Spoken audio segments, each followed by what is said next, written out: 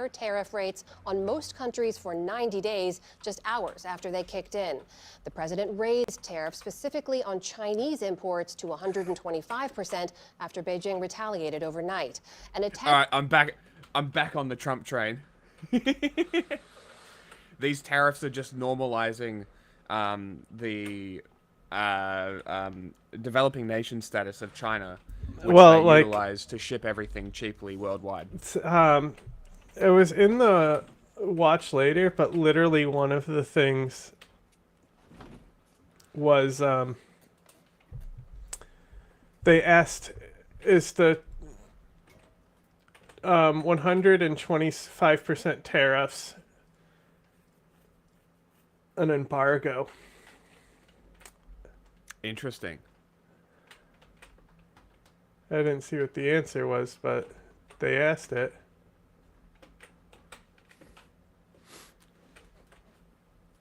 I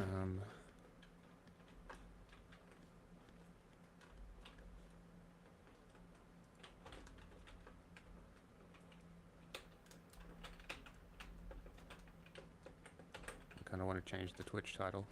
We'll see. We'll see how it comes out. Back on the Trump train. Choo. China tariffs. Let's see if there's enough characters. Looks good.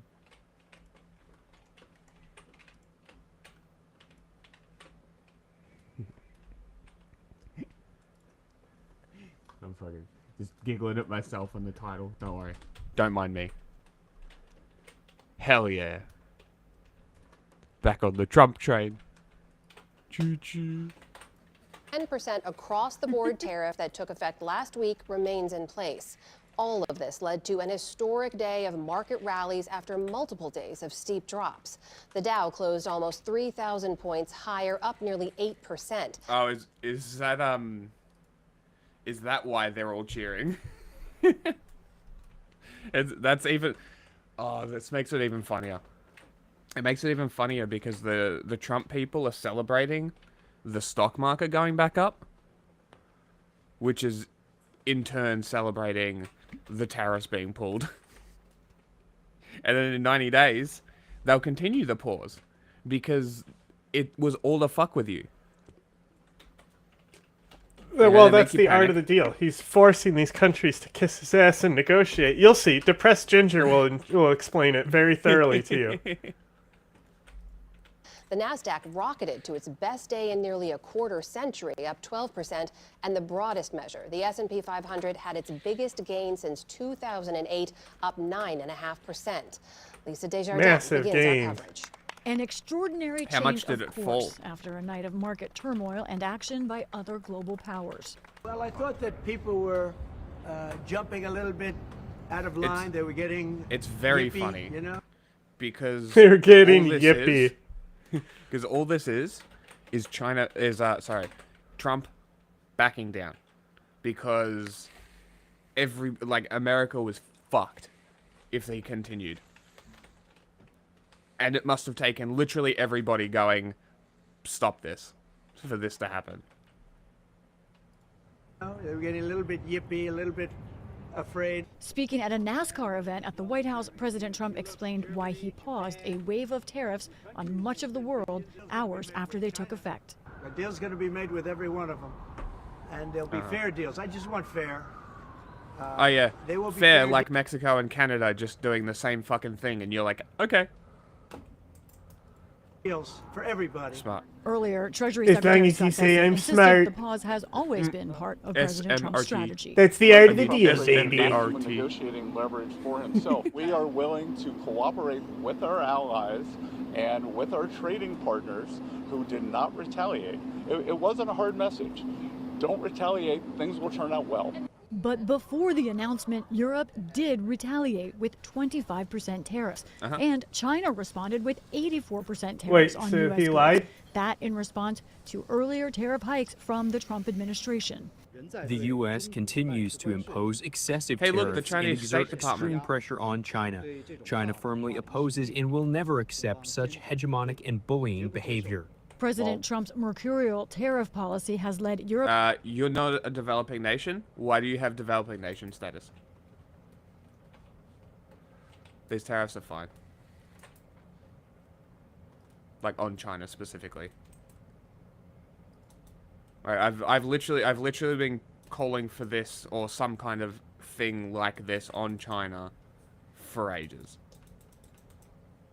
More countries should do it, honestly.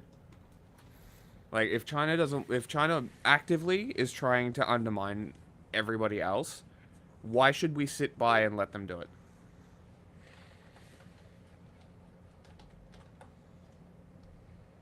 That's all I'm saying. Europeans to rethink their trade alliances. Spanish President Pedro Sanchez met with leaders in Vietnam, which also faced steep tariffs now on hold. He put it bluntly. No one wins with trade wars. All countries lose. This a day after House Republican Whip Tom Emmer told NewsHour that the Treasury Secretary pledged in private yesterday that wide negotiations are starting now. President Trump signaled as much at a Republican dinner last night. These countries are calling us up, kissing my... They are dying to make a deal. Please, please, sir, make a deal. In fact, just as U.S. markets were opening for the day, Trump gave... Did you see all the conservatives fucking being super homoerotic and being like, Trump looks hot as fuck? No, but I'm not surprised. investors a specific message, posting on Truth Social, "Be cool," and "This is a great time to buy." Be cool, baby girl. Before the White Be House cool. reversed course, businesses spent the morning tentatively lowering their cool? forecasts. Delta Airlines CEO told CNBC cool. they no longer were expecting growth in 2025. Everything has stalled, and so there's been a freeze until we get better clarity, and the hope Tell that is bitch the to be administration cool. moves quickly through the uncertainty. I think our economy is going to continue to lose steam. Echoing that view at the time, JP Morgan Chase CEO Jamie Dimon on Fox Business. Do you personally expect a recession? I am going to defer to my economists at this point, but I think probably that's a likely outcome. On Wall Street, a sell-off of U.S. Treasuries overnight roiled the bond market as some investors fear the U.S. may no longer be a safe long-term bet. Asked if that was a factor in freezing tariffs, Trump told reporters, The bond market is very tricky. I was watching it, but if you look at it now, it's beautiful. The bond market right now is beautiful. Yeah, literally your fault, you fucking idiot. Like, this is literally creating a problem and selling the solution. This is fascism 101. One and one? 101. Like, it's literally fascism 101. Like, I fucked it up again. But that's literally what he's done. He creates a problem, crashes the market, pulls them, and then says, look what I've done for you. And now all of his fucking cultists are going to be coming and going, oh, well, Trump, look at the economy. It went down and now it's back up. That's not a good argument. It Like, always it's literally goes government down putting and their up. fingers It's in the still, pie. It's still further down than it was. It is still. It's not doing better than it was last week. Okay. But yeah, I But saw like that. it's still, they're still doing that. Like, they're still being like, haha, look, it's up. Especially Tim Pool. He has been non-stop tard posting about this fucking stock market. It's insane. Last night where people were getting a little queasy. On Capitol Hill today, Senate Democrats reacted sharply. Donald Trump is feeling the heat from Democrats and across America about how bad these tariffs are. Shut the fuck up. He is reeling. He is He's retreating. he's like and that is a degrading in good real thing. time. Speaking to Congress, U.S. Trade Representative Jamieson Greer was asked if this was all a ploy to help large investors buy low. If it was a plan, if it was always the plan, how is this not market manipulation? It's It not literally market is. manipulation. It literally is. What Did you is not it? hear Because Trump it sure just is go, not a everything's going to be strategy. fine. Now's a great time to buy. Yeah. Like, it literally is. Trying to reset the global trade system. Who's benefiting? What billionaire just got rich? Like, the craziest shit is that the current global trade system benefits America so much. So why are you trying to change it? Who are you benefiting? Because if it benefits Americans now, who's it going to benefit after? Ask yourself these fucking questions if you're a Trump supporter. Sure. Elsewhere in Washington, Michigan's Democratic Governor Gretchen Whitmer said she supported bringing back American manufacturing, but said the president's tariffs have been hard on her state, which President Trump won in 2024. I'm not going to sugarcoat it. These last few days have been really tough for Michigan. It really is a triple whammy. Higher costs, fewer jobs, and more uncertainty. For how long? That is also uncertain. For the PBS NewsHour, I'm Lisa Desjardins. And joining us now to discuss all of this is Simon Johnson. Because, like, this is the other thing, right? People with lots of money aren't going to sell. People with a little bit in the stock market, and that, like, a lot of their wealth inside the stock market, they're going to sell. This is another transfer of wealth. This is the COVID transfer with an addition. So it's like, I don't think it'll be as bad as the COVID wealth transfer, but it'll be another step towards oligarchy, maybe. But, like, that's the only benefit of this, is to the already rich.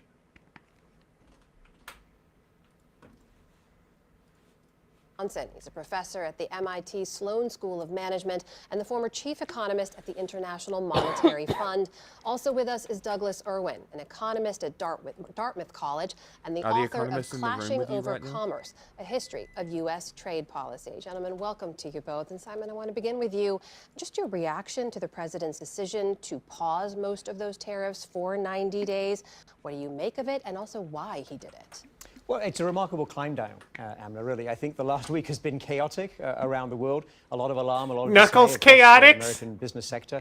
It really felt like a strategy that had no point, no coherence, and it was very badly communicated. So I think it's a big sense of relief for me personally and for pretty much everyone in the country and around the world that we've come to a slightly better, clearer place. When it comes to what may have gone behind this decision, as you saw in Lisa's report, there was a sharp sell-off in U.S. government bond markets earlier today, and that followed Treasury yields, which typically investors would buy, rising the most that they have in decades. Why is that sell-off significant, and could that have impacted the president's decision?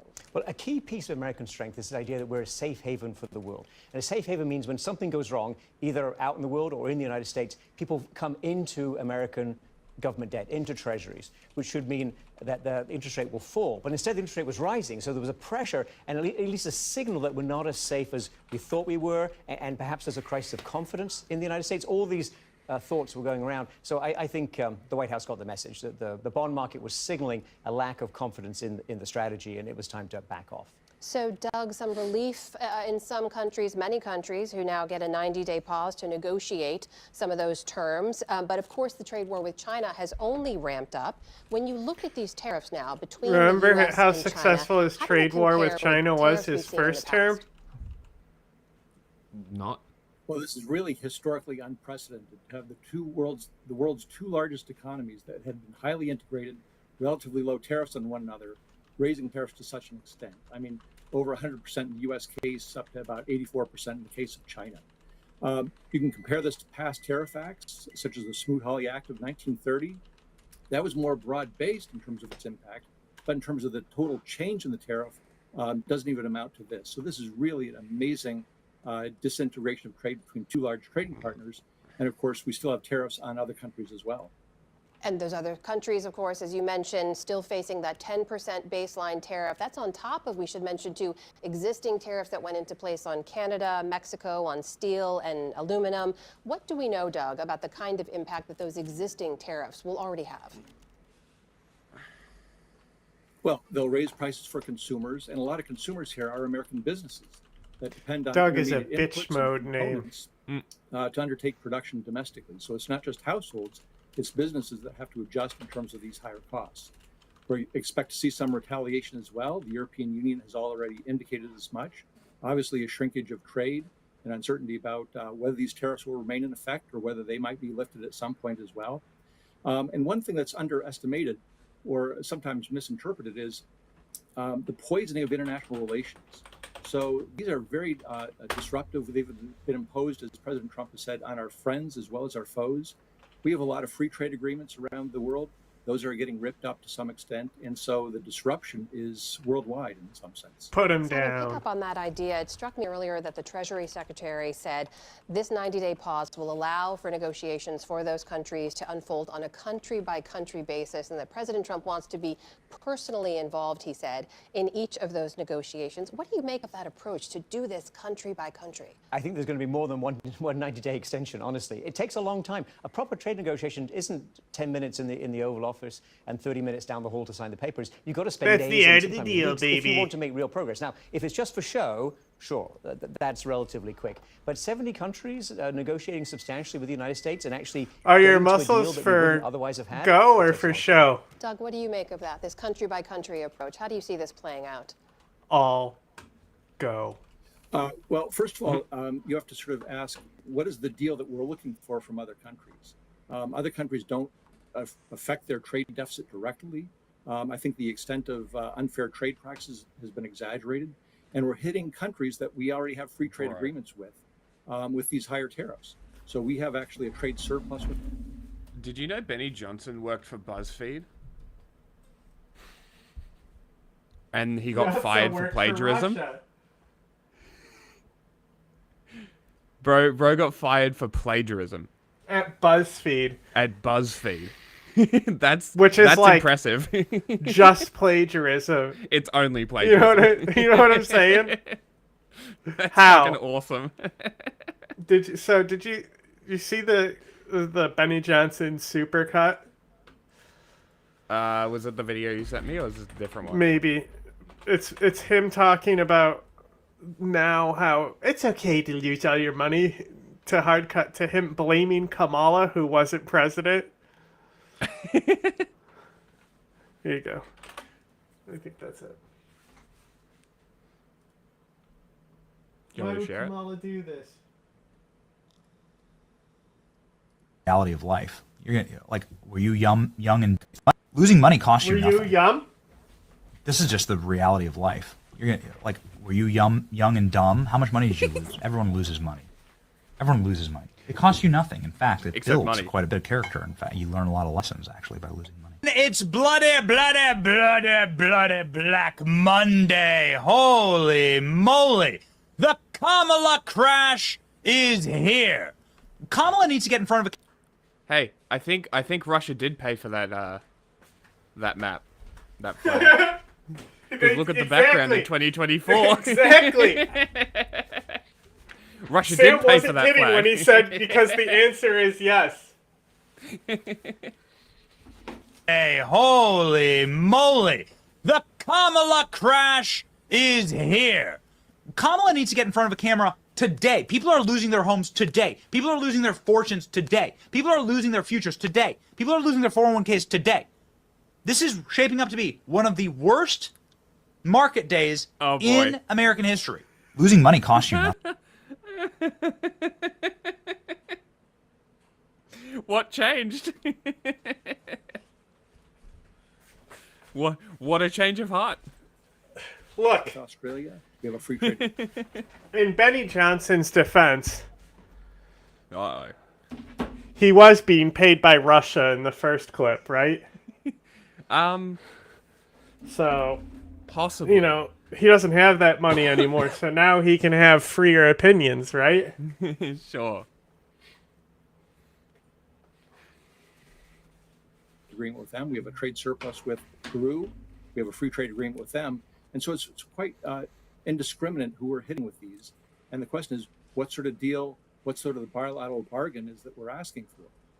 Simon, holistically, when you look at this, the fact that these are now unilateral deals being negotiated, the ramping up. It's fucking crazy how many spam messages we get on the 5th gen page. It's insane. of a trade war between the two largest economies on the planet. Does this suggest the end of the globalization era to you? It's not the end of anything. It's the beginning of a phase, a new phase of stepping back from globalization. So deglobalization is what people are calling it. But I think the key, Amna, is what happens with China. So it's China's move next. Where do they go with tariffs? Where do they go with rare earths? Where do they go with their holding of U.S. government debt, which was substantial?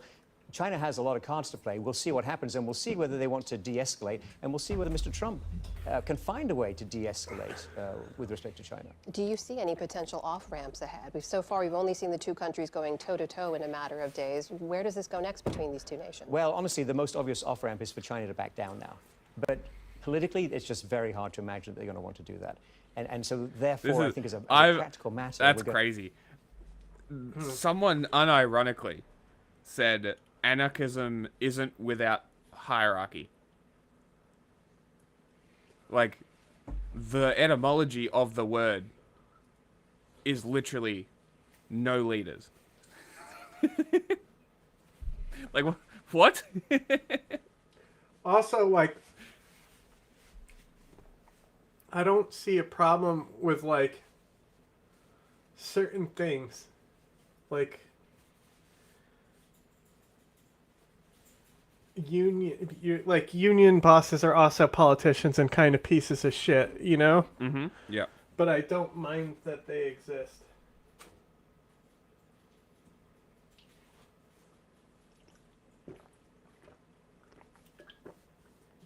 Like, designating someone as a speaker, you know?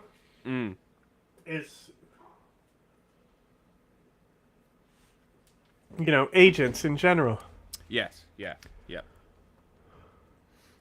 Going to enter a new phase. It's about the United States and China. That's a very important set of issues strategically and also in terms of trade. These issues do need to be resolved, but are we going to do it in a peaceful, reasonable manner, or are we going to do it in some way that further destabilizes everyone's expectations and market prices? Doug, in terms of the way that markets globally and investors are looking at this, of course, we saw these rallies today, which the White House is pointing to as a sign of success in the strategy. But that's, of course, in response to the tariffs being paused. Does that say to you that if the tariffs go back up or if negotiations don't yield some kind of results, those markets will plunge once again? I don't know about plunge, but they will certainly go down. Once again, if you look at the tariffs that the Trump administration had planned to impose, in fact, did impose at 12:01 this morning, and then rescinded later in the day, they were very steep on other countries such as Vietnam, nearly 50%. And so those are like the Vietnam ones are so funny because it's like, oh, Luna Oi made a video about it. Who? Luna Oi. Interesting. She made a video about the tariffs that I saw. I put it on the list. Yeah, I'll find that. But like the Vietnam one is very interesting. What were the tariffs on Bangladesh? I don't know. There's too many to remember. Let me look that up. Trump tariff Bangladesh.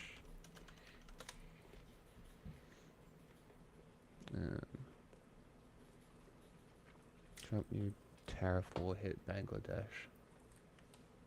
The export-led economy, the hardest in South Asia. Hey, we hate fast fashion. Key import sectors, 37% on Bangladesh goods. So that's not too bad. Do you know the Derek menswear guy? No. He's just like a clothing expert. Mm-hmm. And he keeps fucking quote tweeting right-wing influencers and pointing out that their product chains aren't American made. And then he's like, I can help you find an American distributor. That's awesome.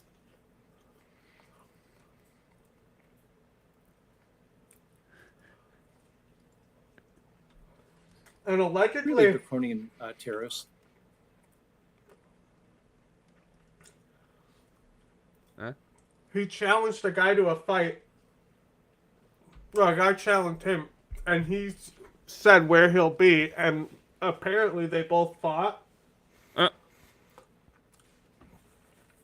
I don't know. I don't think that's true, but that's part of the meme going, you know? So, but then he also said that he told both of them that he was like this guy. Or so he made a joke out of it. I don't remember what he said. The joke was that he got these two strangers to fight, being convinced that he was them or something.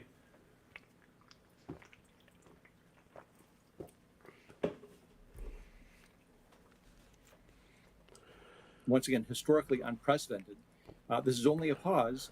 The tariffs on Canada and Mexico had been paused previously, but there's, once again, just creating a lot of uncertainty. They could go into effect in the future.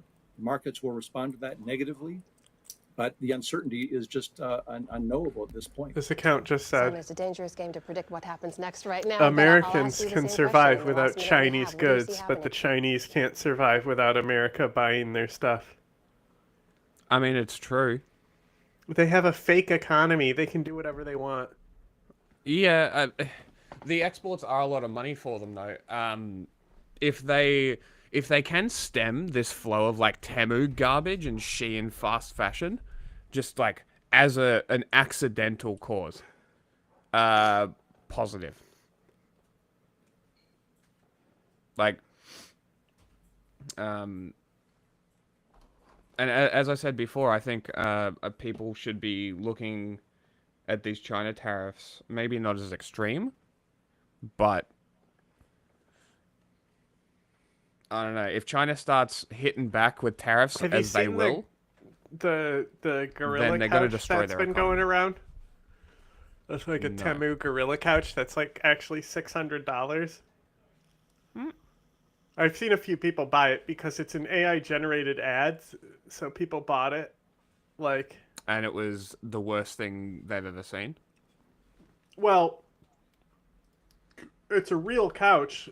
Like, the image was just touched up slightly through the AI. Mm-hmm.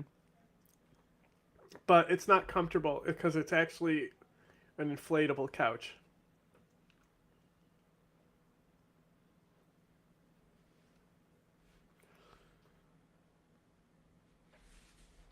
Are you looking up the inflatable gorilla couch? No, but I will look it up. You're just looking so down it and was, not doing anything. So what? So it wasn't a real couch. It was. No, it's it a real showed couch. up in a bag. The ad for it was enhanced with AI, making it look nicer. But it does exist. And people bought it. I've seen many people with them. And many of them are fucking like content creators that bought it as a meme thinking it was fake. Is it this one? See, that's the image. And you can see like how these images make it look. Yes. But they're just fluffy blow up, huh? They're not even like fluffy or anything like that. Wow. Like,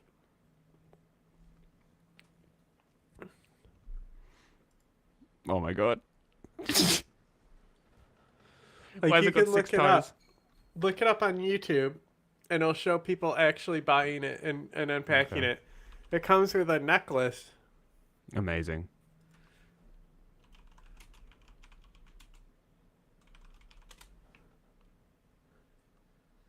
See? Oh man, there's nothing like coming home to Gorilla Of course, Couch this after guy a bought nice it. long day. Worth it. Oh man, there's That's nothing like is that a coming home to chinchilla? No, Gorilla it's his Couch. cat. He's got a bunch of chinchillas. It looks like that's his girlfriend in the other video too. This one? Anna, get your dirty, rotten feet off of Gorilla Couch right now. Anna, don't you dare. Anna, don't you! Anna, get your dirty, rotten...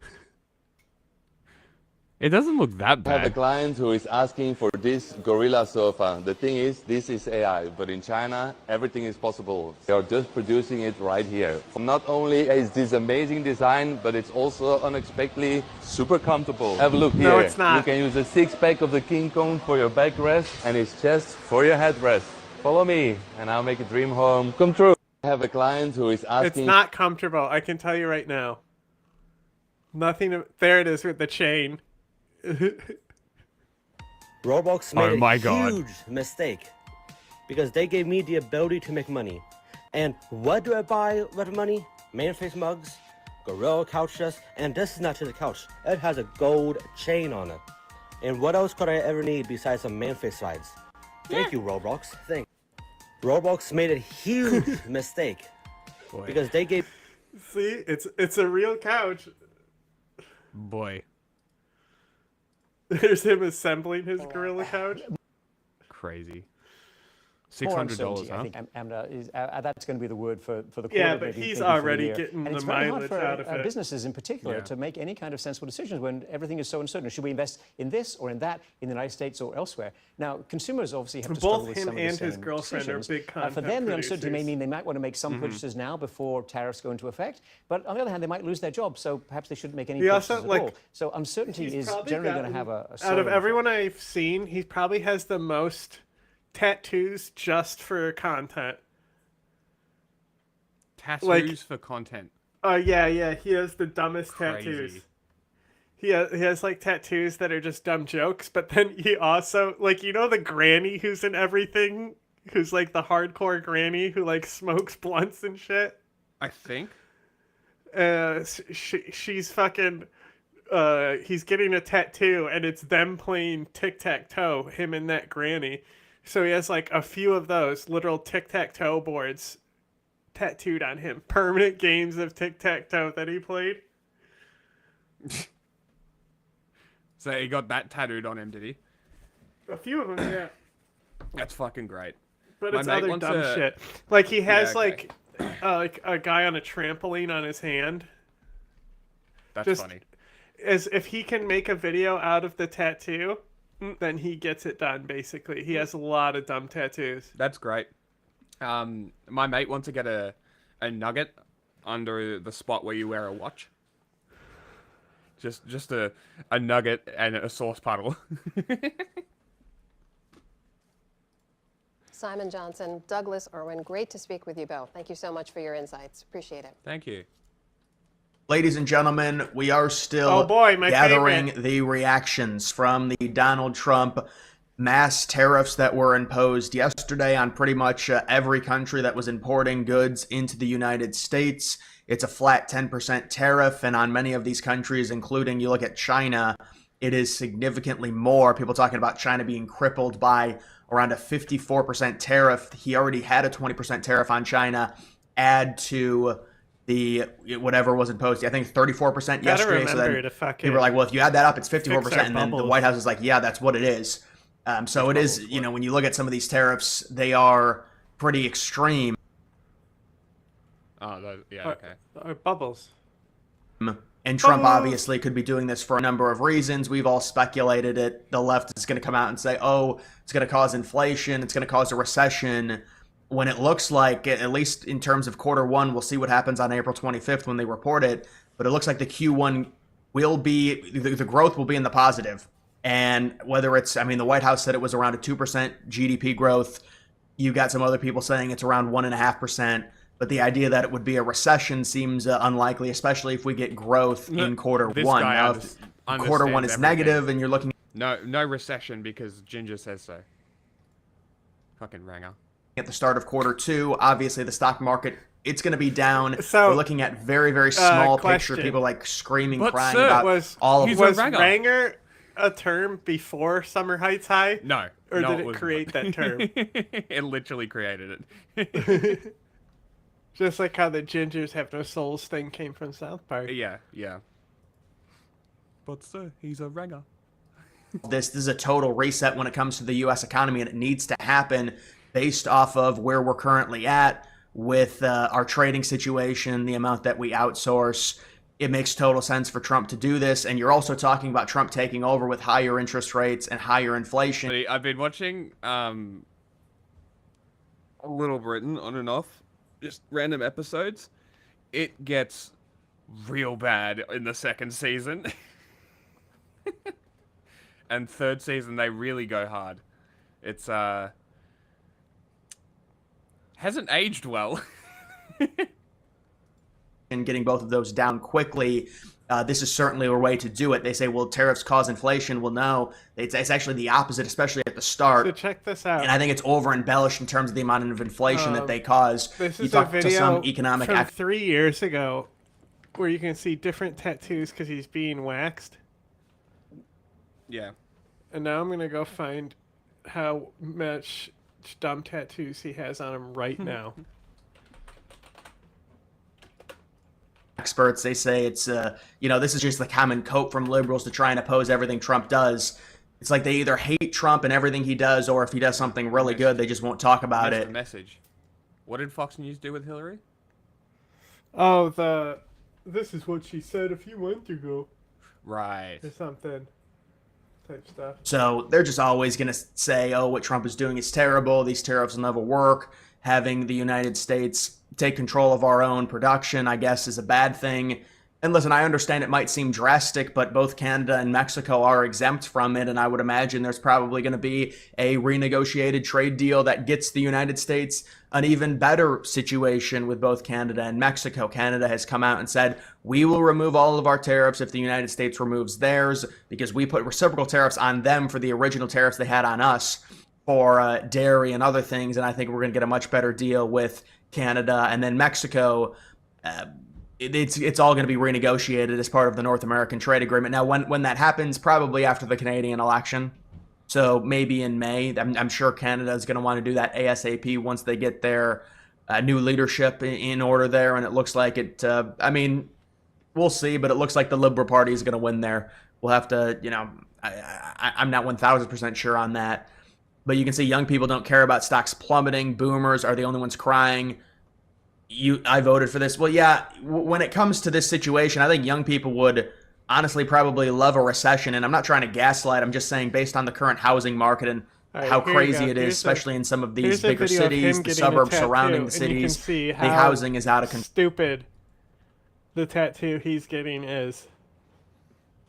Like, they are the dumbest tattoos I have ever seen by far. No, that's amazing.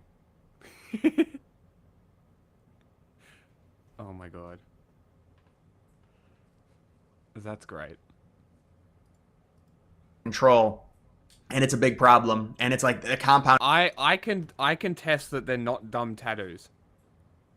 He has a story for every single tattoo that he has. The reasoning is not relevant. The purpose of the tattoo was there. Thus, it's not a stupid tattoo. Stupid tattoos, in my opinion, are the ones that people just go to a shop and pick it off the wall. He's got a fucking Jimmy John's tattoo. There's a guy on a YouTube channel who got a Dodge logo tattooed on him because Dodge sponsored them. Yeah, they will do that. Companies will pay you to get their logo. Like, that's pretty funny. Normally, it's not as much money as the tattoo to begin with, though. What is she doing? Are they waxing his leg? Uh-huh. Ow. That SpongeBob tattoo is sick. He's got word searches on him. Effect with the inflation that we've had the last 4 or 5 years. And so when you're talking about maybe one step back, it's not a big deal when it comes to the current state of our economy and the stock. No, I don't believe so. But I literally had this thought 20 minutes ago. Whoever runs that account should be fucking sacked. Like, that is awful. That is really, really bad face, at least. Like, America's losing face so hard because of that fucking White House account. Stock market, again, it's not gaslighting. I'm not saying, oh, it's a good thing for the stocks to go down. Well, yeah, obviously. But there's a reset that's needed to get things... Like, domestically, if people are seeing these posts from the White House and people are not happy like they're not, it's only going to make things worse. Really, and this is Trump doing this on a 4-year timeline, so it's very hard. If Trump had like 10 years, I'm not saying that would happen. I'm just in general, when you're talking about the economy, it's a very wide range. You need a lot of time to really enact things to get the economy and lower the deficit and lower the debt and all of it. And Trump's trying to do this in 4 years. So this is just the first stage of it. This is quarter 1 of Trump's second term. And there's going to be some turmoil in the early stages. You don't do this in year 3 of your term. You do this right at the start in year 1. And Trump is still maintaining around a 50% approval rate. And as long as we don't see, and this is all speculation because we don't know exactly what Trump is going to do when it comes to the tariffs that are in place on these countries. Is it going to be a bunch of negotiations? You can see what Eric Trump is saying here. You don't want to be the last country that tries to negotiate a trade deal with Trump. The first to negotiate will win. So Eric Trump is saying it's advantageous to negotiate with Trump on potentially ending these tariffs. And the idea, and certainly the Trump administration could pitch it as a win, depending on which countries do this. We know Vietnam. Now Vietnam apparently has removed all of their tariffs. Israel has done it. By the way, Israel removed all their tariffs, and Trump said, "Why do I give a fuck?"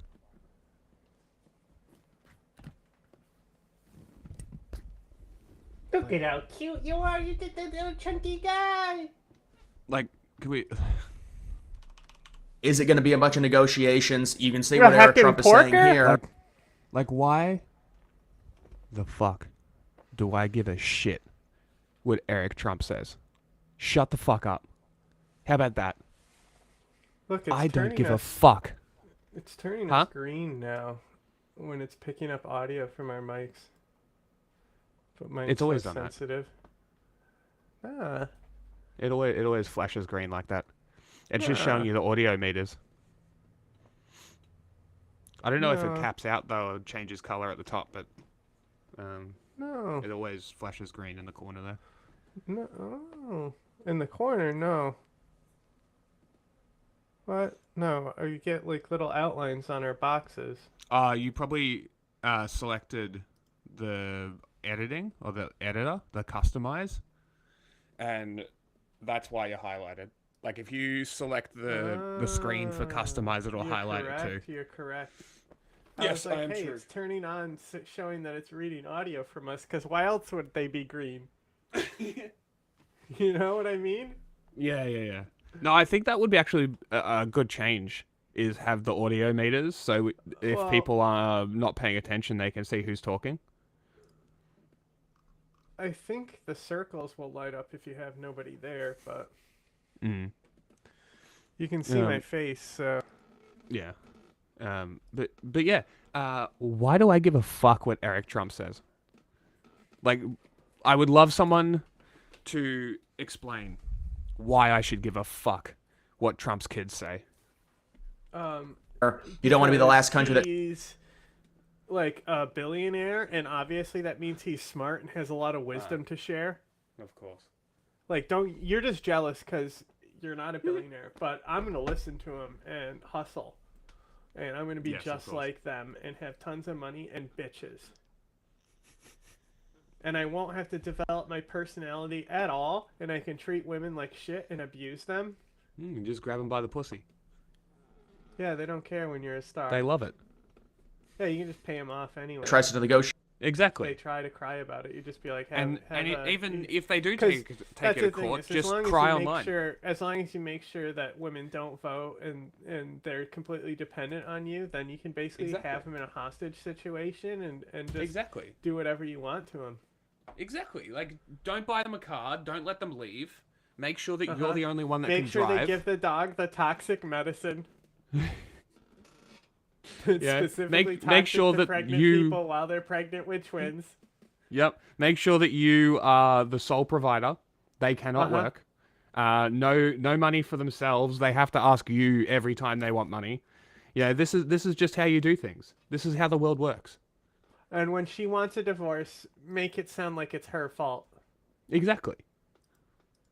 Negotiate a trade deal with Trump. The first to negotiate will win. So Eric Trump is saying it's advantageous to negotiate with Trump on potentially ending these tariffs. And the idea, and certainly the Trump administration could pitch it as a win, depending on which countries do this. We know Vietnam. Now Vietnam apparently has removed all of their tariffs. Israel has done it. By the way, Israel removed all their... This second tweet is just perfect. Like, young people don't give a shit about stocks. Boomers are the only ones crying. I voted for this. Yeah. Tariffs and they're crying because you're taking their money that they saved up for their entire life so that they could retire. You don't have to worry about that because you're not going to ever have that. Yeah. So I guess. Well, I'm also going to be a millionaire, so it won't matter to me because I invested in Fartcoin, and Fartcoin is way up right now. And Trump said, no, we're keeping the, 17% tariff on Israel. And these bimbo in chief out there dressed up as a special forces operator. No, I didn't. With That's funny. Raycheck. Okay. Israelis are not happy at all, but Trump said we're keeping it on. We'll see if that. Okay, can you just do me a solid real quick? I want to just do a fun experiment. Can you do a full screen share of a Twitter search and then type in bimbo in chief? And just let's see what comes up.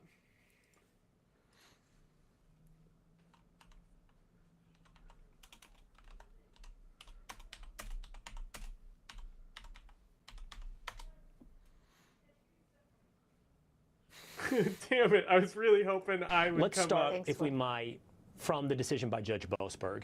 Tomorrow is your deadline to answer questions. Those questions include the following. I'm shocked What time there's did the other plane bimbo in chief tweets. I probably have a typo in it, and that's why it didn't show up. Like I put chef. Maybe. Hey, we got. Oh my god, it's one saying it's Kamala. MTG. Yeah. What? Careful! Don't scroll! Don't scroll! Don't scroll! Don't scroll! Don't scroll! Do not scroll when you typed in bimbo. No. I'm specifically. I've put it in quotes for bimbo in chief. No, don't. Okay, I am on there. Scroll 2 more. There it is.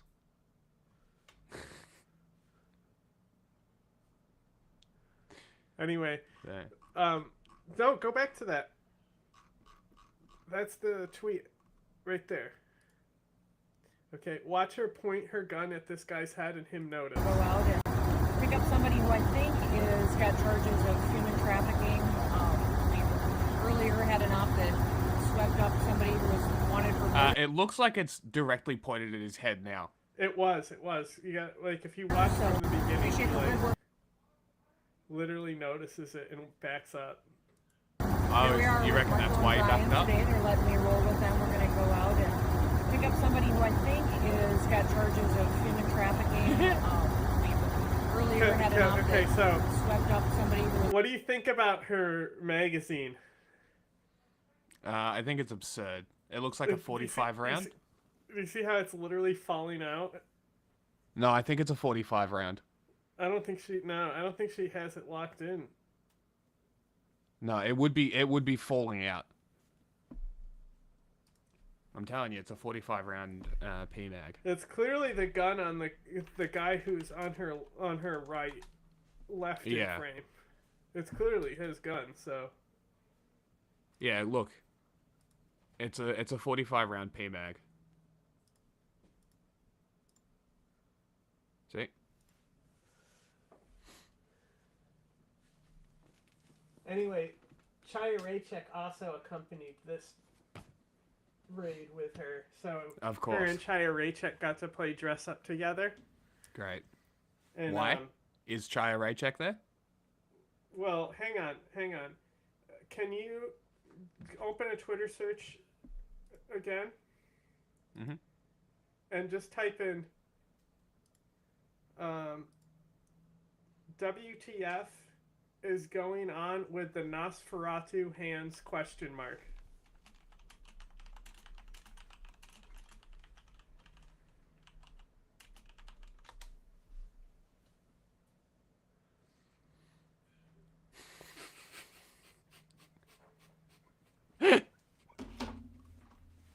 Wow.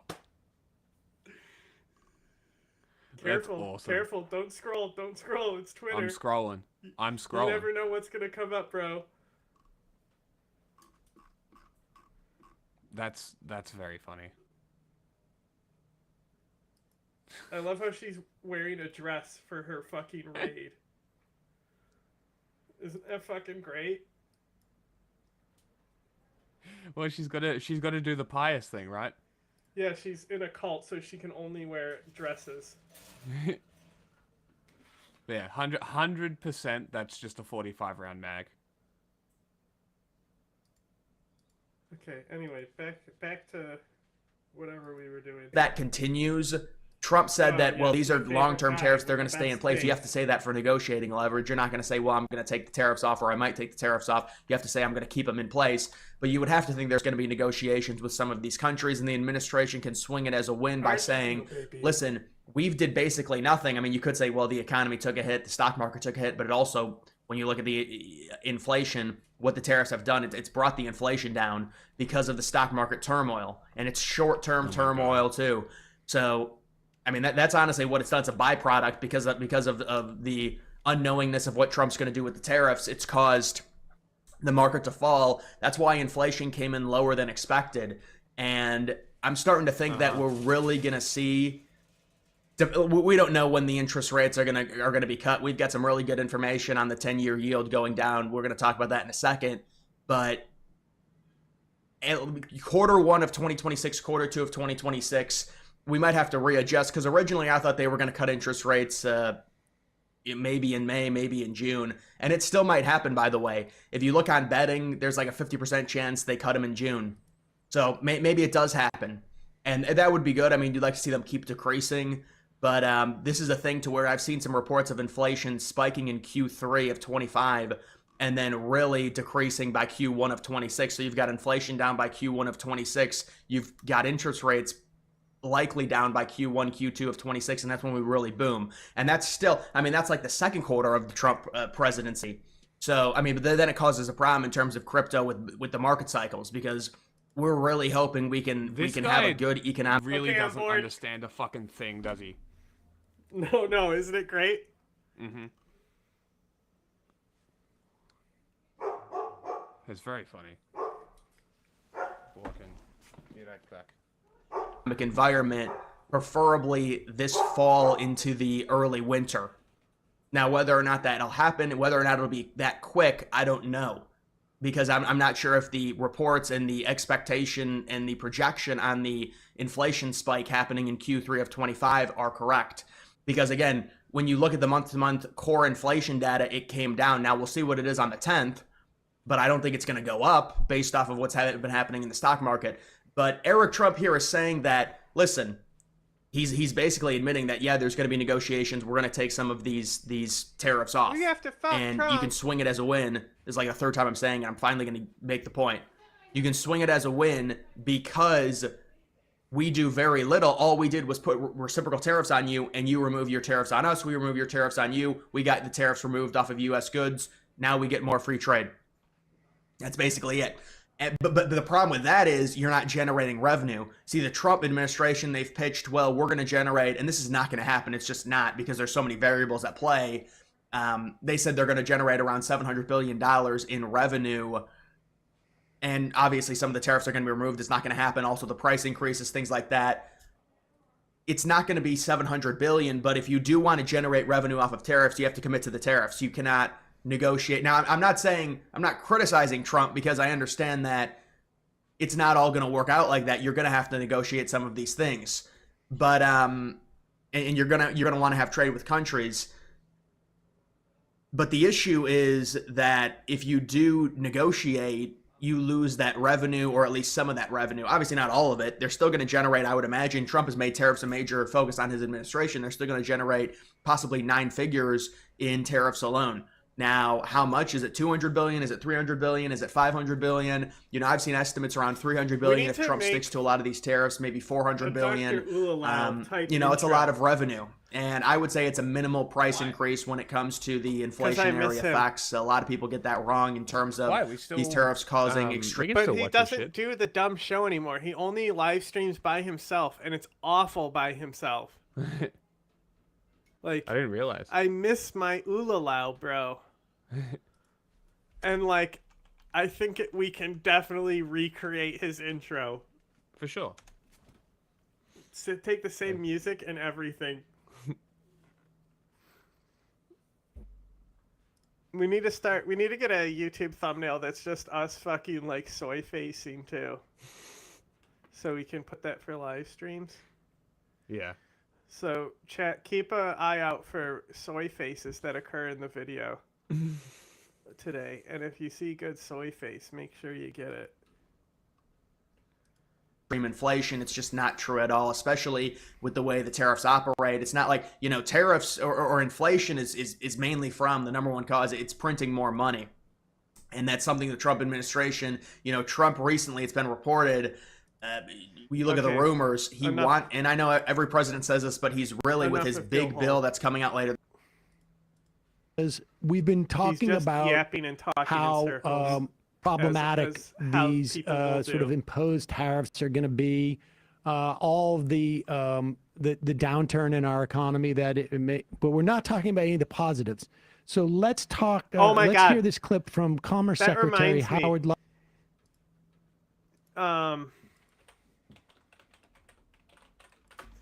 Let me check if it's okay. Yeah, type in Empire Files on YouTube. You'll shit your pants. Just type it in right here on the search. On the tab that's open here.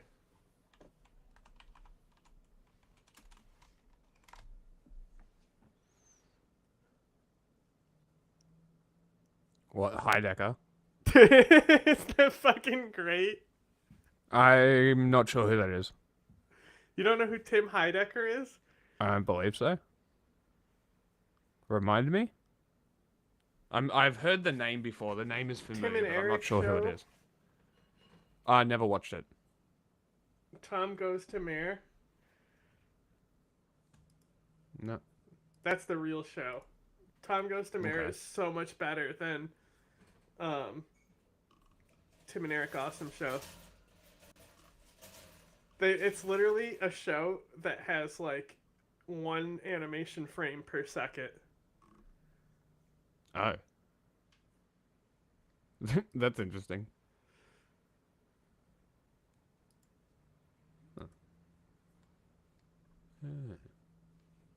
Huh. It didn't even get out of the video. Nice. Lutnick, who is expressing how this is going to usher in a new, more beneficial age for all of us. And of course, just reminder, this is the same guy who said his grandmother, or no, his mother-in-law, who's 97 years old, would not care if her Social Security checks did not show up. And of course, she lives in his mansion with him, but there it is. Okay, here's Howard Lutnick on with Jesse Waters explaining how great this is going to be. All right. We're not going to have all factories come back. Like clothing manufacturing, that's tough to bring back. But what kind of manufacturing are you talking about returning here? Well, you can't just give that away. See, what's going to happen is robotics are going to replace the cheap labor that we've seen all across the world. I mean, think of what our factories did. They went to the cheapest labor in the whole world, slave labor, cheap labor, the worst environmental conditions, polluting the heck out of it. And then we bring back those cheap products here and we feel good about ourselves because we don't see the pain. Now we care But about the pain is in pollution and labor and slavery The overseas. American workers have been given the raw deal. And what's going to happen now is we're going to build. Like, the fact they all know that these policies are awful. Yeah, and they're just lying. Like, and they won't. None of them will stand up to Trump and say, "Hey, these policies are shit." Mm-hmm. It's fucking mind blowing. It's pathetic, is what it is. It's like really, really breaks down the illusion of America being a democracy. Yeah, I mean, as you said, the social contract has been burned. Well, it's like you're telling your constituents how to think instead of the other way around. Mm. Just constantly coping and trying to convince people of shit. Yeah. I used to love Empire Files. I actually really like Abby. Like I've said, even though her husband is literally the fucking PSL guy, out of all the fucking agents, she's like the most genuine. It's fucking crazy. You would think that she would be the fucking griftiest, considering she's married to Mike PSL.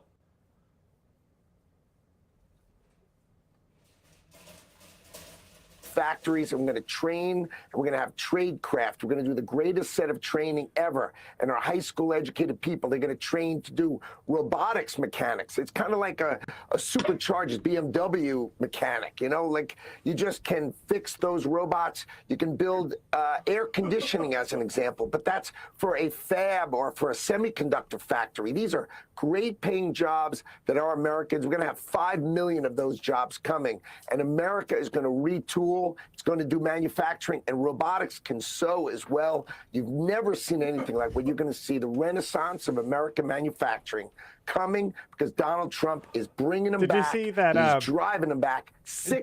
Junk was mad about Kyle Kalinske tweeting that sweatshop video. No, that's great. See if they can find something on it.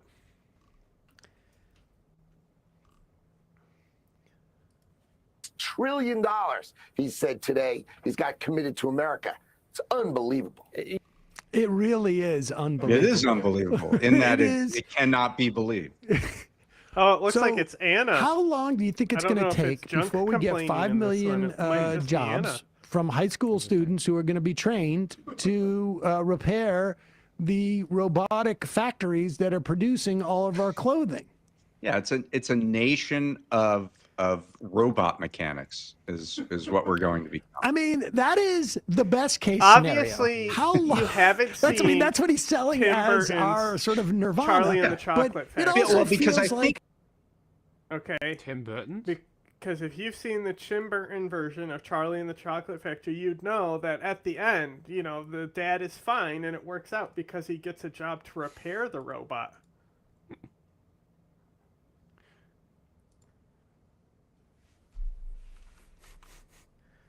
Okay, hot take. Ready? It's hot take time. Okay?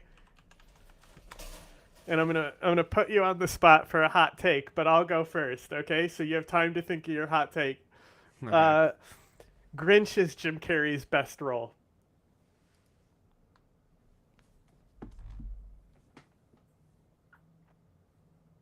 No.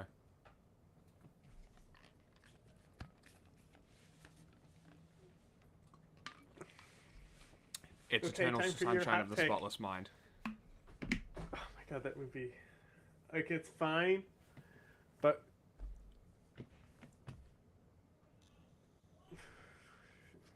people just, it's one of those movies when you have a lot of movies that people see where I was like, oh yeah, tons of movies. You want to watch them? Pick it out. They'll fucking pick that movie above other movies. That they'll like see that one first.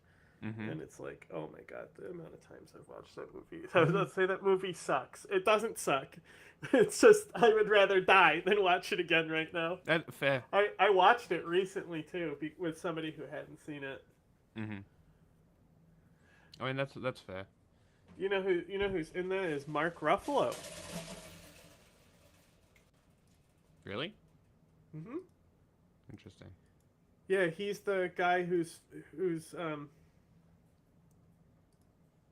fucking the chick from The Office. And starts fucking the whole thing up because Joel tries to chase the memory through his dreams. He's like the main dream deleter. And then the other guy is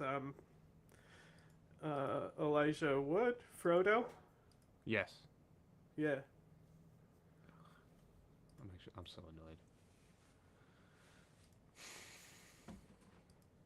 annoyed. Okay, so what's your hot take?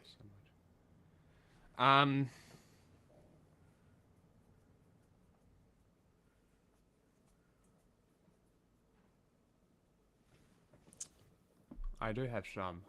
I just have to remember. Hold on. There's a few really bad movies that I really like.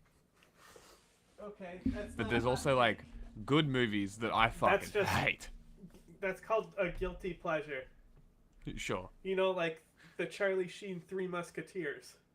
No, my Not saying guilty that's my pleasure is guilty rom-coms. pleasure. I haven't watched it, nor do I care to. But I know people who would say that is their guilty pleasure. Fair. I love a rom-com. I'll fucking watch the fuck out of a rom-com. It depends on the rom-com. They're honestly great. You know what's a really underrated movie? And 50-50. people are gonna be like, that movie is not underrated. 50-50? Elf. Elf? Yeah. Yeah? Yeah? Like, everybody that watches it loves it, but I feel like it's so not many as great common lines, as... like the fucking, like, I don't remember what he says, but they're like, boy buddy, the animals. Like, yes. He has the fucking claymation animals. Yeah, when he's leaving Boy the North buddy, I Pole. hope you find your dad. That's what it is. Like, even that line is funny, and it's just a basic line.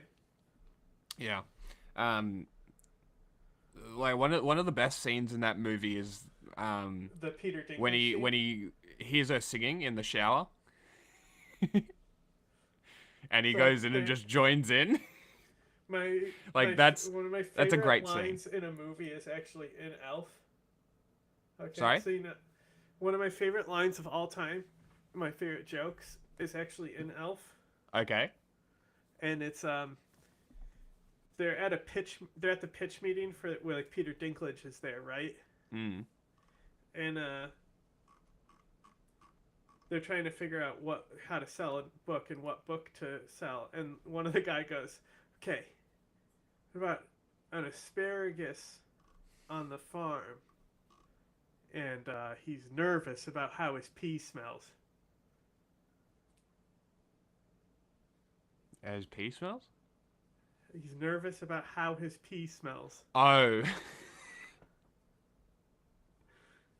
Yeah, like that. They don't like give it any breath. They just move on. Like, 'cause Yeah. it's just like the line was to just give a dumb suggestion, you know?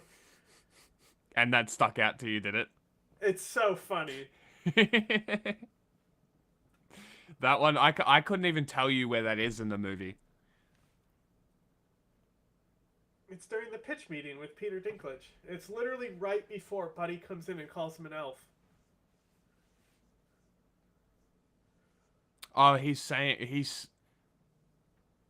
Peter Dinklage is the author. No, I know. I'm just trying to remember who said it. Will Ferrell. No, it's just some guy at the table. It's just like it's like one of the characters at the pitch meeting. That's the pitch Okay. he gives. That's why it didn't stick out. No, it's not supposed to stand out. But yeah, that's funny. It's fucking great.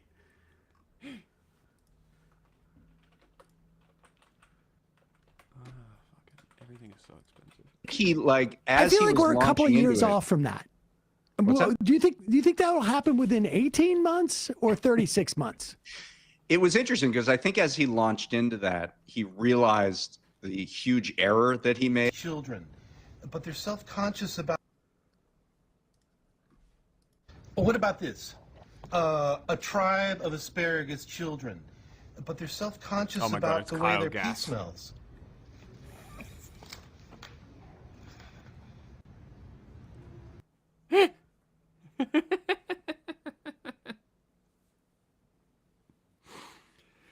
A random guy is Kyle Gass.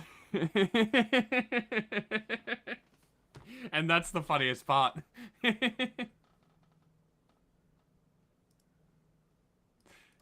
That because they're not going to have any people in them. Oh wait, if they don't have any people in them, then this What's isn't the good value for me. of the And fact then, but we're gonna like fix the robots that are gonna make all the things. So that'll get us 5 million jobs, right? How many robot fixers do you think would be working What in does each the factory? robot fixing industry look like?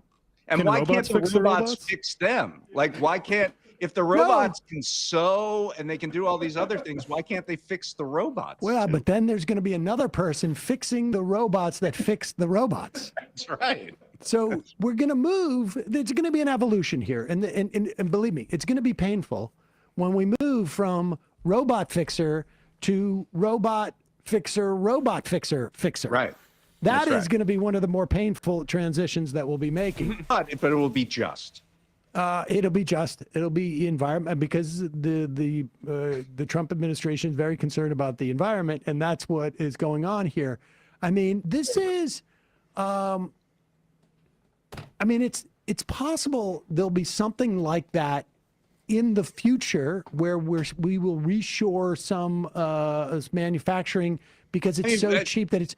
But to an extent, that already represents certain, advanced manufacturing industries. Like, yes, one of the reasons why you see a reduction in manufacturing employment in the United States is that many things have been automated. Cool. So I guess the Australian dollar is tanking because my exhaust just. Yep, it is. Awesome. Fucking great. Yeah, check it. Nice. What about a tribe of asparagus children? So it's been sitting. Oh, it's lower than it. Interesting. So it's dropped 3 cents, 6 cents from where I saw it last. Great. Yeah, cool. Fucking what a recession. Let's fucking go. Can't wait. And they won't care. Nope. Because they'll get richer. Exactly.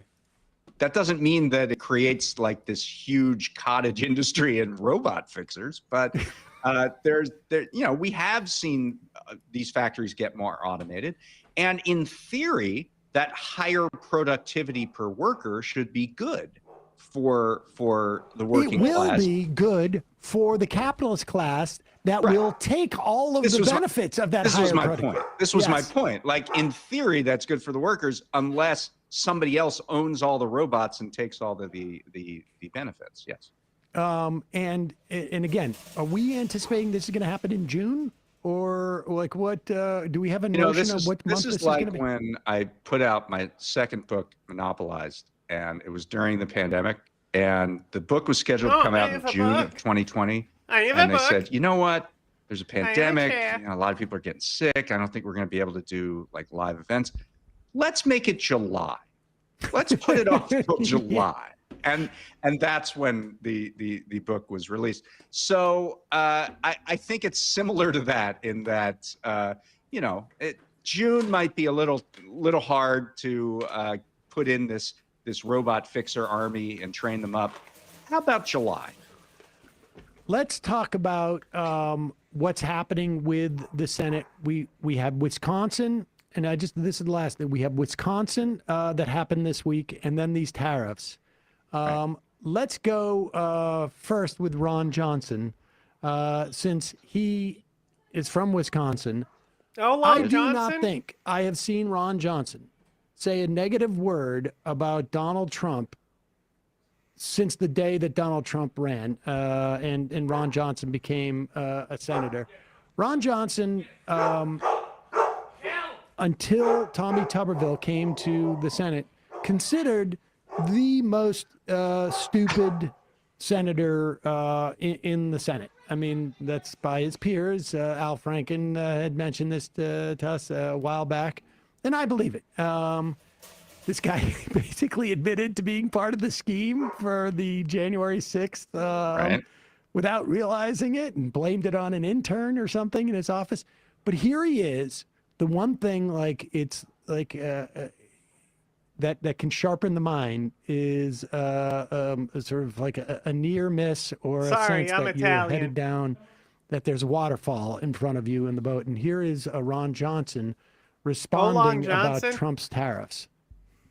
I'm concerned. I mean, the stock markets are concerned. I'm concerned. You are concerned about the stock market? Yeah, again, I don't have the president's strongly held belief that this is absolutely what has to be done. But he's president. I'm not. He ran on this, and I hope he's absolutely right. Ron. And if he's not, then what happens next? What can Congress do? Yeah, No, Ron. That's hypothetical. He said, I just want to be clear. I don't have the president's strongly held belief that this is something that absolutely has to be done. That is like the most euphemistic Fucking way epic. of expressing opposition. that you could possibly Yeah, find. you know, and then of course, like, what happens if he doesn't change? That's a hypothetical. I can't possibly get. That's complete conjecture. I can't possibly. Well, look, plan I for mean, you know, Johnson comes from a Rust Belt state that has, you know, some residual manufacturing in it. He's going to be most sensitive to Look at the link you I know, just sent you. the anger. The channels that YouTube be recommending me, right? What the fuck? Are you not interested? How do you... A little bit. Are you not interested in that channel, though?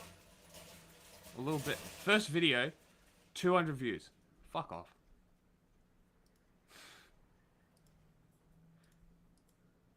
And anguish that is going to come from this. There's a lot of Second manufacturing video, no facilities, views, a lot of though. auto parts manufacturers in Wisconsin. I wouldn't be surprised if they send some dairy to Canada's way, and may get some What? Also, I think it's one of the top links I sent you is a fucking CNN link for Tim Walz. He talks think shit it's here about somewhere. Kamala in it. Says that she was dumb and it's her fault they lost and you know, that kind of stuff. He doesn't actually say that, but hey. Let me just see if I saved it.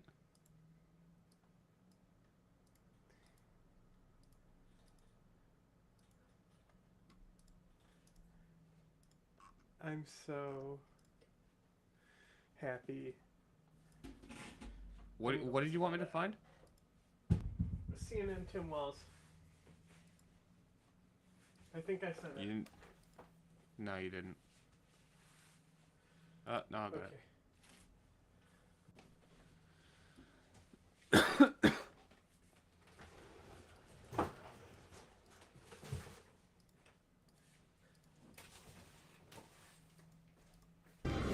Because, you know, there were many things that we knew would happen. Many things. I'm not here, so I told you so.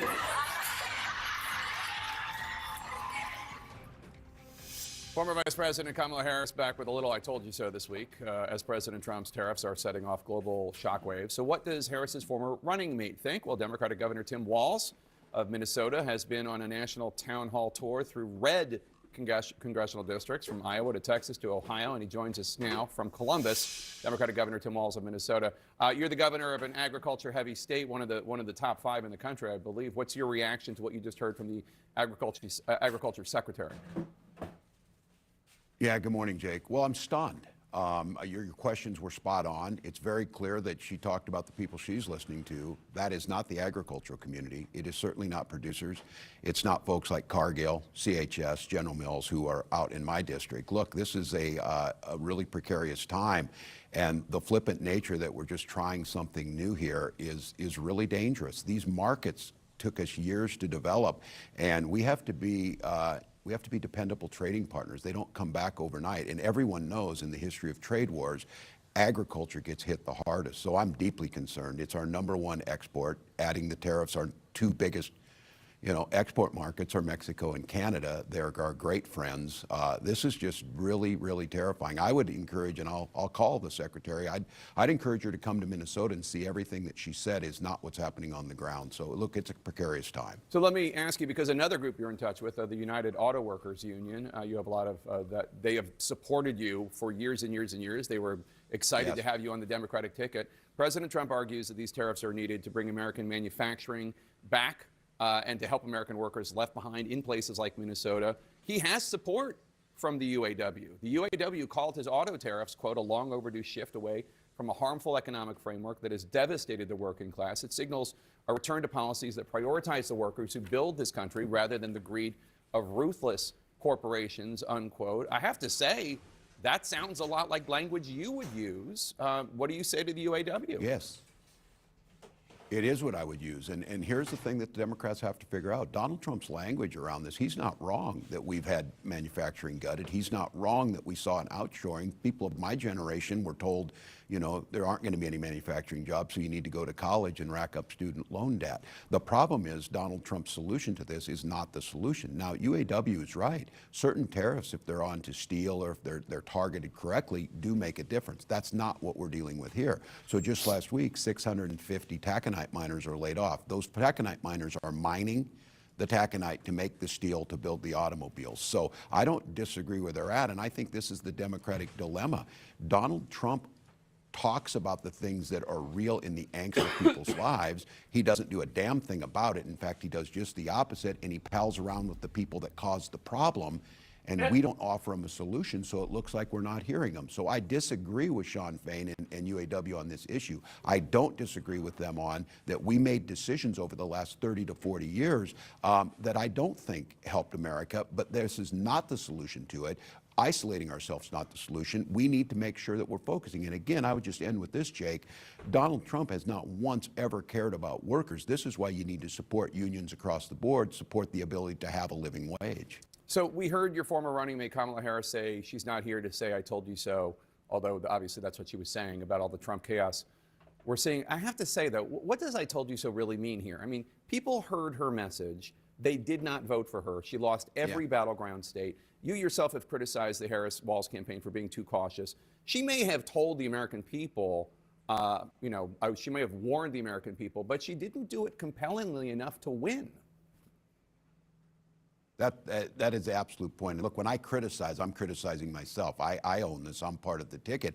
And somebody has to come up with a strategy. I think this is exactly right. This is the thing. Look, Democrats, it was a good night in Wisconsin. I was over there. We saw that happen. Donald Trump's doing this. Just to be clear, nobody on the Democratic side is celebrating this, and those folks in the street are not celebrating that Donald Trump's making all these errors. I think what the vice president's saying is that was pretty self-evident that he was going to do that. I do think the challenge for Democrats, and this is, I think, a structural problem that's going to take a lot more thinking, why, with all of that out there, did they not think we were any better than that? And they didn't. And I'm very concerned with the folks who stayed home. And these are folks that I'll say once again, Donald Trump has identified their angst.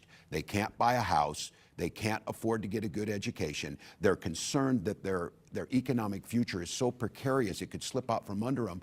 Less than half of Americans have $1,000 in savings.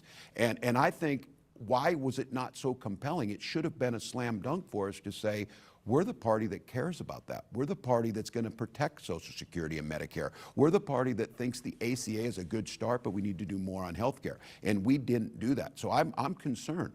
Democrats do well in special elections and off-year elections, but the electorate that comes in presidential election years is different. When I was young, it was easy to know what a Democrat was. They stood with the working class and labor. Republicans were country club and for the rich. Today, you ask people, they don't.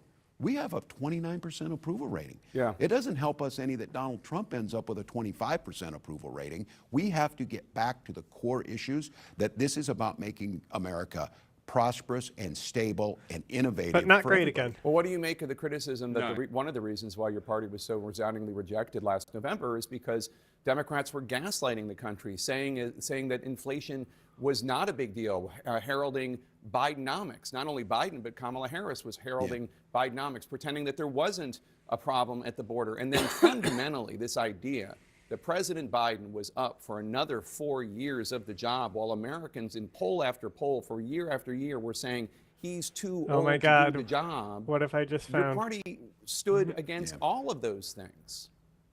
See, the question is, Look, are these people big enough Joe that Biden we can just coming eat them? in and doing COVID and You being know? a governor through COVID did a Gotta hell of a think job. corporate And I think one thinking. of the things that we Right, didn't Jack? do is we Corporate assumed that thinking? we Of said, and it course. was true, Corporate that we were thinking going to is have a important. soft landing in Consuming our economy these was smaller better than the rest of channels. the world. Better for who? Better for the working class who was saying groceries were too Must be. It only makes sense. expensive, as they are now and going up. They got to see us talk about things. Again, I go back to this. Don't talk about food insecurity or housing type of issues. Talk about people being hungry and wondering where they're going to live, or about their children's future, about real security. And so I think your question is spot on. I think we got intellectualized on this. I think the fact of the matter is Joe Biden did soft land the economy. He did usher us through COVID. None of us are saying... Look, you can't be doing Studio Ghibli on this picture specifically, okay?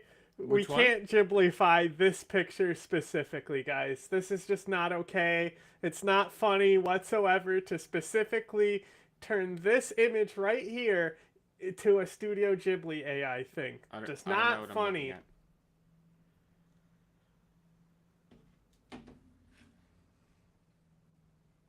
What'd you say? I don't know what that picture is. Well, it's okay, because the people who do know what it is are laughing at me. No, it's not funny to do. Look, John will have a better take on this, but at the end of the day, Harris was the wrong choice. And they didn't... I don't think he would have been better off, because he was the right name choice. Now. Yeah, he was the correct choice.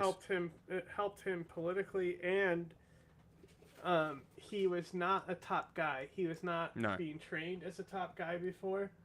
He didn't have the speaking skills before. Now he's doing a fucking tour. Yeah, exactly. In red states, like it was definitely a right move for him to propel himself forward. Yeah, and if you think about the people who targeted Tim, he's going to them, right? He's going to them. That's respectable.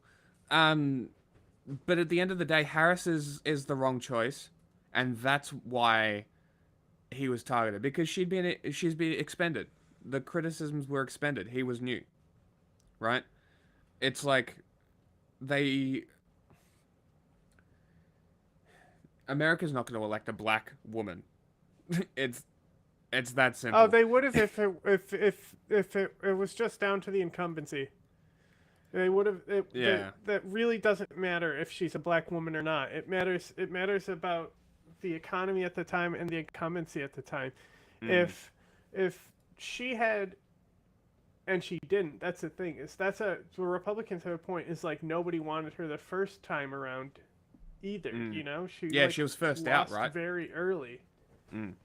But normally, that's also a strategy on how to get VPs. Like you just say, "Hey, I'm here too," and then immediately like bounce out. Okay. Like like Doug Burgum. Why the fuck do we know who Doug Burgum is? You know what I'm saying? Who? Doug Burgum. No, I know. I'm just fucking around. No, I agree. But it's like, there were just better options. They could have run Newsom. They could have run Newsom with a waltz. Maybe Whitmer is next time. But so anyway. Who knows? Like my thing is that I think they would have lost regardless. Like their campaign was especially shitty, but everyone lost. Yes, basically. So the question is like, if it was somebody even more confident running a slightly better campaign, and Trump ran just as bad a campaign. Maybe. But if Harris did run against Trump, she would most likely win if he was the incumbent. You reckon? If it was flipped and he was the incumbent in that race, he would lose. Possibly. It's hard to say, especially because of how much information warfare played a part. Lost. Yes. So if he was the incumbent, he would lose.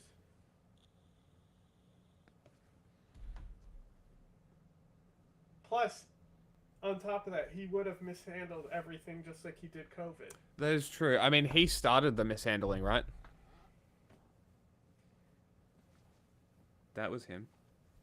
But it doesn't matter. The global economy, everyone lost. Yes. Like, it doesn't matter. Whoever the incumbency is was going to lose. And maybe they knew that it was just not a possible win, so they were fucking just... They burnt a candidate. I don't fucking know, bro. Mm. It was like... We should be soft. Running, like... Okay, Mitt Romney wasn't bad against Obama, but... God, who was... Oh, John Kerry against Bush. Who the fuck is John Kerry? Dead. On the border, but we allow a vacuum. Who was the guy that died? And Donald Trump fills it. John McCain. McCain, okay. John Kerry was like the environmental or nuclear advisor in the Biden admin. He's like... But that's the thing, it was just like... Why would you run... Like, you know who would have done great against Bush in his second term? Joe Biden. No, you want to know why John Kerry ended up running against Bush? I believe that was the whole... Was that the same year with the John Edwards shit where he was like... His wife was dying of cancer and he was fucking his campaign aide? I don't know. And like, I think he... Like, it was already a controversy for the Democrats if that's the case. But Yeah, I think John Edwards was like a front runner, and then like they found out that he was fucking his campaign aide while his wife was dying of cancer. Also, who was Hillary's running mate? No idea. Isn't that amazing? Nobody knows. Pretty good. I couldn't tell you. If somebody would tell me that, Andy Bashir? I don't know who that is, but that name is kind of sticking out to me. Maybe. What policies, though? Like, Trump had told everybody the policies, despite distancing himself from the Dominionists. That was the policy. They're doing it. Everything that we warned about, everything that everyone warned about Project 25 is having. Like, it's a disaster.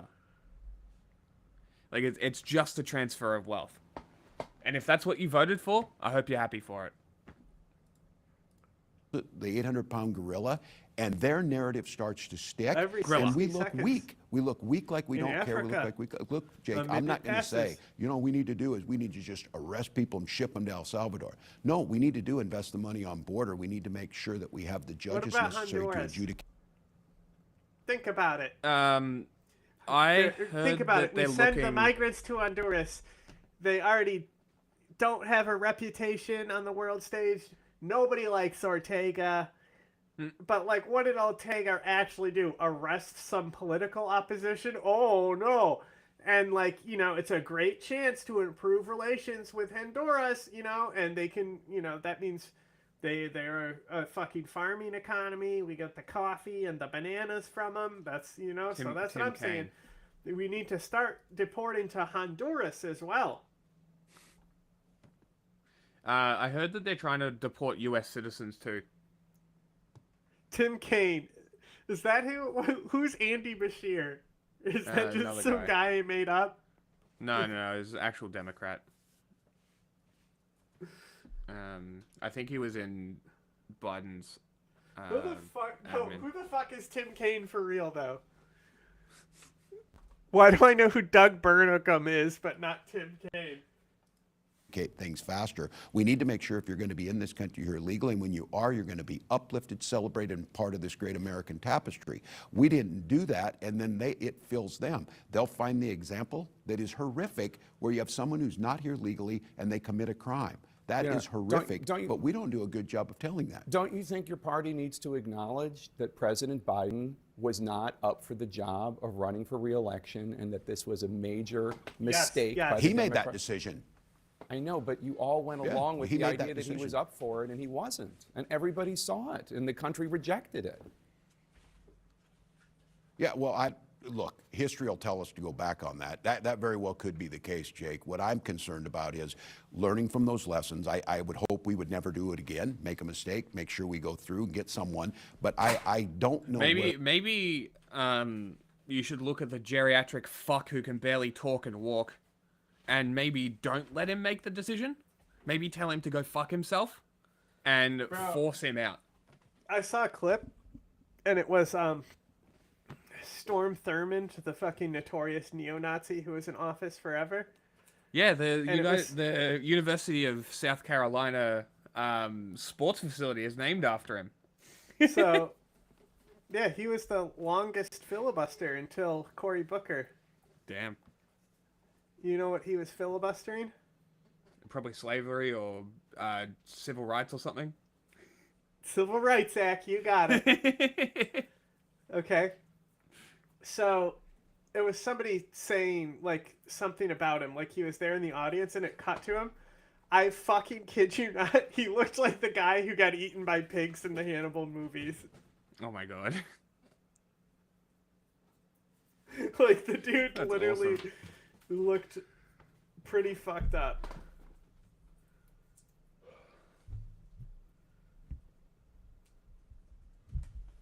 Also, like, I gotta say, if you're gonna be a fucking... It's not even a Nazi, because it's like... It's a neo-Confederate, but... If you're gonna be one of those things, you better be named Storm Thurmond. You know what I'm saying? It's like, if you're gonna be an archaeologist, you better be named Flint Dibble. It helps us going forward. I certainly am deeply concerned that Donald Trump is going to lead us down a horrific... Look, thank God it's Tariffs, and he said Storm Donald Trump Thurmond listens to no one. Remember, Donald Trump... And you just think to yourself, that guy's probably racist. Yeah, for sure. You know, when you look up the... It's like any guy named Chad. Racist. Okay, is there a Chad that has been elected to at least the House of Representatives? I couldn't tell you. Chad, I'm gonna put Chads in government. Trump has statements about, I don't think nuclear war would be that bad. I guess we're lucky that he went after tariffs instead of that route. Yeah. We have an issue in this country that is going to impact us. And if there is not a loyal opposition, if there's not some soul searching on our side, if there's not reaching out to those folks who are in the streets, they're leading right now. So quick question. I would tell everybody, you better get with them. Yeah. Quick question, because we got to go. But you said you're not going to run for the Senate seat there. Are you going to run for a third term for governor? Are you possibly going to run for president in 2028? Well, I'm certainly thinking about running again in Minnesota. The only thing that came up, I'm not thinking about there's a guy who was American former government official and lobbyist, and a guy, Chad Connolly. So there's Chad Wolf here. Chad Wolf, of course, Chad Wolf. His appointment was ruled unlawful in November 2020. Wolf was also under the Secretary of Homeland Security for Strategy, Policy, and Plans in 2019. Amazing. Former lobbyist who was named Secretary of Homeland Security in November 2019. His appointment was ruled unlawful. So it was during COVID, Trump fucking put this guy in. Amazing. And then the other guy is this guy who was a chair of the South Carolina Republican Party. So I fucking told you, racist. Nobody has been actually elected to name Chad. But they're both racist. 100% hit rate. Oh yeah, those two, yeah, you're right. Shut up, Doge. My favorite is... And my advice to folks is, if in this moment you're planning for 2028, you're going to get rolled by the people in the streets. You just need to be out there making sure you're helping and doing things like Cory Booker's doing things like Bernie Sanders, AOC, things that we see people out talking to folks. So for me, I'm going to get through this legislative session. If the folks in Minnesota want me, why do I know who the governor of Alabama is? I just want to play my is? part to make sure we cannot afford to allow Donald Trump or his successor to go forward, because you're seeing the pain. Good to have you back here, Governor Walz. Oh, and happy birthday, 61 years young. It's not. He's the governor of Kentucky. 61. Thanks so much. Good to see you. Oh, because he's a Democrat that they've said is good. I think Sam Cedar likes him or something. I don't know. He ran for president. Did he? Yeah. He lost shortly after Kamala, I think. That's long. Okay. No, but just put it on for the beginning part. Not the teaser, but him getting into the book, because he'll eventually be distracted perspective by on chat China's anyway. development in the 21st century. The writings encompass Xi Jinping's views Nice on beauty economics, filter. domestic and international politics, infrastructure, technology, environmentalism, peaceful coexistence, and military affairs. He looks hotter now. The Governance of China is a unique text because it is a book written from a global historical perspective by a statesman with the power to actually shape the future course of a major country. Through an extensive grasp on Chinese as well as Western history and literature, Xi Jinping not only articulates the intricacies of China's internal Bruv. History? Literally, revisionist historian. development, but relates China's development to its growing role in global politics. The text does not present a Western-style critique of capitalism, couched in a language of negation and idealism, but instead presents a tangible framework for concrete struggle of building a communist society. With the rise of the People's Republic of China, its growing power on the global stage, as well as an emerging soft power conflict with the West, it is increasingly important that the world understands what China is doing, how it got here, where it is headed, and how nations across the world factor into this world historic transformation seen with the rise of socialist China.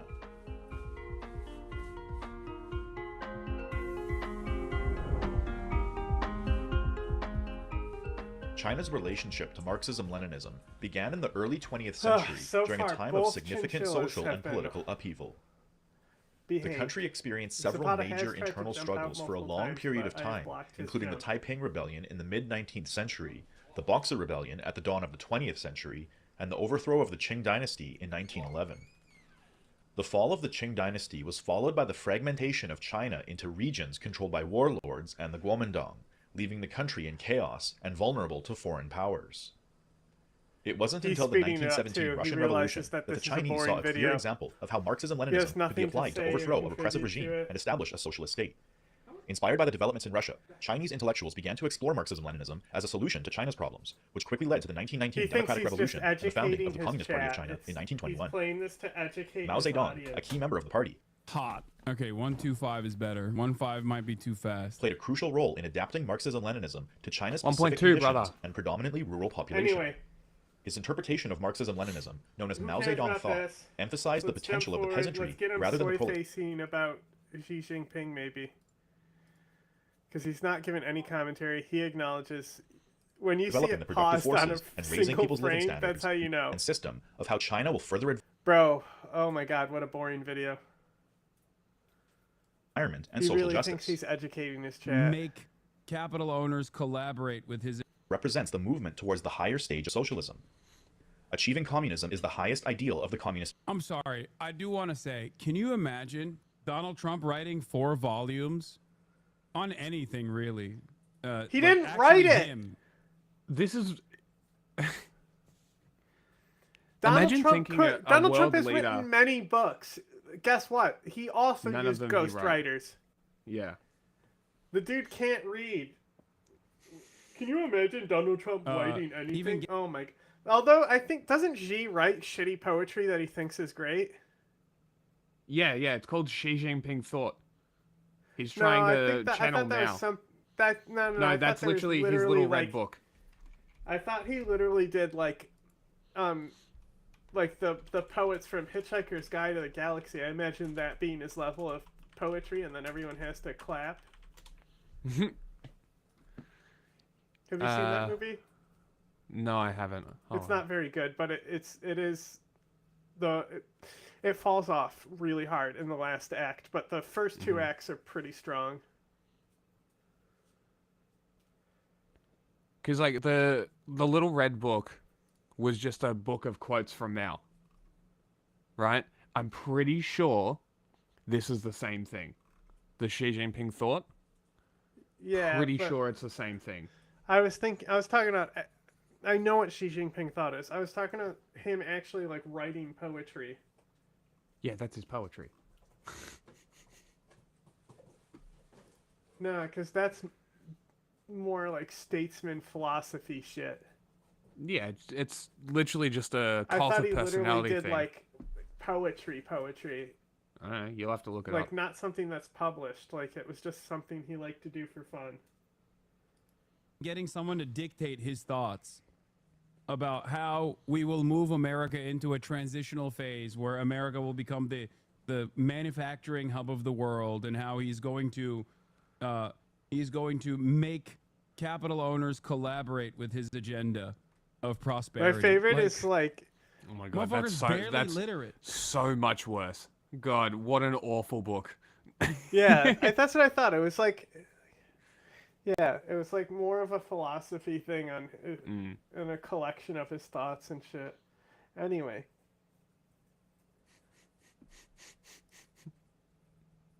Who likes polls? I still don't believe he knows how to read. That's just something. He doesn't. Yeah, art of the deal. I know. Our art of the I deal. think he does know how to read. That's his. But 4 he's volumes that of- lazy.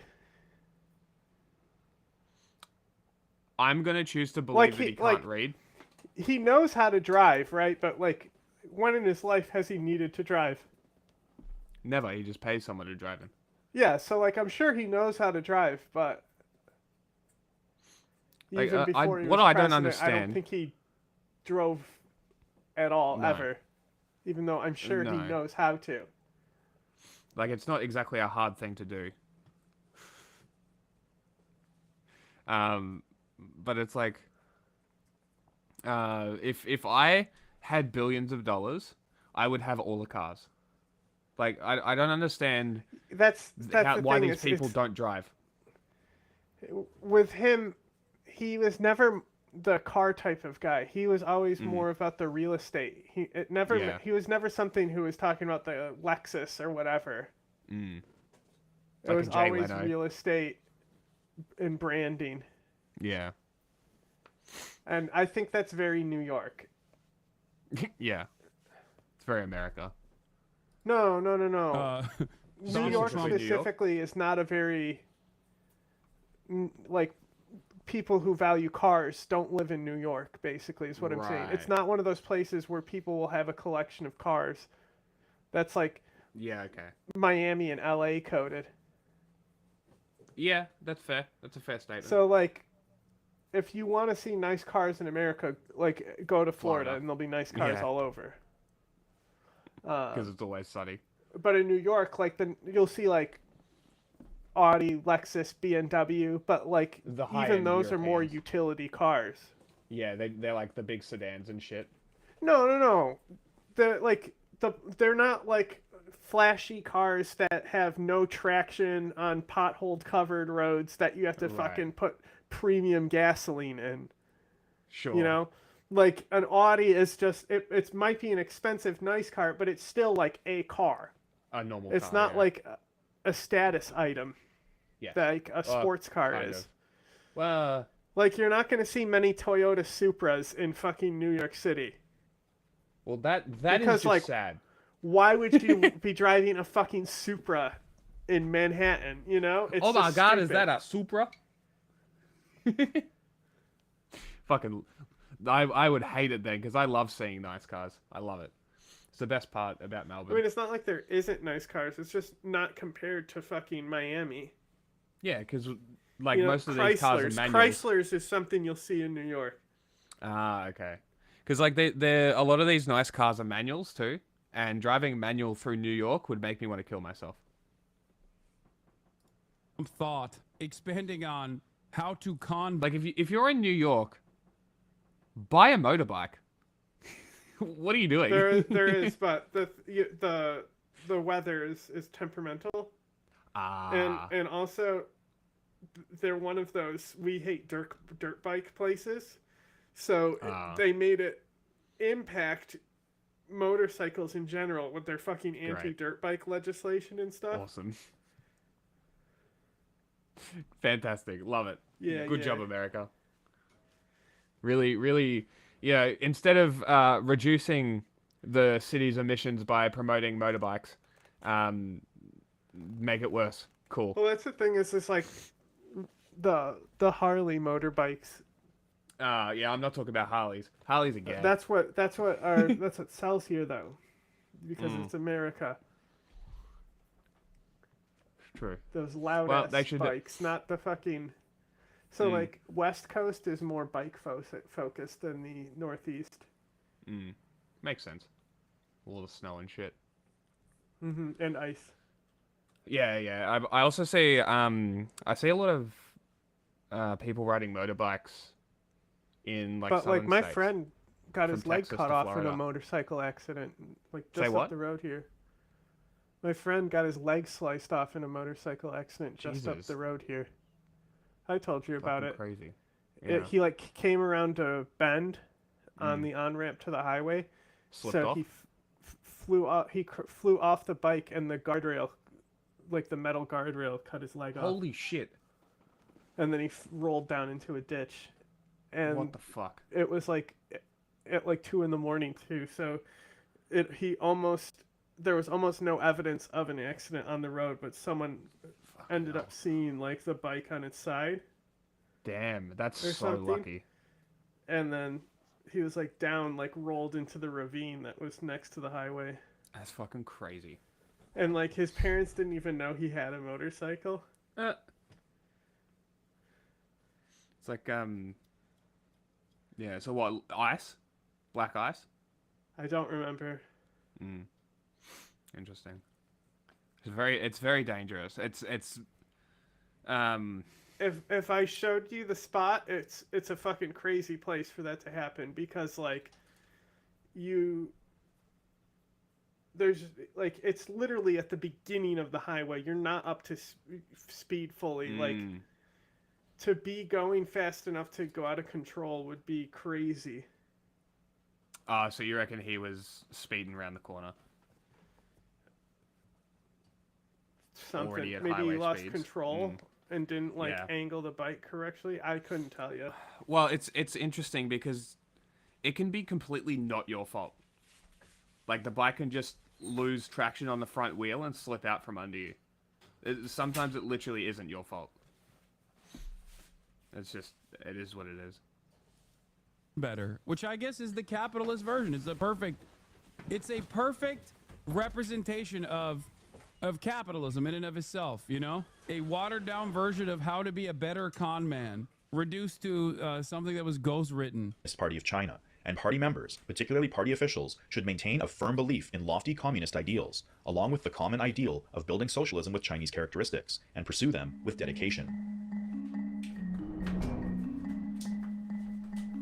Xi Jinping recognizes that capital still has an important role to play in China's modernization efforts and encourages its orderly regulation Great job, rather guy than who abolition. edited this. He says that after the launch of the reform and opening up, we broke free from a restrictive mindset on ownership and came to realize that capital, as a major factor of production, can serve as a tool for the market to allocate resources and an effective means to grow the economy. Yet we must be aware that, and if unregulated and unconstrained, it will cause immeasurable damage to the economy and society. The 2008 global financial crisis has taught us that allowing capital to blindly pursue profit will result in chaos, and that This is why I always ironically maintain a position that while it is a transitional socialist state, in its transition, this unironically is what like the social democrats in theory want, right? That's why it's so funny and nothing but pure chauvinism when European SOCDEMs will be like, China is a tanky haven. It's like fucking bullshit. It's awful. It's like, dude, they're literally currently in practice doing what you claim is what you want to do in your country. Obviously, there's additional safeguards beyond that. Their attitude towards private property is very different, and I think that is a really important distinction that turns it into a transitional socialist state potentially, rather than simply one that wants to maintain a capitalist order of the economy. So, what you're telling me? I told you he would do something dumb. Damn. So what you're telling me is the country with no social programs, a leader that's also a billionaire, and a government whose party members own all property in the country. Fuck. is a transitional socialist state. It He sounds said like it's moving transitioning to a towards it. Russian oligarchy. He said it's. I think he said it's moving towards a transitional state. It had the closest chance to being a transitional state under Deng Xiaoping. Did you do posts? You did the Twitter post, didn't you? Yeah, but Instagram and stuff. No, Can you I haven't believe been doing Habibi Instagram. Lenin only started following us 18 days ago? Really? Yeah.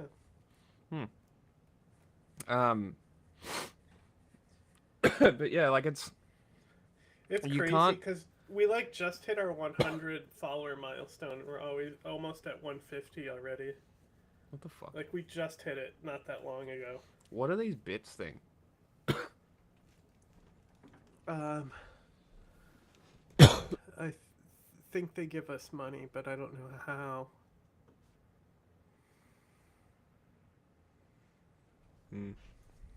Oh well. I'll ask Moon when we do the interview with her. But like, it's not even socialist. It's just a top-down hierarchy. That's all it is. It's just a single-party dictatorship. Like, it's not even socialist. Oh, but the state owns everything. Who gives a shit? The Nazis had state-owned shit. What are you fucking talking about? Like, everybody has state-owned shit. Like, they still have private corporations. They just have a government agent inside every corporation that has to report back to the state. They're still capitalist. Just like the Soviet Union was. They're also imperialist. Just like the Soviet Union was. So, like, if they're really... But this is the thing, it's like, if we're going by Marxist-Leninism, it has to be imperialist. It's basically a religion. It dies if it doesn't expand. That really feels like the ideology of these people. So it's like, I don't know whether you can even... Like, and it goes back to this left-right thing. If we're starting to address people by their politics, we should start addressing countries by their politics, not by what they claim.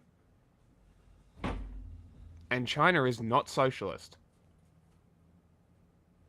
In any way. They're transitioning. To what, socialism? Yes. It's supposed to be a transitional socialist state. To a transitional socialist state. From what? From Marxist-Leninism? A non-transitional state. But it was the Glorious Revolution. Look, it's not Xi's fault that it's Deng Xiaoping. Deng Xiaoping came and fucked it all up. Xi is the real, true successor to Comrade Mao. Yes. It is back on course. We're back, baby. Now we can finally enter the transitional phase after 40 more years of Xi's rule. Uh-huh.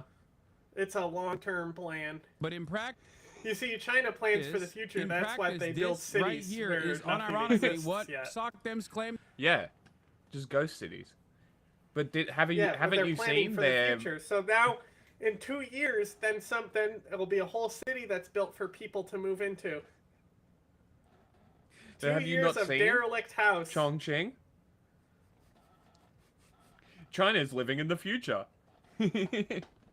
No. They have a build train that for goes the through future. buildings. They build the cities in advance and then leave them to rot in a derelict state and say, in the future, we're going to move people into these cities, and that's why we're building the tower.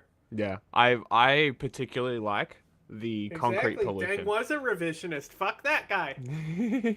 He doesn't have any Xi Jinping thought. I can't wait until they cover that re-green desert that they just destroyed their biome for. I can't wait until they cover it in concrete. It's gonna be pretty cool. They want, right? Global prosperity cannot be built on the shaky foundations of a market without moral constraints. This is what I mean. Moral I want constraints. Are we a religion? What the fuck is this? They all You don't went see an dang issue it with that? because of him. Sorry? Look at the chat. this in America. Okay? I believe that America would prosper if they did this. This is what I say when I am talking about, like, China does a lot of good shit. I wish we could do them here. Why can't we do them here? This is what I'm like talking what? about. Welding people in their The houses? growing gap between rich and poor is both unfair and unsustainable. It is important for us to use both the invisible hand and the visible hand to form synergy between market forces and government functions, and strive to achieve both efficiency. For the good of society, you must be welded in your house and starved to death. Because that's not one you pull out often. That's why it was funnier. And fairness. We must set up traffic lights for capital flows. Traffic on the road needs to be controlled with traffic lights. Likewise, capital also needs to be regulated. No capital of any type can be allowed to run out of control. Hassan would love that because then he wouldn't have to go outside. We must kill your pets for the good of society. No, I get it. Me and Hassan have the same condition. We must prevent the unchecked growth of capital and combat monopolies, exorbitant profits, sky-high prices, destructive speculation, and unfair competition. We must reinforce effective regulation of capital in accordance with the law. Unfair competition. Like shipping your garbage products worldwide for nothing because you like a claim a developing nation status despite having a space station. Pretty cool. The socialist market economy is law-based, and capital must operate in accordance with the law. Curbing the disorderly expansion of capital is not intended to deny its worth, but to ensure its orderly growth. To regulate capital, we should strictly enforce the relevant laws and regulations and improve those that are incomplete. We must support the healthy growth of capital through regulation and guidance. The 2021 centenary goal of achieving a moderately prosperous society in all respects was tied to achieving quantitative benchmarks in economic development. It's funny because it's like, this is literally coming from the leader. You can't believe a single fucking word of it. Like, imagine Hassan comes out, makes a video talking about a book that Donald Trump writes next year and releases along these lines. And then he's like, you can't trust him. He's a liar. He's a notorious liar. He's a politician. Okay. Well, so is Xi Jinping. have you seen the Obama and Nature documentary? I haven't. And in fact, Xi Jinping is tied directly to orders to imprison Uyghurs. That's what I can't wait for, is when we get the Trump narrating documentaries post-presidency.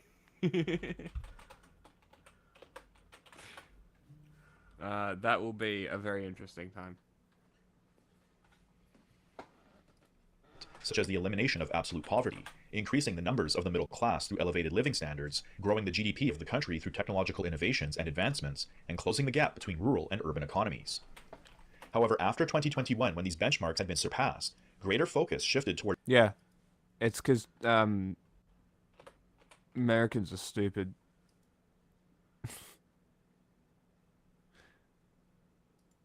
Yeah. Yeah, that's what they mean by regulation, is you don't pay people, you thieve their wages, and then you make them cut shit off the top and leave nothing for the actual building, so then they have to use dirt that they dug out from the construction site. You see? It's cheap, it's smart. It's money saving. This is why China is rich and the world superpower. They're better. China number one. Qualitative standards, such as high tech, people-oriented, and green development. Xi Jinping's vision for the future of China is of a green, environmentally sustainable, and beautiful nation, leading the world in sustainable technologies and development to move towards a model of ecological civilization. I don't. He explains the necessity of green development for China by pointing out that the total population of well-off countries in the world is about 1 billion. Okay. China Now, has more just than imagine 1.3 billion this, people. If we but are all it's to become Donald Trump.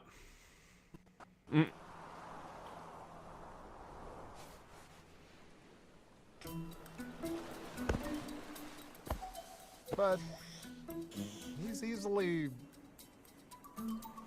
distracted.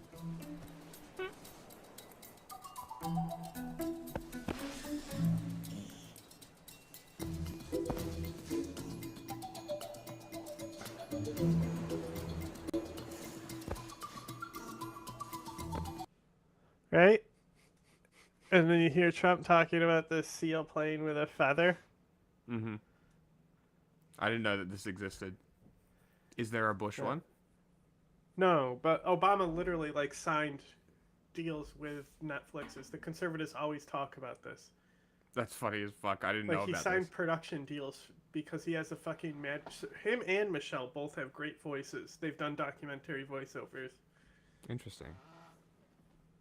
Did not know that. Modernized, the well-off population must more than double.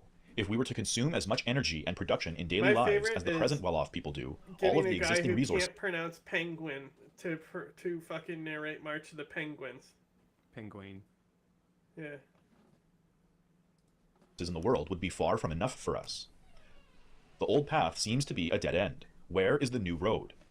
This is ironically Matt Iglesias' thought right there, but sustainable. There is already 1 billion Americans. It's China. But if there are to be 1 billion Americans, then that would be unsustainable Chet, what do we to think exist about on this Vitali planet going to jail for because sure of the in consumption, Philippines? and therefore there is a necessity to Jack use doesn't know who renewable this guy energies is, to, but to Chet, What do evolve. we think about that? It lies in scientific and technological innovation and in the accelerated transition from factor-driven and investment-driven growth to innovation-driven Also, growth. He's technically a Russian In an overall citizen. effort of progressing towards... Who?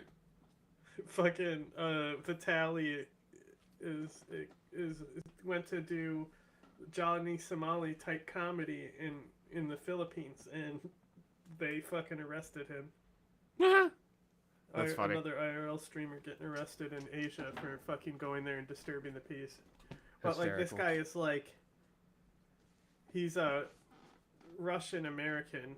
He has a fucking, I believe he has a green card. Okay. And like,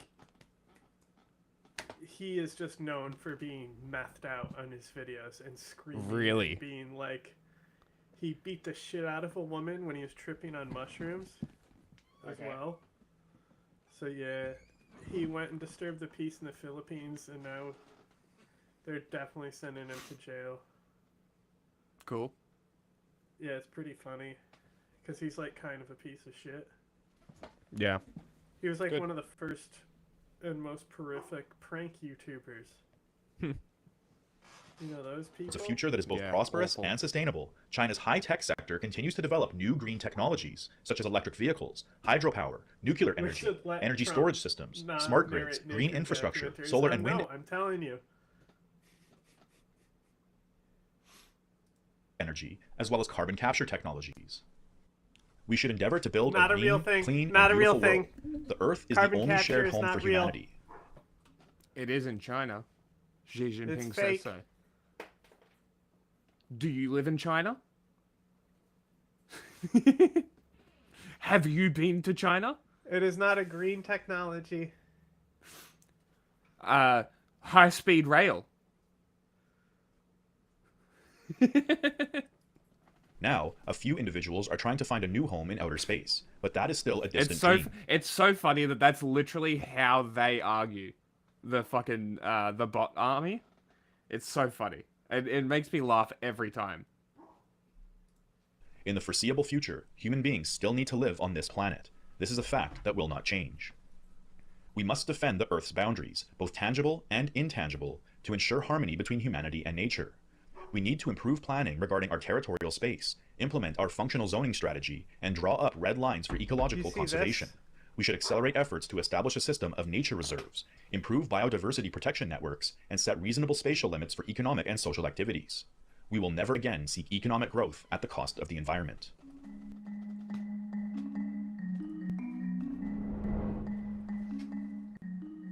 Bro, don't show this to fucking the Republicans. They're gonna Hell yeah. They're gonna tell you that climate change is a Chinese conspiracy. Are you saying hell yeah to the link I sent? China's rule of law functions as one of the primary means of cultivating a harmonious society of internal stability. One of those That's is sick. one of those is the Splinter Cell gun. MP5. Oh, I mean, yes, but the PX Storm is like the standard pistol that is used. Interesting. The one the fat guy's holding. Yeah, not the Glock. I think there is also a Glock in Blacklist. Let me check. It's a shame that the online doesn't work because it is a fun co-op game. Specifically Blacklist.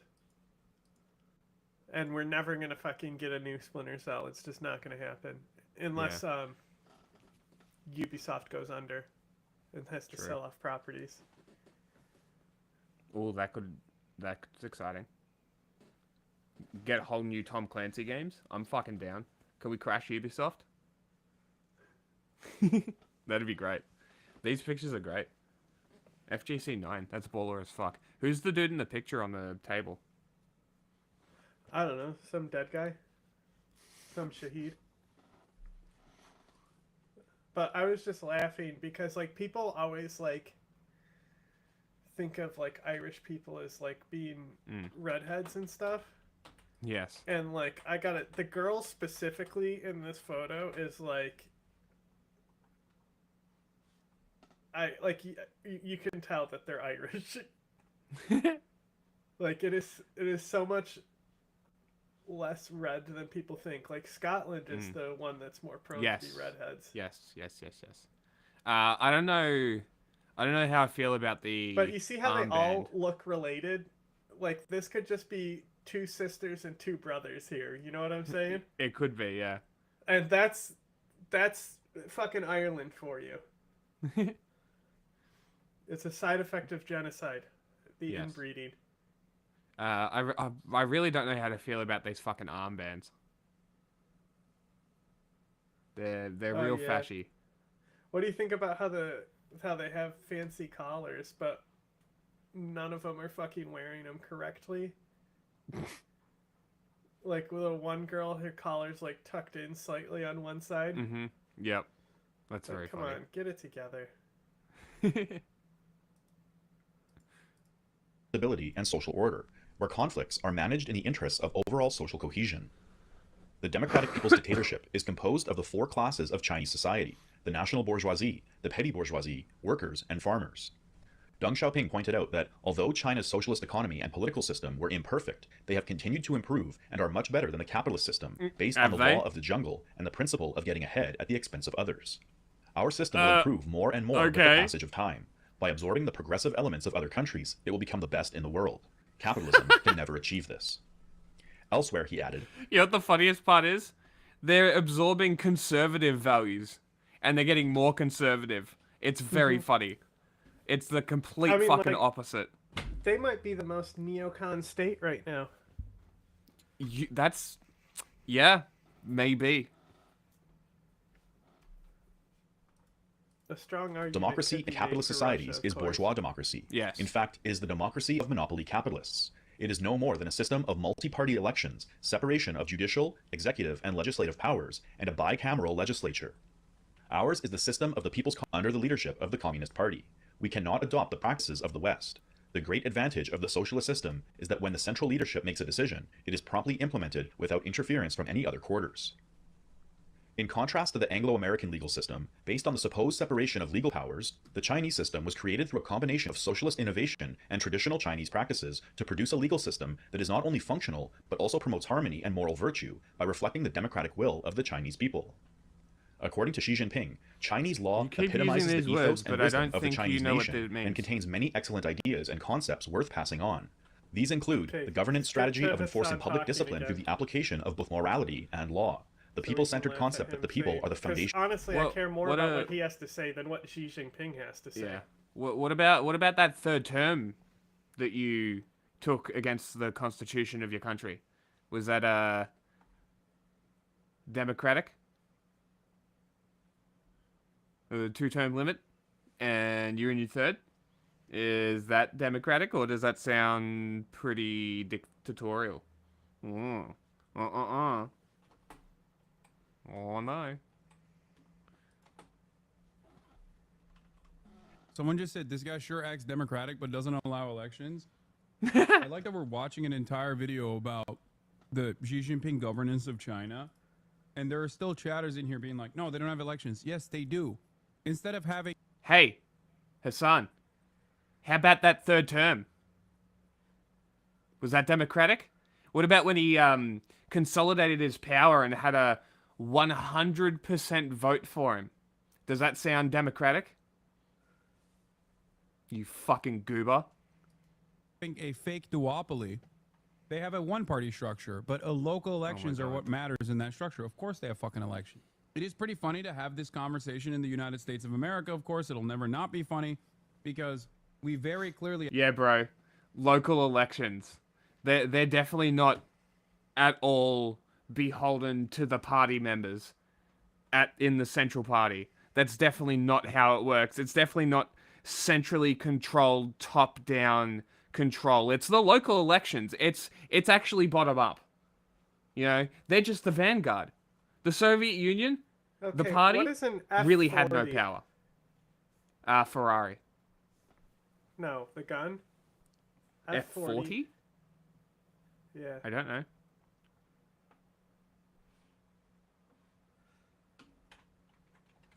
It's definitely not You tell me. Glock, but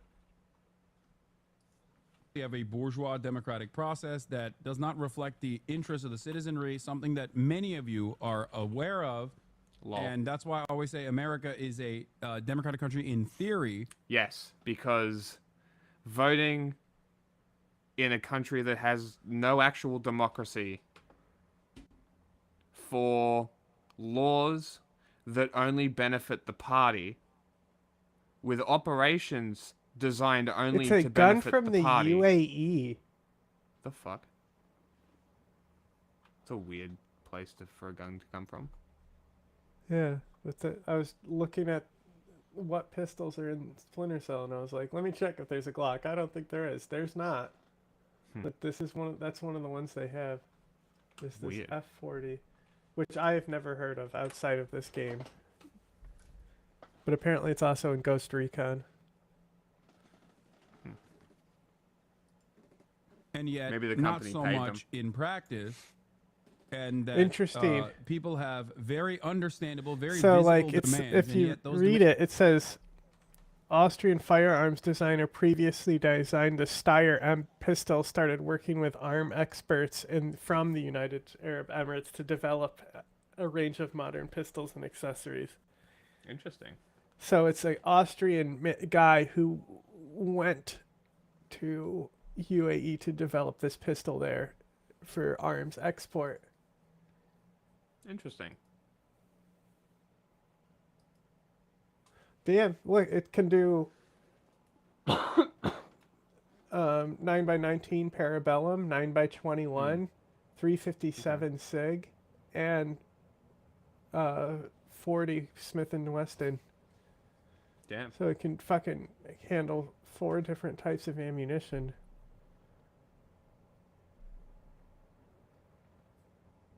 It's pretty interesting. country in theory, and yet not so much in practice, and that people have very understandable, very visible demands, and yet those demands are never reflected in the legislative body. Caracal products were formerly imported by Waffen Works in Knoxville, Tennessee. Oh my god. It's literally spelt works, W-E, not W-O either. That's sus. That's incredibly sus.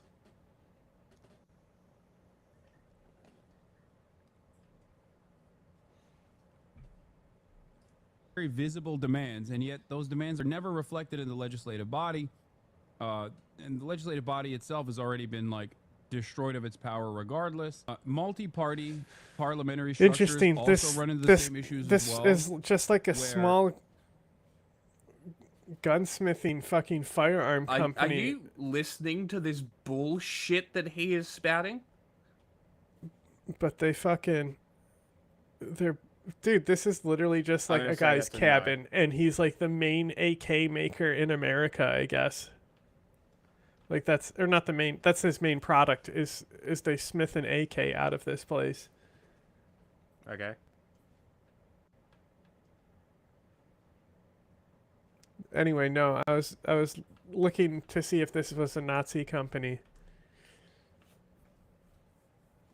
Like, listen to this shit.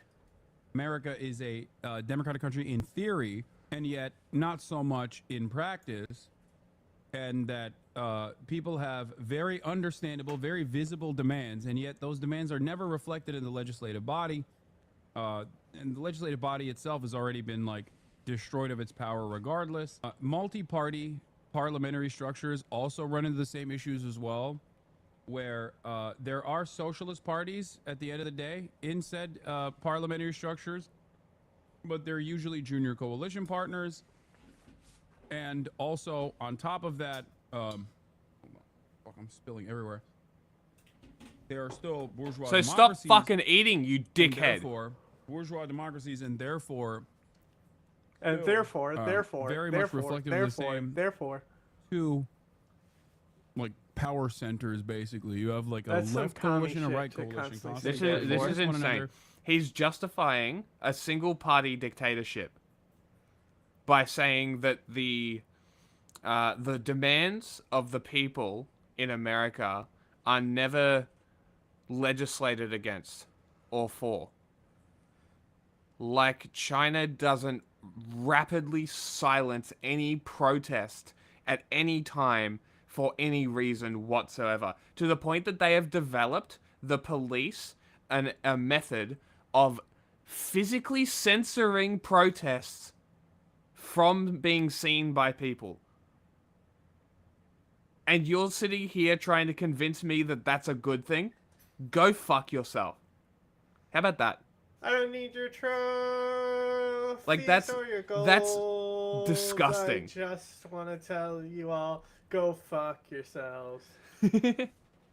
Like, it's not, and this isn't saying that America listens to people protesting, but get enough people out and shit changes. At the most part, protest doesn't matter. Helpless. He has a mandate. Everyone voted for him, and we only have no seats. We don't got no seats, so we can't do nothing. Like, it's actually crazy. How are we supposed to fix the broken government when we don't have enough seats?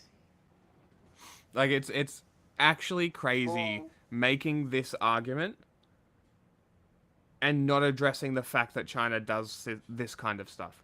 Disappears people for dissent. Silences entire topics online on their controlled internet.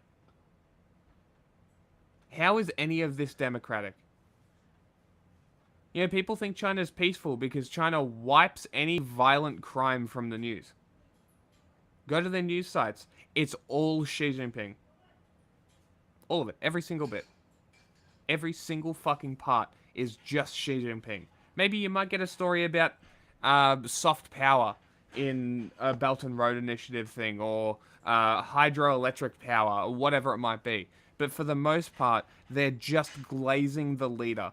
Does that sound like a democracy? Or does that sound like a fucking dictatorship? A cult of personality, if you would. A larger North Korea. You're insane.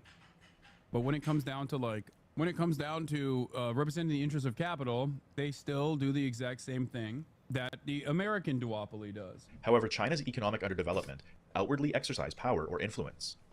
Progress towards the Chinese dream of national rejuvenation is therefore also tied to the party's desire to restore China's pride and place on the world stage. And realize... Bro, this guy goes, this channel does so much propaganda. Dude, it is a summarization of Xi Jinping's governance of China, like his own book. He's barely adding any additional thoughts to it. Yeah. That's the point. It's propaganda, you fucking idiot. Like, do you buy American politician books and go like, oh my god, it's just their governing style? Or do you go, oh, this is propaganda? You're an idiot.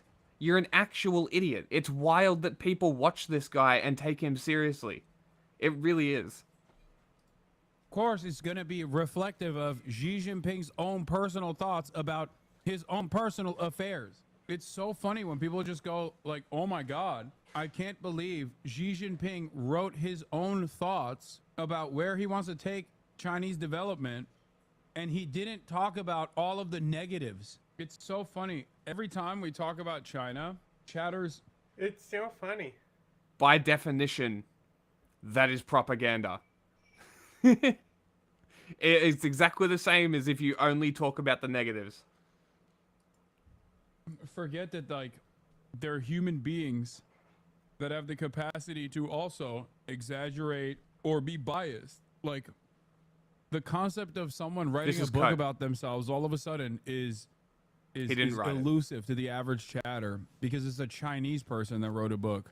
Oh my God. It's the same as, like, yeah, bro, behind, you like, nailed it. The New York Times writing an article about, like, because they're racist. That's right. Because a Chinese person wrote it. It's not about the specific person, who they are, and the power that they have, and the fact that this is pure propaganda that you are unfiltered running for your audience with no criticism, no, like, oh, well, that's not true, no stopping, just like 20 minutes of unfiltered bullshit. And then you stop to defend it. What a joke.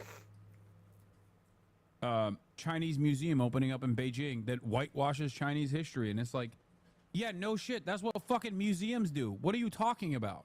Like, what do you mean? Got a point. Everyone turns there. into a fucking the wokest radlib anarchist when it comes to talking about our foreign adversaries. This isn't to say that it's right or I would say the same shit about America, as I have been. Appropriate, but just also, any serious museum won't. Like, a museum hosting only Southern shit in the South? Look, I'm going to question that. I'm going to be like, well, what are you leaving out here? Like a Smithsonian?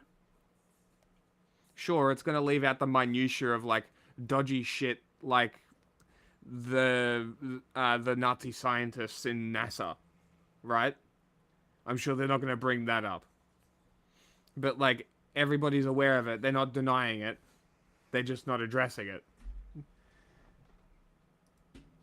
You know, match it with the same energy that you have for American governance. Is that the peaceful development? Where if you look at China and specifically the People's Republic of China is deeply revisionist. Everything is pretty much a lie. It's pretty much been rewritten and redistributed, and now that's the history. Or they just completely wipe events from history, you know, and then disappear people for talking about it, because you can't have that in a democracy. Of cross-straits relations has become part and parcel of China's Great Renewal. Sooner or later, we will have to resolve the political disputes that have long existed in cross-straits relations rather than leave them to later generations. No one should underestimate the resolve. What's the bet that if China just stopped being aggressive, Taiwan would start trade with them?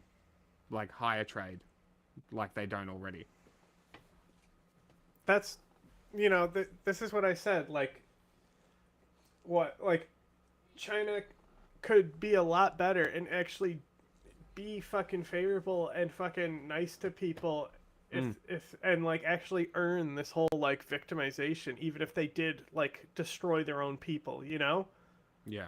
It's the fact that it's all bullshit. Like, if they actually acted more ethically than the United States and we could uphold them for like human rights abroad, that would be good. So like, how much further would China be if they were just nice to their neighbors? Look at how far the United States came with trade deals with Canada and Mexico. Like, it's wild. China could completely dominate Asia if they just weren't cunts. Yeah. Like, it's that simple. But because they're imperialist That's cunts, what Trump doesn't understand, because he's an imperialist. Exactly. He's not a neocon. Yeah, he's an imperialist populist. And it's like, this isn't how you do things. It's not how you progress. It's not how we're going to move forward. This is reverting back to pre-World War II dumb fuckery. Like, why are we doing this? The will and the ability of the Chinese people to defend our national sovereignty and territorial integrity. The complete reunification of our country can and will be realized. No criticism of the imperialism, Hassan? While historic challenges such as This right here is the most significant factor of Xi Jinping thought, or rather his Swallow actions. your food. I am but a mere peasant when it comes to understanding 5,000 years of Chinese tradition. But from what I've seen with my limited capabilities... Swallow. Swallow it. I think Hassan thinks that Xi Jinping is like some kind of super genius, new age emperor type of like knows everything, can't be questioned kind of shit. I think he's completely bought into the cult of personality. As a Westerner pig, an Angloid, if you will. This aspect of Xi Jinping's governance has been perhaps one of the most consequential. A lot of people will look to this and say, oh, it's because he like eradicated dissent within the party structure. But in fact, I think that the downsides of liberalization created the predictable capitalist forces gaining as much power as possible, as is the case in social democracy. When capitalist forces get more favor and more leverage and more power, they inevitably enact their own personal agendas that undermine the direction of an entire nation state like China trying to become a transitional socialist state. Hey, Hassan. The CCP and the Chinese people are not synonymous. You racist piece of shit. I fucking hate people who do this. Like, you need to distinguish it. You cannot. And to say that the government acts on behalf of the people and is representative of the people is disingenuous. And to do this and to completely either dismiss or withdraw agency from the people in that country is gross, in my opinion. I fucking hate people who do this. One of the most consequential parts of Xi Jinping's agenda was to make sure that all of the dissenters within the party that benefited from the bounties of liberalization would have to forcibly get back into the party structure, and if they did not play ball, then they would lose out on their wealth.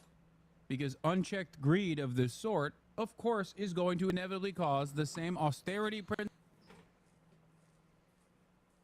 Xi Jinping is a billionaire. Just like Elon, he should turn the gun on himself. Principles, the undermining of the democratic agenda, the undermining of the people's will, as you have seen over and over again in social democracies in Europe. Obviously, the metaphorical gun that they're pointing at the people, obviously. Definitely shouldn't use a real one. National reunification continued to persist from the past, the new era is also giving rise to new challenges.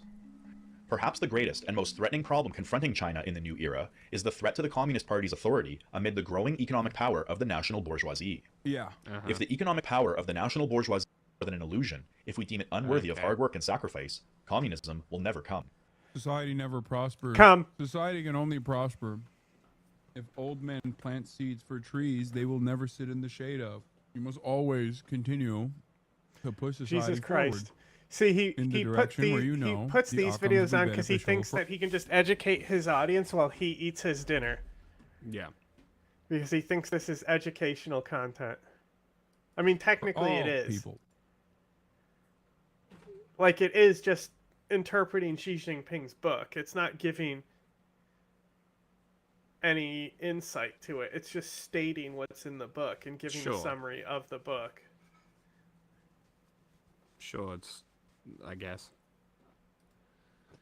Not just a hand selected few. Today's failures should not take away from the hand-selected few, like the party that Xi Jinping hand-selected, that are all loyal to him. 100% vote.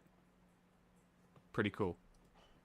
your Democratic. revolutionary optimism. What we do today in upholding and developing Chinese socialism is the real effort towards the ultimate ideal. However, only a small minority of party members approach this high standard. Some party officials have learned socialist theory by rote and don't have a firm grasp on how their role relates to the broader social totality. Some party officials He said, "Some of y'all only learned socialism through me."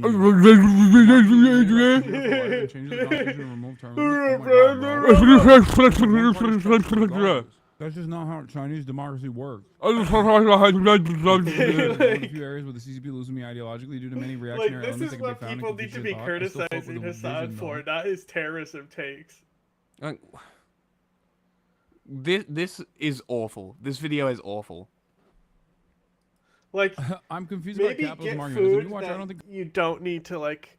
That's why I, like, eat rice when I stream and I, like, have my meal. Because, like, communism is the answer. the loudest thing is, like, the bowl. Yeah. Something more like what Europe has, but they still maintain a capitalist economy. It is interesting how you are against imperialism but support authoritarianism. No, because I understand that every government... Don't forget that China is an imperialist power. Structure is inherently authoritarian, regardless of however many fucking parties exist within it. It is Because authoritarian. ultimately, that is what the government is. 100%. Authority. Okay? Enforcing the authority. Vote. You can either do that at the behest of the dictatorship. You want to know who else gets close to 100%? Assad and Putin. Oh, Kim Jong-un too. 100%. You know, that democratic country. Of a handful, At least it's in the a name for hand that select one. group of people, capital owners, or you can do that by enforcing the wishes of the large majority of the population. So one party government is the answer? No, I'm not saying that. I'm not saying that at all. That's I'm literally simply what you're stating that saying. Whether there's one party, two parties, three parties, or 100 parties, the same. A government is going to be authoritarian. Let's say someone wants to be a pedophile. It is incredibly authoritarian for the government to say, you can't be a pedophile. That is illegal. He's doing Vosh. Every rule, technically, is stopping someone from doing something that they want to do. Jesus fucking Christ. The government is a All mechanism of government authority. have authority. Weird If it government, it must have authority. Therefore, all governments are authoritarian. I mean, that's just our outro on LTech, right? way to say it, but no, I think it's important. I think it's important to understand that. That is a well-established hallmark of government. So authoritarian in this sense, which, by the way, you said it's interesting you are against imperialism but support authoritarianism. How authoritarianism and imperialism, what are you talking about? These are concepts that are completely removed from one another. Technically, America is not an authoritarian nation, right? The beacon of liberal democracy. It also happens to be the most imperialist nation. Like you're substituting two utterly irrelevant concepts here. Yeah, this chatter fucked up. He should have said that he was an imperialist, because he is. An authoritarian nation cannot be an alt-imperialist, if you would. An authoritarian nation could very well be not imperialist, but it doesn't matter. A non-authoritarian nation can be imperialist, but it doesn't matter. There's wrongs for... North Korea is a good example of a non-imperialist authoritarian country. Each form of governance and what they're doing. Will simply join the party as a means of advancing their careers in the public sector.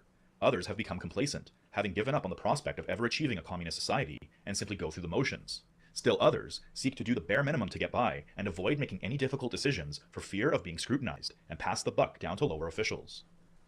In Xi Jinping's words, the main features of self-indulgence are mental laxity. In China. I mean, there's many gay celebrities. Like the most famous woman in China is literally trans. Like, you remember when China unpersoned a tennis player because she accused a party official of rape? That was pretty cool. You can be gay on Chinese social media. The fuck? Have you been on Xiaohongshu? They are gay as fuck over there. There are some. Hassan? You're a little... They are middle upper Shut up, class. Hassan. The people on that app are literally upper middle class. It's designed for upper middle class people, by the way. Uninformed on this topic, buddy. I'm just saying, I'm a little uninformed on this topic. No, advocacy is something that they definitely clamp down on. Okay. Homosexuality is not illegal in China. Same-sex marriage and adoption are not recognized, and LGBT people face social stigma and discrimination. China decriminalized homosexuality in 1997, removed it from its official list of mental disorders in 2001. Social stigma. LGBT people in China often live their lives in the shadows due to social pressure and stigmas.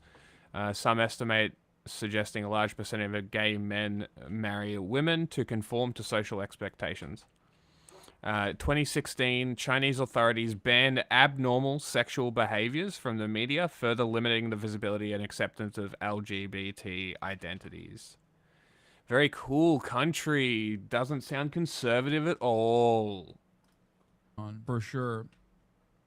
But I don't think that the idea that you're not allowed to be fucking gay on social media is stupid. I know that is literally not correct. Arcane China? That's so funny. Yeah, dude. Oh, yeah. I don't know what actually happened. I'm not sure Trump knows either. Well, Trump doesn't know anything. Trump is a revisionist and he wants to revert to the international order. Yep. Great powers carve up spheres. Yes. For Trump, he thinks the US is everything from Panama to Greenland. Yeah. I would... I don't know whether he respects the Chinese sphere of influence. It looked like it might have been going that way. But it doesn't seem like America's shying away from their support of like the Philippines and Japan and Vietnam and stuff like that, despite the tariffs. And some of Trump has said or done has made me slightly worried. He wouldn't bother holding Guam. Well, Guam is very central to their war plan. The way that they're going to fight China in the air is they're going to basically use an island hopping runway scheme where they basically have no forward operating bases. It's going to be very interesting. So they probably will defend Guam, in my opinion. Yeah, they also don't. I also think that because there's been a bit of discussion here about whether Australia is going to see any threat from America, and I say absolutely not. Australia is crucial to America's power projection in the Pacific. They store their B-52s in Darwin for a reason. There's the AUKUS thing, which if Trump is smart, he'll realize is a great deal for him. Like, we're putting $6 billion into the shipbuilding schemes for submarines. So that's a pretty stupid thing to go back on. And even if they do go back on it, AUKUS is still going to go ahead, likely, because the building of the ships between the UK and Australia seems to be a separate stage of AUKUS. So it's like, I don't think. Yeah, exactly. That's pretty much it. It's like, why would America risk or threaten that position? It doesn't make any sense logically, and I think anybody talking about it like it's at all likely is not to be taken seriously. Have blood in video games. Yeah, they have stupid fucking rules, dude. I know. We're not talking about Arcane. We're talking about. Yeah, it does, but I think people are gonna get in his ear and tell him that it's a bad idea. But I don't know how much he'll listen. I don't think he'll depends want on who to... tells him. Yeah, so I don't... losing territory while he's listen projecting to imperialism, I don't know. Whatever formaldehyde face. What's her name? Shut up. Nancy Mace? No. I don't know. Hillary Clinton? No. I have no idea.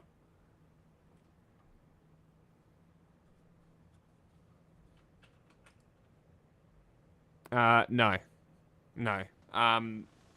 So there's a portion of the money going to the US to build ships. Even if we get them or not, we're getting the nuclear technology. To buy the nuclear technology and to get the industry into Australia to produce it domestically is worth every cent. People, you know who really fucking hates it and who's been really pushing against it? China. So I'm not surprised that you have this position. Because why would China want Australia having nuclear submarines that are probably better than theirs? They wouldn't want that. So add in the partnership between the UK and Australia. Add America into that. I wonder why China's pushing against it. But it's not a waste. We are getting the ability to produce domestically made nuclear submarines. That's worth every penny. That is a future investment. And as far as I'm concerned, as far as I'm concerned, any money, even if it's defense, spent in the industry for future energy is a good money spent, is a good dollar spent. So, sure, it might be a lot of money. It might be a lot of money. But it's bringing our military capabilities domestically through the roof. On top of that, we can then utilize that military technology into nuclear tech and grow that industry without having to consult anybody else. Sorry? Which one? What are you arguing about? It's not on screen. You didn't bring it up on screen, so nobody knows what you're saying. You didn't look.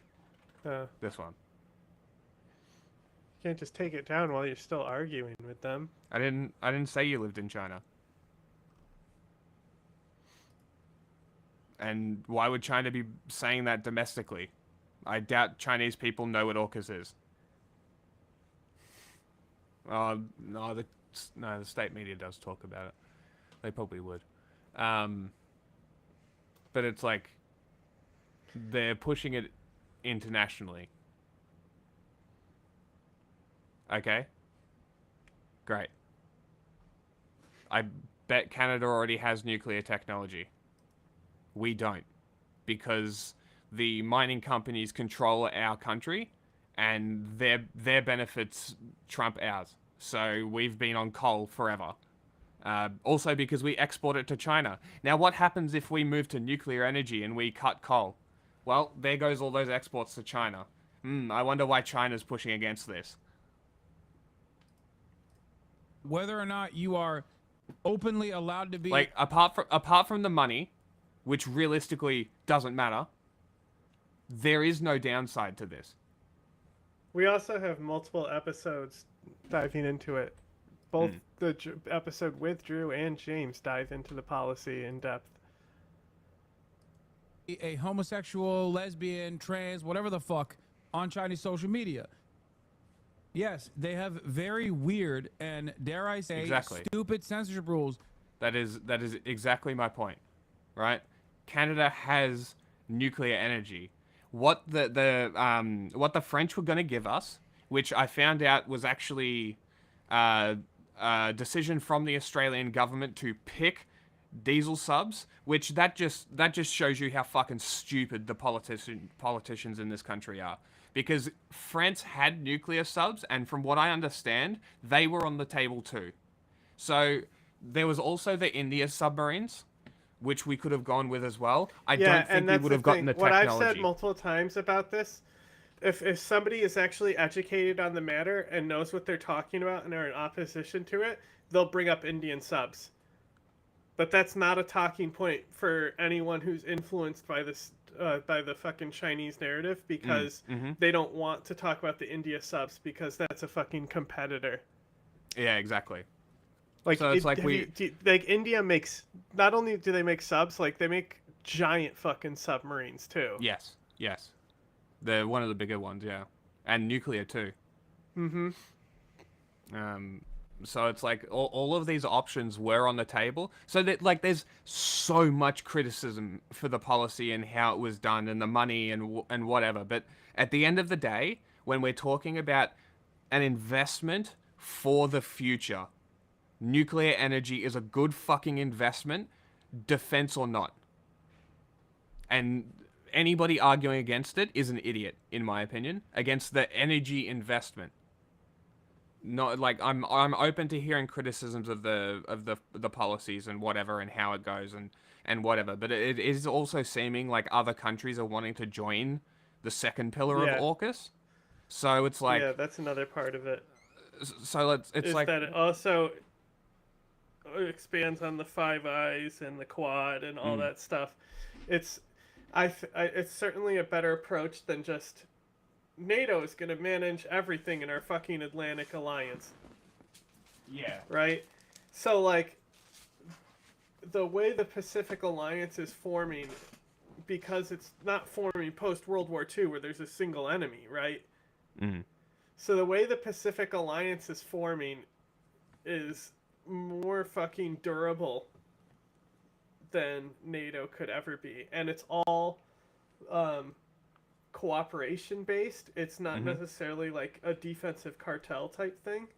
Yeah, and it's all triggered by China's imperialism. Benefits, so it's closer to like an EU type policy than it is like a NATO type policy. Yeah. But watch, save this and come back in 50 years and see if some new age Trump is talking about pulling out of all these different policies. High-speed rail would be a bad investment. Nobody would use it. The flights are like $60. Here? No, in Australia. Oh, flights are pretty cheap here too, but not that cheap. But like, it's crazy because like the flight that I was taking down to Florida, right? It's like a off-market. They all use the Boeing though. Like that's the only plane on the market, you know. But is it American Airlines? I don't think this one was a Boeing though, you know. So like, if it was American Airlines, they had a deal. No. It's an offshoot company that specifically, like, the main reason for the company is for senior citizens in New York to fly down to Florida for their summer homes. That's the whole purpose of the airline's existence. Interesting. So everyone who flies on this are people who literally are like going to Florida one time out of the year, right? So it's like a discount type of airline, but they're still using like a plane that Delta or American Airlines would use. It's just specific for a specific type of frequently traveled route. But yeah, okay. That makes God, sense. on that plane, could I really tell how it's barely like held together? Like you can almost see cracks in the plane. Like you can tell like there is nothing holding this thing together. It's fucking amazing. It's airworthy, but just can get into the sky and hold together. It's fucking crazy how flimsy those things are. The fact that you can fly them into towers is crazy. You'd think that they would crumple. $8 million a day seems like a lot until you realize how big Australia is and how expensive shit is. So multiply it by 8 and it would be $1 million a day per state, and that's not that much. So it's like, it's like the nuclear plants are going to cost billions anyway. It's startup cost. Like this is the other thing that people don't understand. Nuclear energy's cost is all in the startup. It's all in the production, the building, and plus the safety. The newer reactors that Australia is going to be getting to is like investment in the future. Like now is actually the time to get on nuclear. Yeah. Like we should have done it 30 years ago, so we had the infrastructure already. But that's the thing, is like it's the second best time is now. Yeah. So it's just smart for governments to be going in on these policies. And then on top of that, obviously we have the submarines, and again the cost is like a separate thing. But like, the arguments I heard against it, the common arguments anyway, they're not informed. Like they're just like, oh my god, nuclear. Look at all this evil nuclear stuff, and I'm just like, you're literally pushing fossil fuel propaganda. What the fuck are you doing? Like, nuclear energy kills the second least per kilowatt hour behind solar. And it produces so much more than solar. Granted, it's largely more expensive, but again, nuclear energy is fantastic. And most of the issues have already been solved, and the issues that need to be solved are long-term problems which can be solved in the long term. The more people in the industry, the more people focusing on it, the more people working, the faster these solutions come. The better the energy gets, and the faster we get to hydrogen. You understand? Like, this is it's future investment, and all these fucking countries look short-term to political gains, to elections, and that's all that fucking matters. And that's why nothing's changed in 50 years. That's why. So we need to drop this fucking stupid, like, hard-headed ideology of like, change, money, long-term, bad. Like, what the fuck are we doing? Like, the short-term is death. We're death spiraling. And if we don't get out of this fucking short-term bullshit, we're not going to get anywhere. Let's listen to some Falun Gong. Defend global trade. They're the ones who destroyed it in the first place. And I'll tell you exactly how they did it. Welcome to China Uncensored. I'm Chris Chappell. YouTube has been trying to suppress China Uncensored and promote pro-CCP content. But we're fighting back and winning. They actually have been. It's crazy. There's a few people have done like blank accounts, and they watch sort of some kind of content, and it's like pretty quickly gets to pro-China stuff. It's kind of like the terrorism thing that they had back when ISIS was posting. Join me in Operation Honeypot Phase 3. Leave a honeypot comment to show YouTube we've got engagement, and subscribe to our free newsletter to subvert YouTube's censorship. The link is below. So, the Chinese Communist Party is freaking out about U.S. tariffs. They've launched a full-on propaganda blitz, calling the tariffs abuse and blackmail. And if anyone is an expert on abuse and blackmail, it's the CCP. The CCP is also claiming to be the defender of global trade. Yes, China is going to safeguard multilateralism and the multilateral trading system. And they totally are. I'm not being sarcastic here. They really are. The CCP is going to fight for the current global trading system. It's not because they love international cooperation, which is just propaganda BS. It's because the CCP has spent decades manipulating global trade to their advantage. So there's no way they're gonna let all that lying How and could they go to do waste. that? Plus, I global trade is can't basically believe the only it. thing keeping China's economy Oh my afloat. God! The A CCP country wants the world to manipulated believe trade that to it's their US advantage. tariffs that are throwing a Oh whatever my this is God! into the gears of the world economy. But the truth is, it's the CCP that spent decades destroying the world economy. And in today's episode, I'll show you how they did it and why. China is an export economy. That means their economy relies on manufacturing stuff for the rest of the world to buy. Chinese manufacturing exploded after China joined the World Trade Organization in 2001 because China was able to make stuff more cheaply than other countries. Consumers around the world benefited from lower prices on Chinese imports. But countries also lost tons of manufacturing jobs to China. The U.S. alone lost more than 2 million jobs between 1999 and 2011 China force as a result those countries of China's to imports. lose Now, all besides their manufacturing, jobs? the other How big could driver China of China's do recent this? economic growth was real estate investment. I Which became can't a believe problem after it. China's real estate market I've started to had it. collapse in 2020. So the CCP decided to double down on manufacturing. Oh, They my pumped daughter. billions of It's my dollars into own building daughter. more factories and exporting more goods to keep Look what China's I've got. economy from crashing.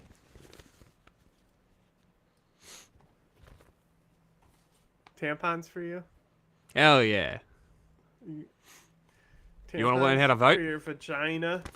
Uh-huh. Oh, look. It's reminding you. Great. I'm glad. I'm not going. I don't give a shit. 97% of eligible voters on the electoral roll. Great. Check the source.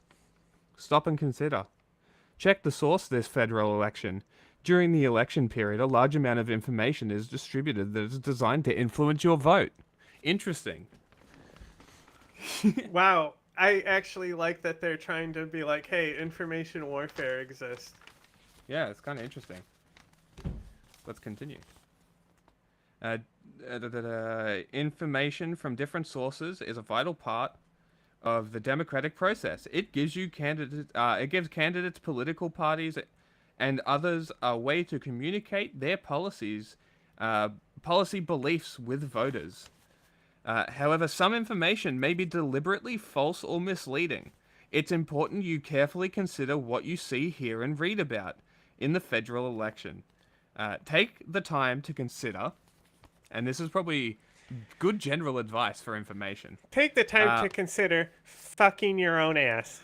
Take the time to consider where did the information come from? That you're a bitch. Is it from a trustworthy source, media outlet, or official social media account? This is exactly what we continue to say. When was it published?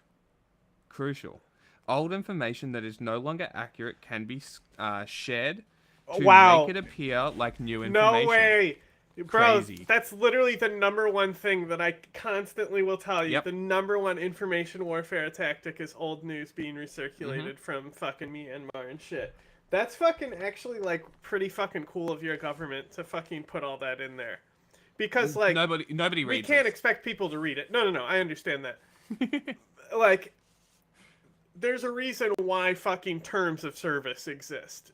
Yeah. Like, technically it is consumer protection. It is, at this true. point, more company protection. But, like, having to sign waivers and shit is, like, a good thing. Like, you know me, Mr. Bureaucracy, pointless bureaucracy defender. Because slowing shit down and fucking having permits for stuff is good. Like, there is no evidence to show otherwise. It says, check if you're not sure artificial intelligence technology makes it easier to create false information about the voting process. If you see something about the federal election process that you're unsure about, ask the Australian Electoral Commission. This is particularly important with information you may see on social media and online. Go to website for more information and short videos on helpful tips. Thanks, Australian government. Next page. Election day is the 3rd of May. I'm gonna piss on this. When's the 3rd of May? 3rd of May is a Saturday. Special Saturday stream. It's going to be a Friday stream that week.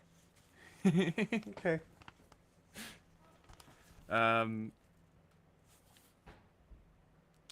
Polling places open at 8 a.m., close at 6 p.m. A federal election is held so voters can choose members of parliament to represent their views and interests in the House of Representatives and the Senate. Here are some things you need to know.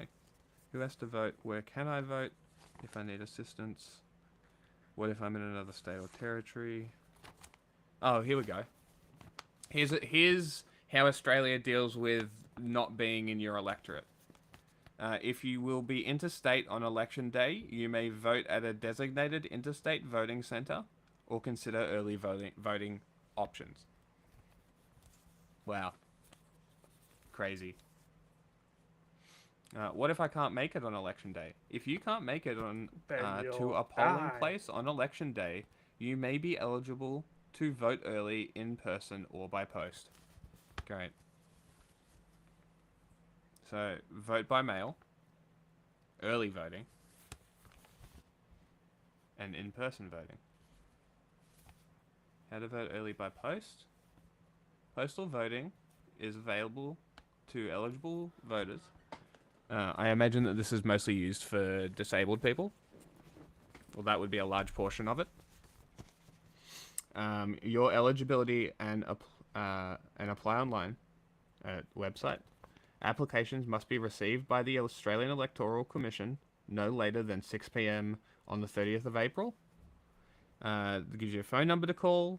If you don't have access to the internet and want to apply for a postal one, you may receive a postal vote application from a political party or other organization. Third parties are permitted to send these applications to households, but you don't have to use them. You can apply directly to the AEC. Interesting. What electorate am I in? And it gives you a website to find your electorate. And it gives you a voting ballot thing. See?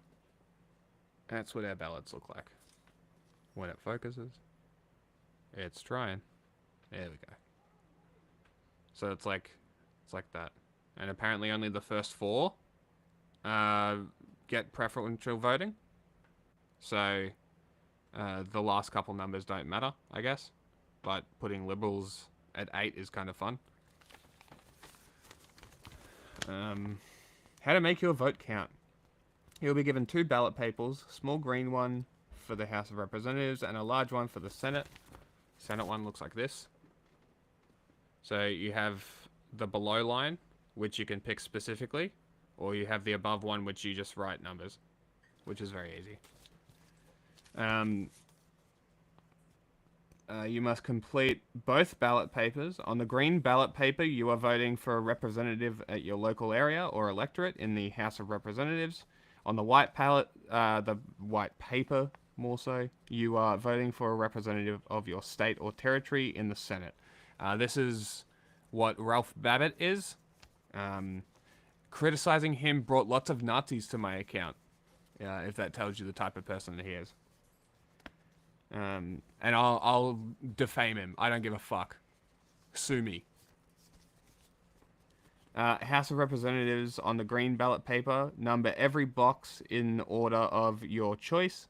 Put the number 1 in the box for your candidate, for your first choice, 2 in the second, and so on.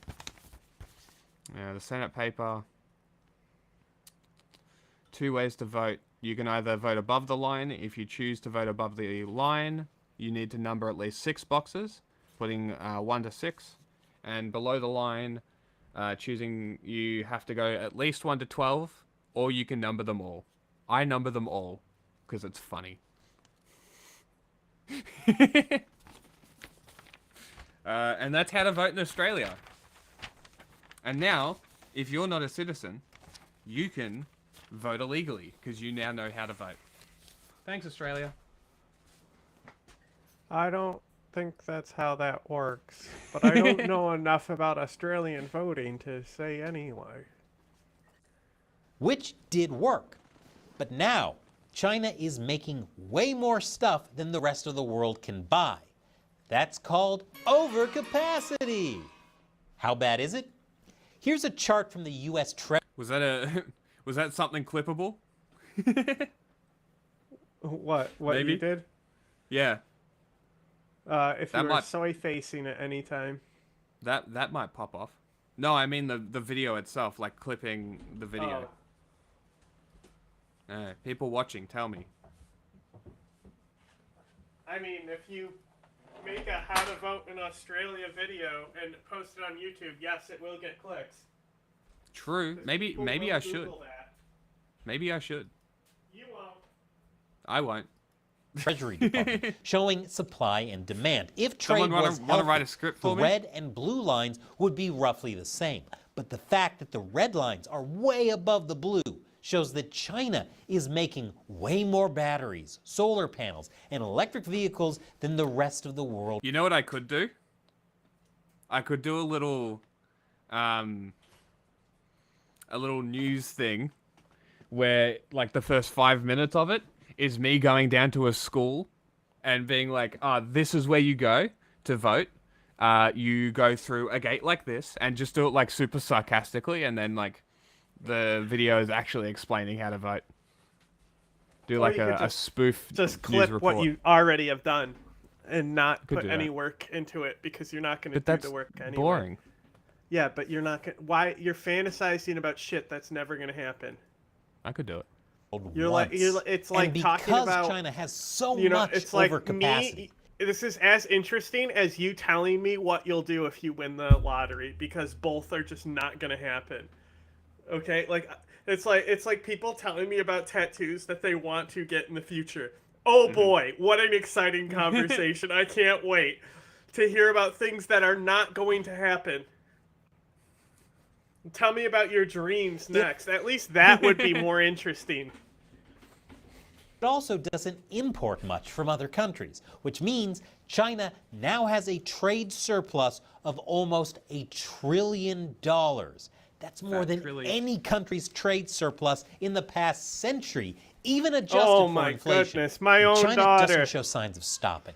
Its export Who likes volume is polls? growing Who likes 3 to click in times the as poll and vote fast in the as poll? global trade. That's insane. What is happening? Are you watching Looney Tunes over there? The Newt Newts. You watching Pengu? Okay, this is just asking to get a copyright claim. So what happens when China exports more and more stuff? They have to cut prices They to have be to able to get sell it all, more which means things. other countries lose even more jobs to China. Entire industries shut down. There are now certain products you can only buy from China. And when those are critical things like medical supplies, that gives China massive political especially when and Trump, economic leverage on disbands the pandemic task force right before the pandemic. Pretty cool. other countries. Remember when China stopped exporting medical goods during the early days of It's COVID? cool because yeah, that, he but said on it's an just a even prank. bigger scale. That's why the Chinese Communist Party is fighting to maintain the global trading system. They dominate it, and without it, China's economy would fail, and their political control would crumble. But how did China get here? It's not just about cheap labor. The CCP has built an entire economic system to dominate global trade. Back when China joined the World Trade Organization in 2001, they promised to follow rules to ensure fair trade practices. To be fair to the CCP, something I never thought I'd say, they did make a bunch of economic reforms in order to get into the WTO. But after they joined, they violated the WTO rules repeatedly. They've been cheating the system for decades and largely getting away with it. You see, the WTO rules are set up to prevent government intervention that would artificially distort global trade. But in a communist system, it's government intervention all the way down. Last month, the Rhodium Group published a report called Far communist. From Normal that looks at how Isn't that China's funny? state support It is distorts global trade. For a look at the CCP system, let's use a specific product as an example to make it easier to follow. Take honey production. Why? No particular reason. Here's how the CCP makes a product like honey more cheaply than other countries. First, they use direct government subsidies. They give money to industries they want to support. 99% of major Chinese companies listed on the stock exchange get government grants. 99%. In our example, farmers that harvest honey or factories that process honey. The CCP also gives industries tax concessions, so honey producers might not pay any taxes. The CCP also uses below-market finance. That means they would let honey producers borrow money at lower interest rates from state-owned banks, or state-owned banks would invest money in these companies without expecting much of a return on their investment.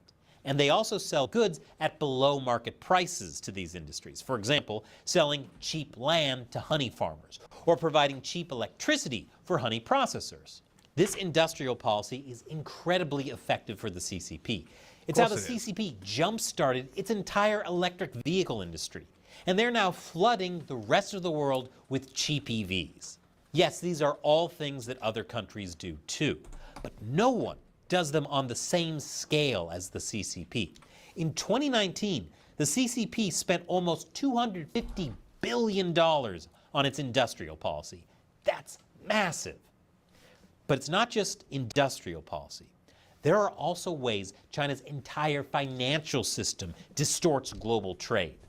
Like everything in China, the financial system is political. All banks in China are either state-owned or state-linked, so the CCP controls how they give out loans, which means state-owned banks give lots of loans to state-owned enterprises and to other companies the CCP wants to support. And if those companies can't pay them back, the banks just keep extending the loans, because it's better to take the financial risk than to risk getting on the CCP's bad side. So the CCP's huge and politicized financial system has resulted in an explosion of credit and of debt, and lots of companies are exporting Chinese goods even if they aren't actually profitable. What could go wrong? There's lots of other stuff I could talk about here too, like how the CCP restricts China's market access and discriminates against foreign firms, but I think you get the picture. The CCP's industrial policy and financial system is destroying the global trading system. More countries have stopped relying on the World Trade Organization to stop the CCP's unfair practices. Instead, they're putting their own tariffs on Chinese goods, like Europe's tariffs on China's EVs, or President Trump's tariffs on China's everything.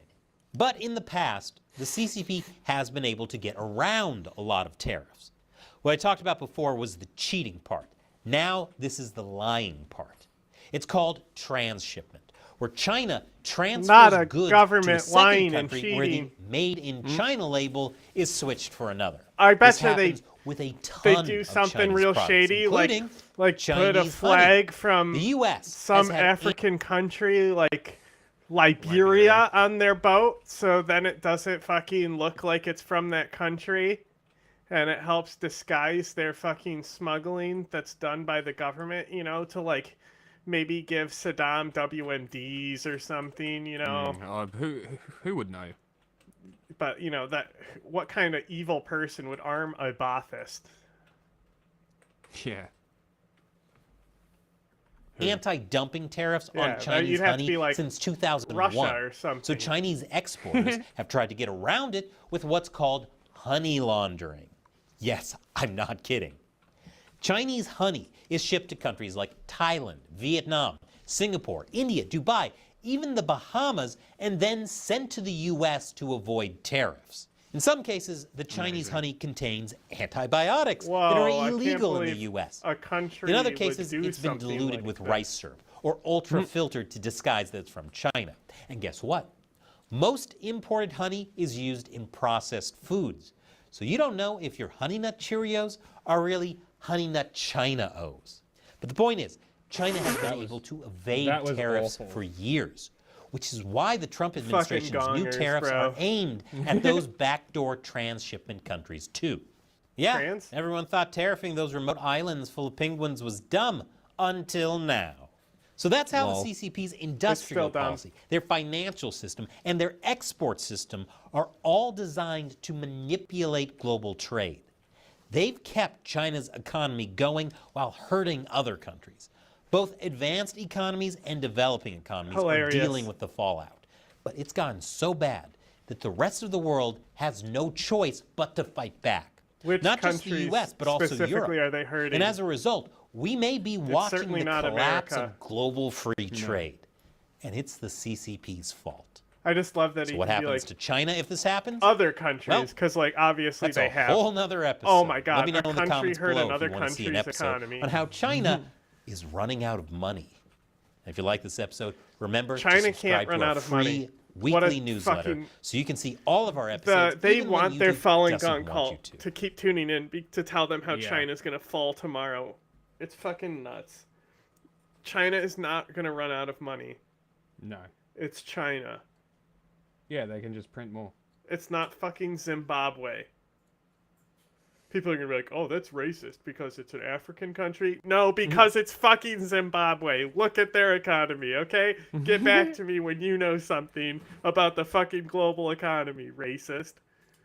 You don't even know Zimbabwe's economy. You know, you're just judging it just because it's African. It has to be bad or something. You probably think they don't have roads. Africans have roads? Yes, but you know, India does not. That's a fair point, actually. India has roads. The link is below. No, they don't. Thanks for watching. God, I hate this Chris guy. Chaplin. I know, isn't he great?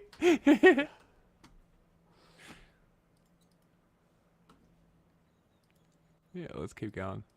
It's July 9th deadline to keep things paused. Is it just trade barriers coming down, or is it more than that? Well, these are trade negotiations, but if countries want to come and offer other things, you know, I talked about yesterday that we are thinking about a big LNG project in Alaska that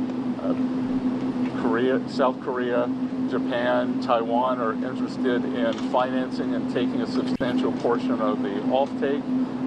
But again, in essence, that is trade because it will decrease the trade deficit that we have with those countries. So everything's on the table. It's all about Raquel, go ahead. A clarification on the pause. What happened to those countries who just had 10%? Everyone's saying that you're a moron. What do you say about that? Going to have this 9 days pause because you were saying that there will be a tariff of 10% for others. So what happened to those who just had a 10%? Yeah, that's going to remain.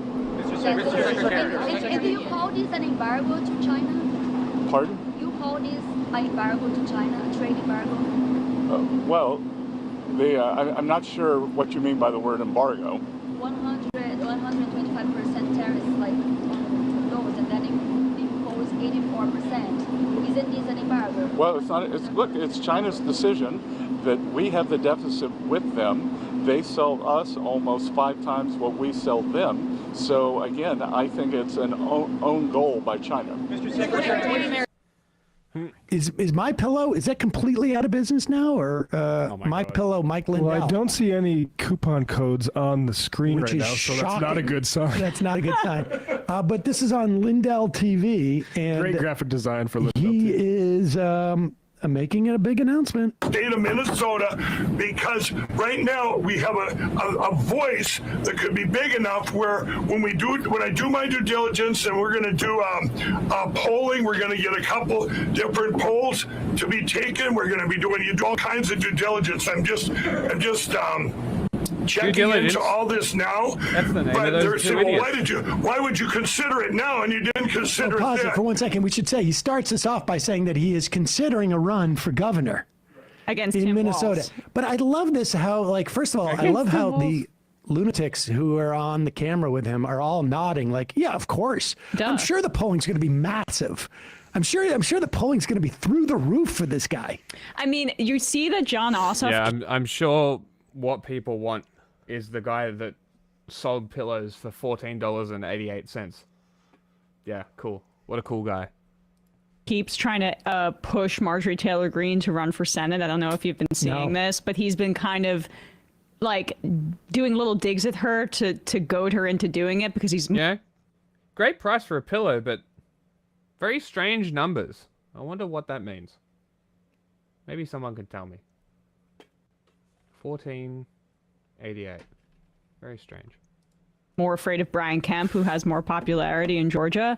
But Tim Walz should be doing this with Mike Lindell. Like, I'm the most afraid of Mike Lindell, right? Check the subtle side eye from Vanessa Broussard here. Tim Walz should gaslight him into actually running, so he can just make fun of him on stage.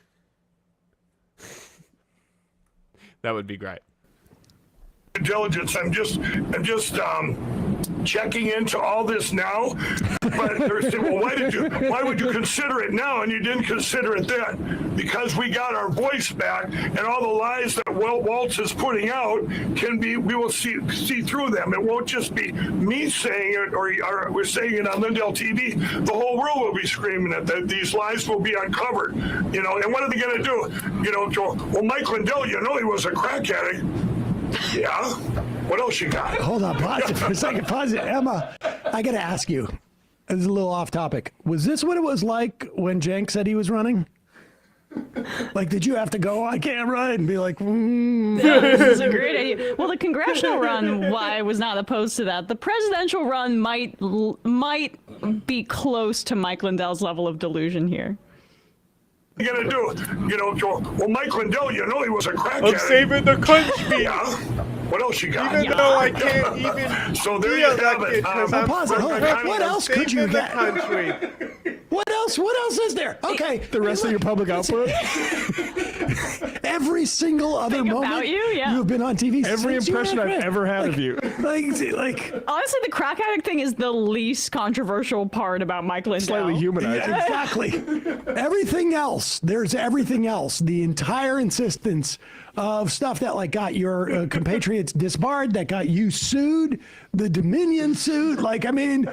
Everything else.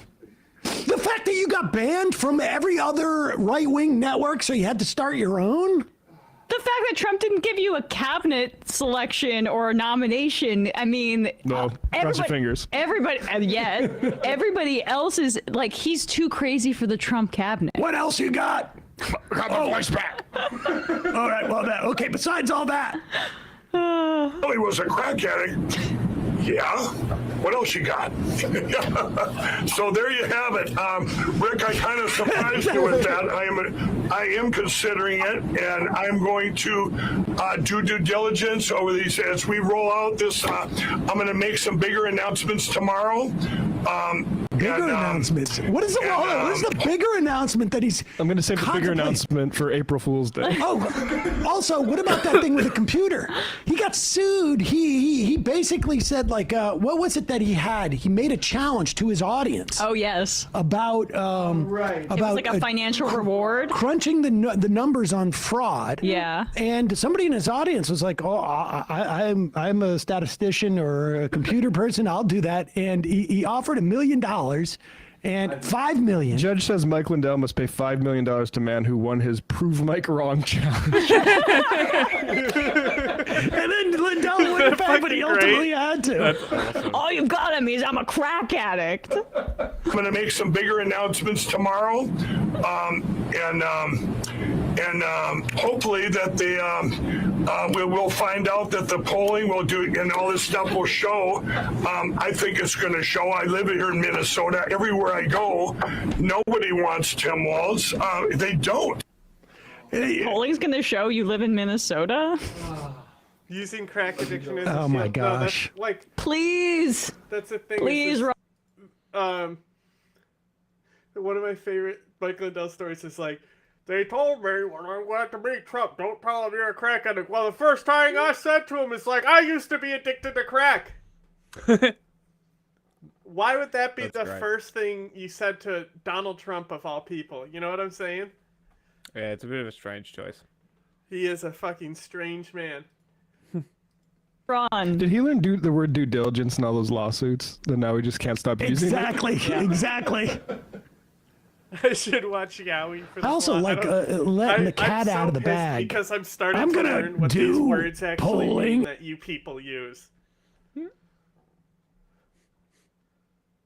Like, it's literally, it's literally like, I'm going to see if I'm already elected to be governor. Going to see if they know about and if I am, I'm going to serve as governor. Yeah, it's like you can see he doesn't know what the next word is going to be as he speaks the first word. All they got, except for all that other stuff. Yeah. I'd say maybe next time you do an announcement like that, write it out so you don't have to keep saying like the due diligence. Due diligence. I'm just going to check and see if I have any chance. Probably I do. But if there's a chance that if I'm polling anything lower than 0, I won't run.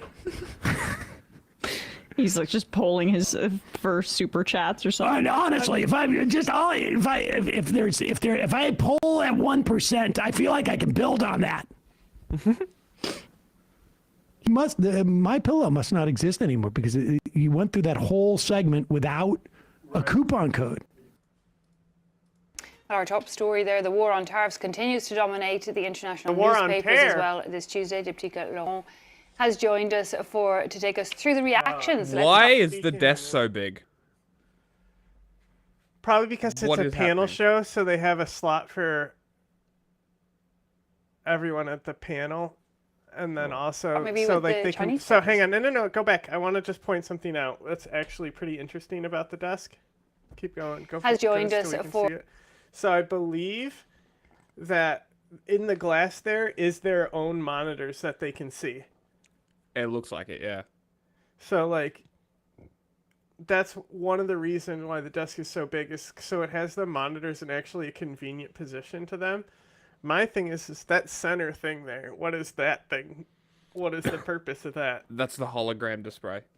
That's what I was thinking. Like, what if they got a fucking hologram display, bro? I hope it is. But like, I'm to curious take us through the reaction. It looks like it's just clear glass, you know, because like it could be like a Surface tablet. True. But it looks like you might be able to go in and use it. Glass. Let's start maybe with the Chinese papers.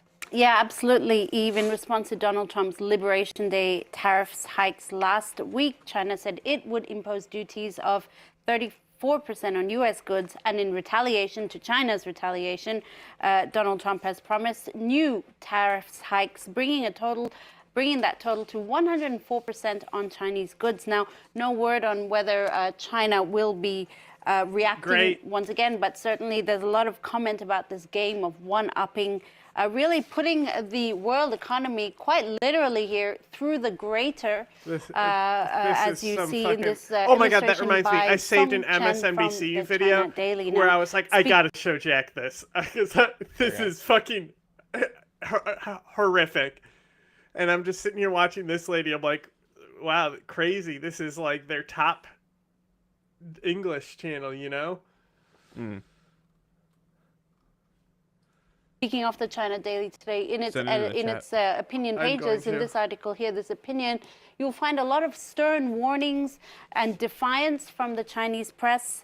This opinion writer here saying that Washington must learn that arrogance does not pay. I quote, what is unfolding in the U.S. is a sad story of a country becoming increasingly authoritarian and private enterprises who are now at the behest of an all-powerful president. Maybe I did. Lots of talk as well about people calling it a Black Monday. Yeah, that's something that the Global Times is looking at today. This is the Communist Party's official paper here. Global stock markets usher in Black Monday over U.S. tariffs, it says on its front page. Maybe it's indeed, the news of these tariffs threw world stock markets into decline. That's why they're calling it Black Monday. The government paper quotes a foreign minister's spokesperson, Lin Jian, as accusing the U.S. of economic bullying, unilateralism, and protectionism. Stern warnings also from the editors of the Global Times today, who say that the tariff blackmail cannot intimidate China. The paper are also really trying to take the moral high ground in its editorial, defending its countermeasures as necessary, not just for China, but to actively uphold a fair and free world trading system, I quote. There is no free world trade in a lot of articles, you get China. The impression that China is nearly ready for this trade war. Yeah, indeed. In fact, in that Global Times article here, the editors actually quote Bloomberg as saying that China... They are bluffing so hard, and they're going to get fucked.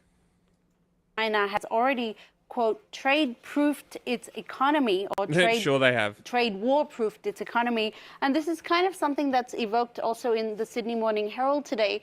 In this, the writer here is saying, why would China back down now? Because this is actually a really good opportunity for China, really explaining that in many ways China could emerge the winner from this trade war. Being like, I gotta make sure I save this video for Jack, and fucking clicking to add it to the list, and I guess it just didn't add.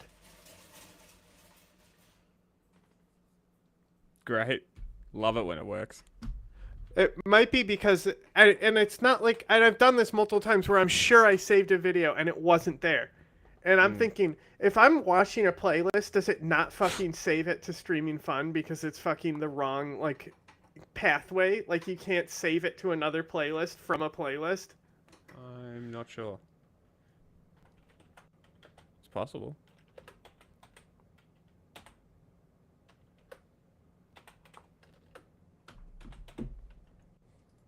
Biden, the U.S. and its allies were really aligned against China. Now, with all that Donald Trump has announced, many of the U.S.'s allies have no choice but to turn towards China. And the Sydney Morning Herald explains that as a result, you'll have a very isolated and poor U.S. and a new world order with China at the helm. So that's an interesting viewpoint from the Wall Street Journal. The editors. This what? This lady's coverage sucks. Let's get some stakes.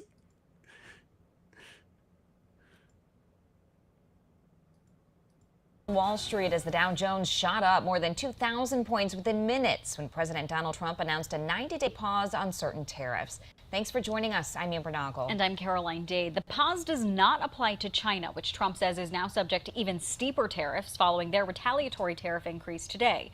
ABC's Christian Cordero has the latest from Washington. This was just 4D chess to put the search just 100% isn't tariffs working. on I China. type in MSNBC and it's showing me the full history. Weird. Like, hello, I'm asking to search a term. Weird.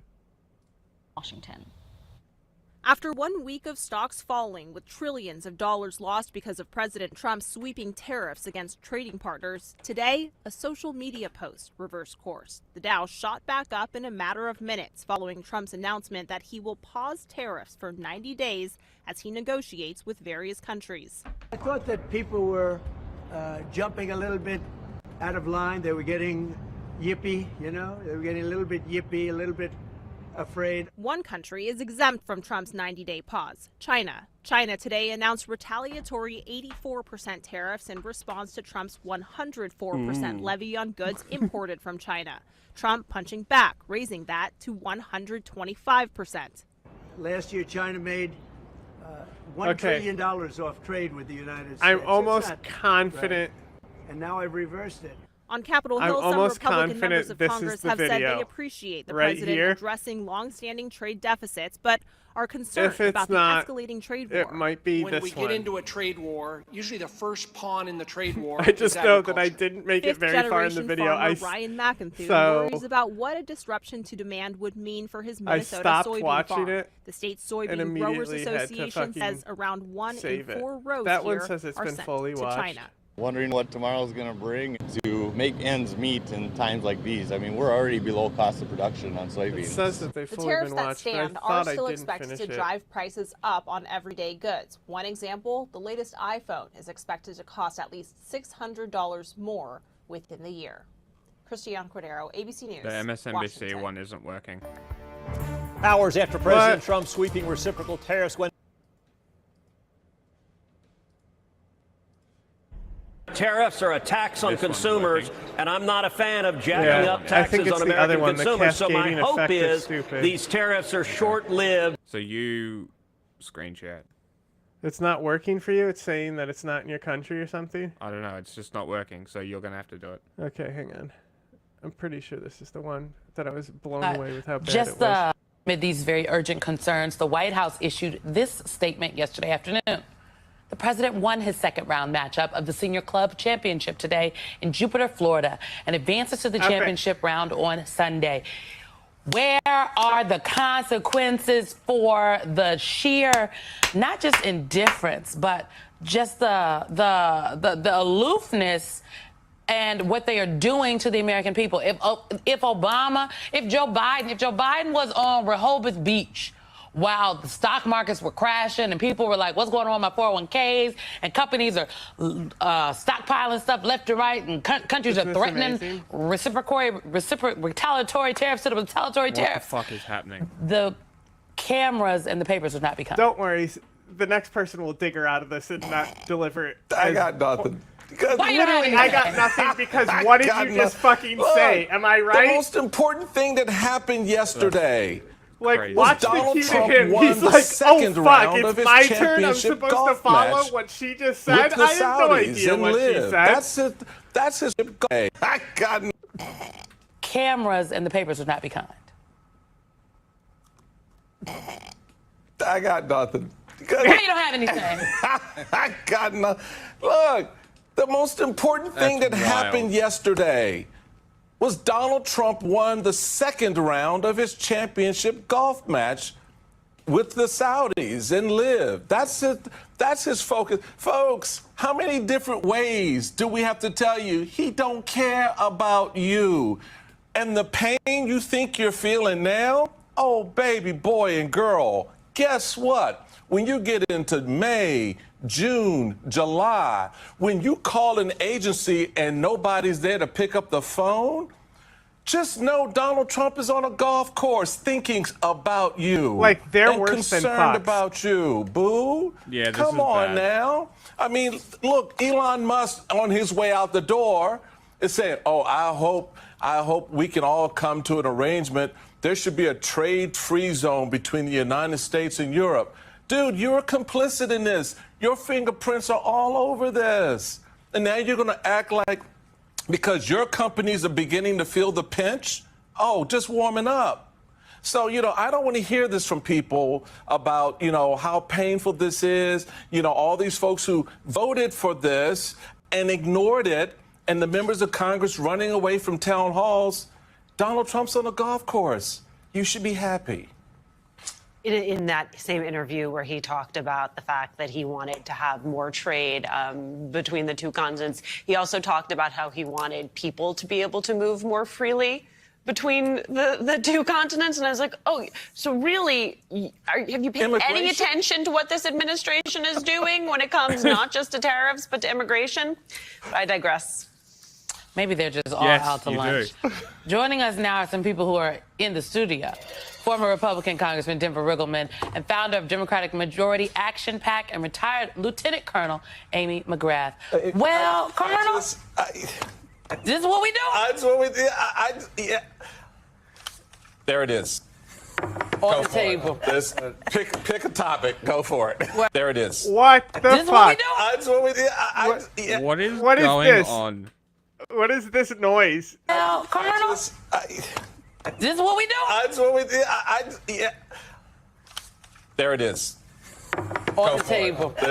Pick a topic. Go for it. Well, I call it economic vandalism. Okay, because you're taking an economy that it's not perfect, but you're ruining it. And here, I can speak for I live in Kentucky. She's just saying nothing.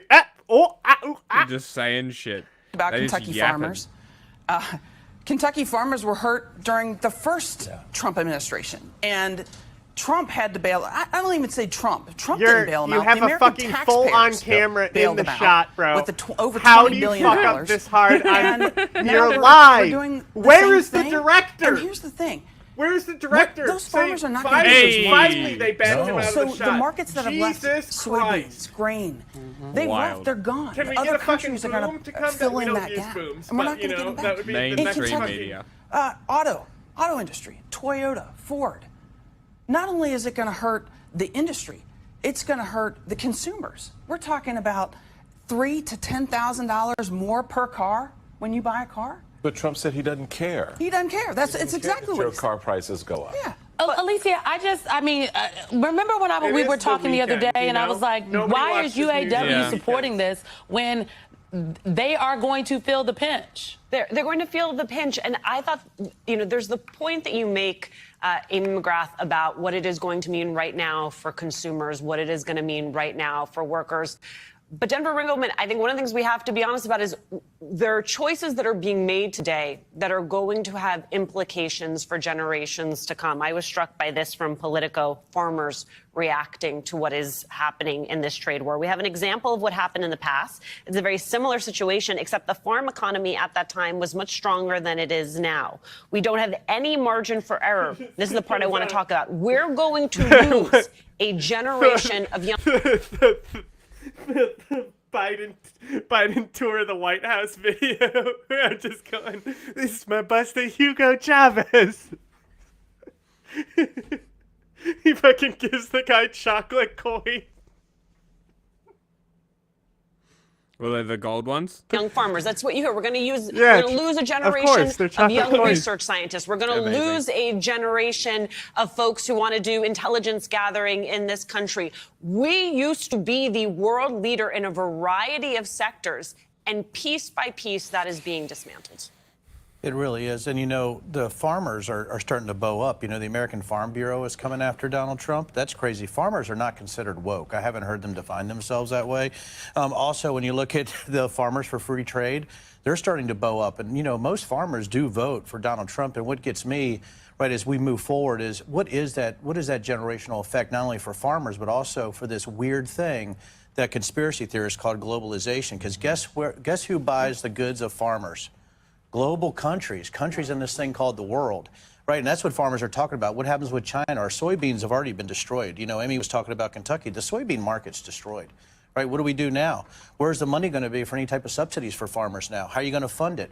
I mean, if you're defunding the IRS, how are you going to get the monies to actually come in to actually pay for all the subsidies for farmers right now? There's a cascading effect of stupid, and stupidity is terminal, right? And that's the issue that we have right now, is you have a terminal administration that thinks that stupidity is policy, right, and fantasy is fact. And when you have people that are like that making policy choices, we're in really big trouble. That's going to be the name of this episode. What, stupidity is terminal? Cascading effects of stupid. So here's my rub. I'm pretty sure we that did you fucking have cut this environment that into in a which, video. I just couldn't tell you what we named it, In case people are missing what you're saying, you're making it very clear that the markets as we once knew them, the markets as we currently have them, are not going to be there when all Joe this Biden. is over, right? And here's why.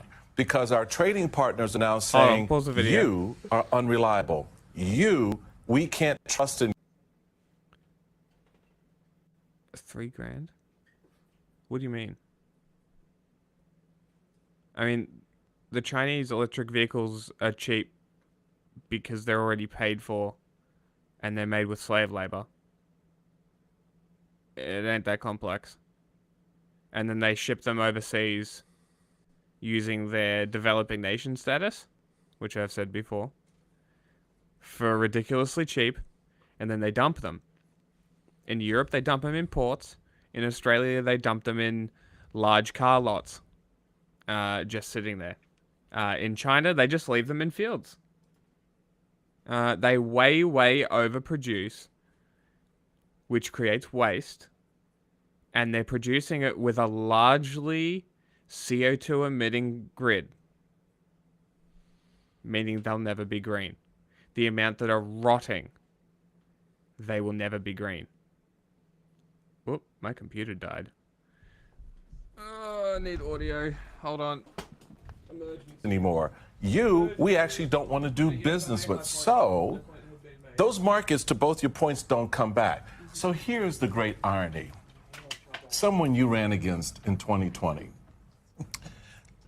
Mitch McConnell put out a statement saying, quote, tariffs make it more expensive to do business in America, driving up costs for consumers an average of an additional $1,200 per year. Free trade is essential to Kentucky. Thought you just said that too. Yeah, essential to economic success. Many thousands of jobs in our biggest industries, auto manufacturing, bourbon production, one of my favorite levels of production, and agriculture rely on America's export economy. I am proud to join my colleagues in support of bipartisan legislation, which would require Congress to approve any new trade policies and tariffs. Yeah, too late. Too late. You know, and Senator Grassley, Rand Paul, you know, all these people voted for Trump and supported him. And, you know, he said he was going to do this. He said he was going to do it. He said he was going to do it. And, you know, did they not believe him? Okay, anyway. Can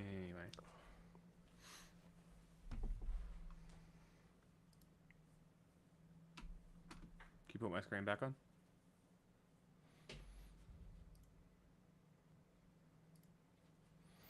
Don't you think it's weird how they said to affect the in neighboring China? I just interpreted it as. What do you think of that username, Jack? I know, I saw. I'm just. I interpreted that as in a country neighboring China. The cheapest electric car in a neighboring country of China.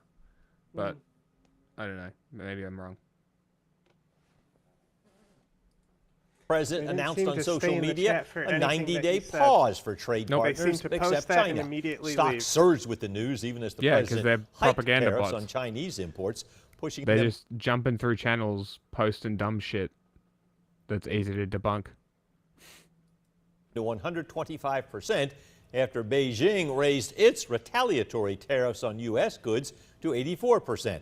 The president said he authorized the pause and moved tariffs back to an across-the-board 10% after hearing from more than 75 countries who want to negotiate trade deals. I've just been overwhelmed by the response from mostly our allies who want to come and negotiate in good faith.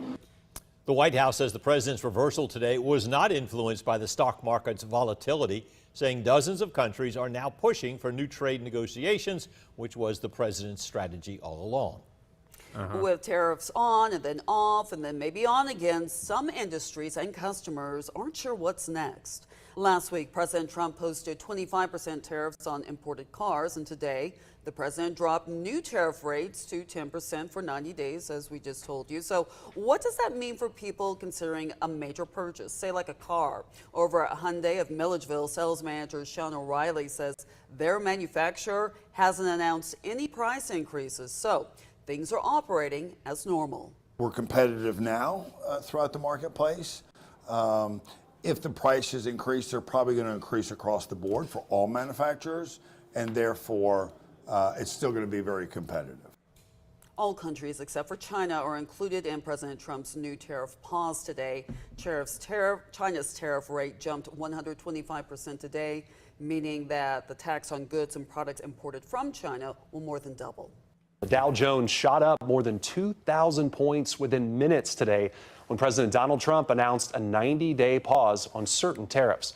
Now, the pause does not apply to China, which Trump says is now subject to even steeper tariffs.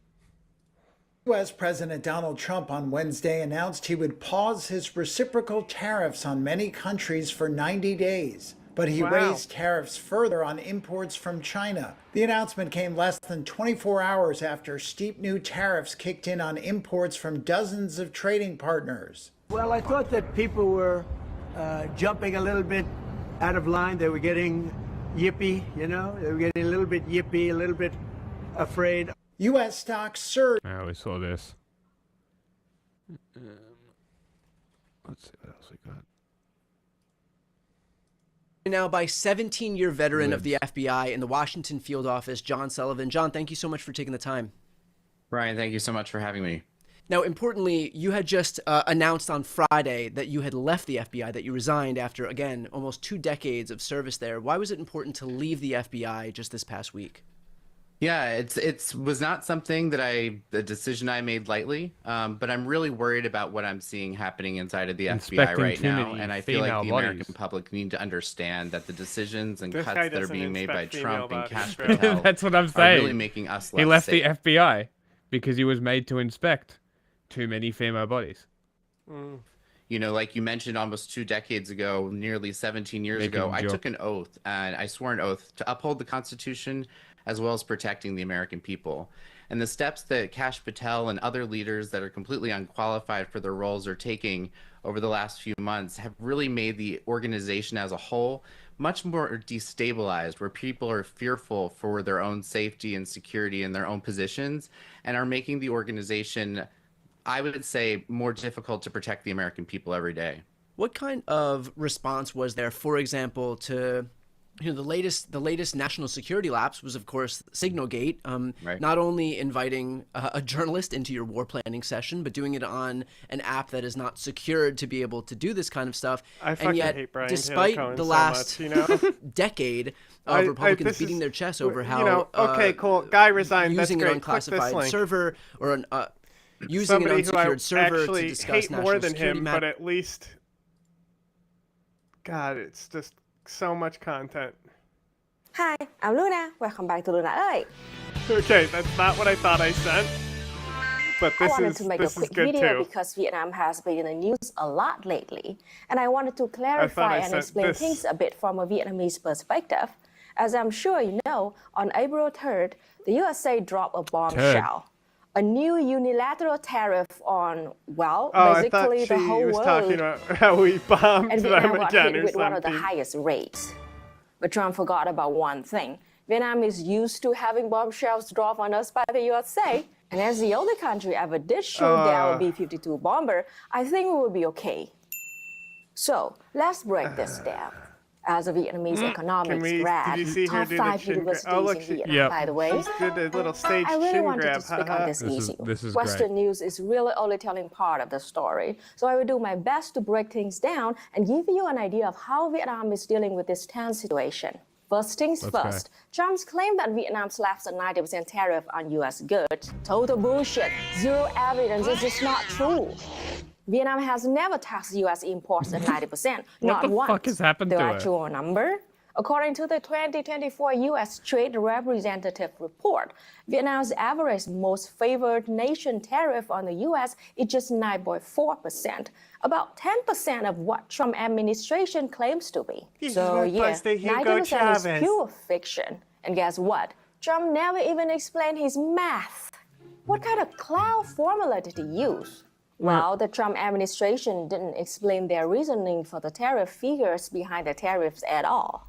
So we can only infer based on circumstantial evidence. So let's try to figure it out. His so-called reciprocal tariff might have been calculated like this. Step 1, Vietnam's trade surplus with the US, $136 billion. Step 2, US trade gap with Vietnam, $13 billion. Step 3, divide 136 by 13, multiply by 100, and voila, there's your 90%. Yes, I really think that's how they calculated this. And it's very dishonest and ridiculous, but we're talking about Donald Trump here, right? As an economics student, I never seen such a laughable calculation. And here, the Trump administration is bragging about it. Vietnam, great negotiators, great people. They like me, I like them. The problem is they charge us 90%. We're going to charge them 46% tariff. It's not just bad math. It's terrible diplomacy and, as the USA will soon learn, disastrous economic policy. So anyway, it seems like the Trump administration divided Especially their considering fictional 90% the figure US and Vietnam's approximately in relationship half to arrive at the 46% tariff and rate how better they're it's hitting gotten. Vietnam with. I suppose they think this will make them look reasonable and fair. After all, the US tariff is only half of the completely fictional and fabricated Vietnamese tariff that doesn't even exist in the real world. But we will charge them approximately half of what they are and have been charging us because we are being very kind. We're kind people. Oh my God. Very kind. At any rate, Vietnamese communists are now facing the most absurd and frankly terrifying trade war yet from the US fascists. But we were not surprised. We jumped right into action. Within 4 hours, Vietnam's National Assembly was in session. Before the meeting even ended, two They of were the top quickly dead. economic negotiators were en route to the US. We officially requested a 1 to 3 month delay, aiming for a 0% tariff deal. The reason we were able to spring into action is simple. We are incredibly organized, and we have backup plans in place for almost any scenario. This, by the way, is why we were able to so quickly and effectively deal with COVID-19. We had close to 0 deaths for the first year of the pandemic because Vietnam had been planning and preparing for a pandemic scenario going back to the SARS pandemic in 2002. This is no different. You can absolutely be sure that Vietnamese economists have been planning for just this scenario with the USA, at least in the first Trump term when his first administration used tariff heavily against nations like China. Months ago, Vietnam's government was already warning of a looming global trade war and ordering economists to prepare for every possible scenario. Our leader's message? We've survived 20 years of comprehensive sanctions from the USA. We would not back down now. Both our Prime Minister and the General Secretary of the Communist Party reassure us that Vietnam will find a way to continue to thrive in this coming global trade war, just as we did through the pandemic. During the pandemic, Vietnamese communists guided our economy into becoming one of the fastest growing economies in Asia. But as far as the USA goes, we do not trust them at all. This is something that I personally believe the West gets wrong about Vietnam. The Western press always likes to claim that Vietnam absolutely worships the USA and that we want to side with them against China. They use the fact that we have a comprehensive strategic partnership with the USA as evidence of this supposed fact. But we haven't had a comprehensive strategic partnership with China since 2008, much longer than we've had with the USA. The fact is, Vietnam will do its best to have a peaceful and productive relationships with every nation on earth. We want to be friends with everyone, but that doesn't mean we won't defend our people and our economy. For thousands of years, Vietnamese have always had the same philosophy. We hope for the best, but prepare for the worst. At this point, I can only speculate. But as of right now, I think the worst-case scenario for Vietnam involves our huge wealth of natural rare earth resources. The U.S. is actively trying to strong-arm Ukraine into paying debts with these minerals, despite Ukraine having very little rare earth. Meanwhile, Vietnam ranks number 2 in the world for having the most rare earth, with China as number 1. And as you know, China is now totally done with the USA. They have issued a huge... Well, Vietnam... That's such a good fun. That's fucking great. It's also that the relations were in response to China's aggression, not because of better relations to America. Like, why would they want to have good relations with America? Same with the Philippines, you know? Yeah. Like, it's literally because of Chinese aggression that they're moving towards the US. The same reason people around the US move towards the USSR or China or whatever. Tariffs against the USA in retaliation. Because they're imperialists. To Trump's trade war, and have even gone as far as to ban Chinese firms from investing in US companies. Bravo, China. Vietnam's got it all. Natural resources, a young workforce, relatively inexpensive skilled labor, ports, and stable politics. That's why the world has been turning Vietnam as its new alternative to China. And that's why the USA, led by Donald Trump, the greedy capitalist, wants to lure us into the trap. For years, I think people are moving to Vietnam because China was using slave labor. I don't think there was anything beyond that. I think that was the option. Part of it, but also, like, it's, you know, Vietnam has leverage, being an actual developing country, to get better rates. Yes. Yeah, true. In certain scenarios, of course. Better rates, but they couldn't match the production scale. Oh, for sure. Like, that's what China has. For things that, like, the final manufacturing of, like, TVs and stuff. Mm-hmm. Stuff that... It's too expensive. Well, stuff that you really can't mass... China's population advantage comes on the small manufacturing of tightening 1,000 screws. Right. Putting the shell on the final components of a TV is more of a...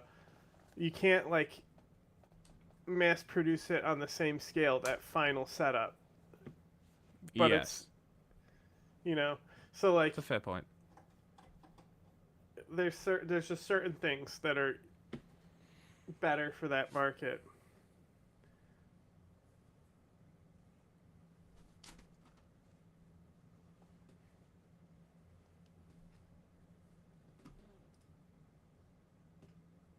And then they all clapped, right?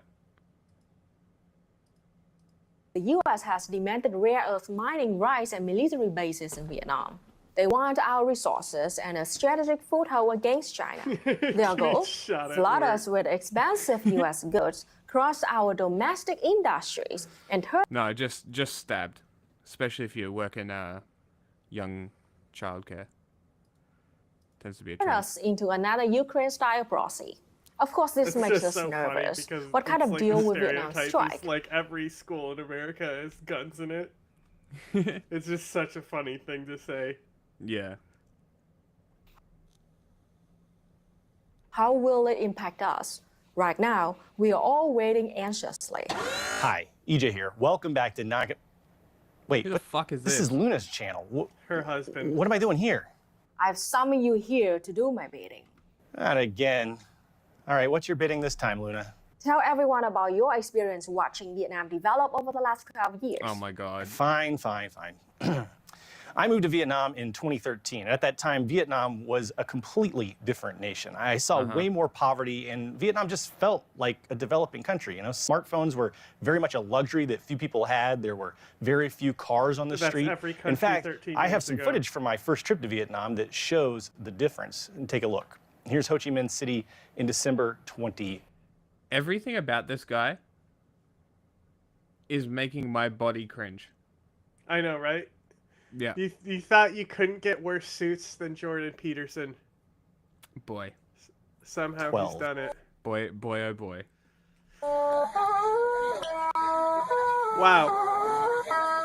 Wow. What's Such a with the shithole sarcastic developing trumpet? country.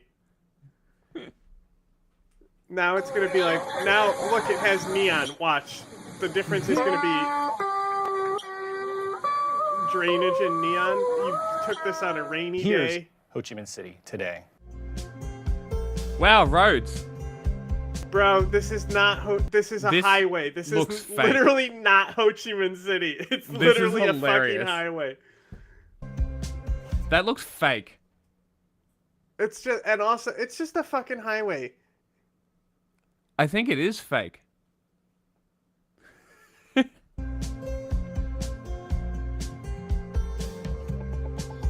There's a Gotta real lie. picture.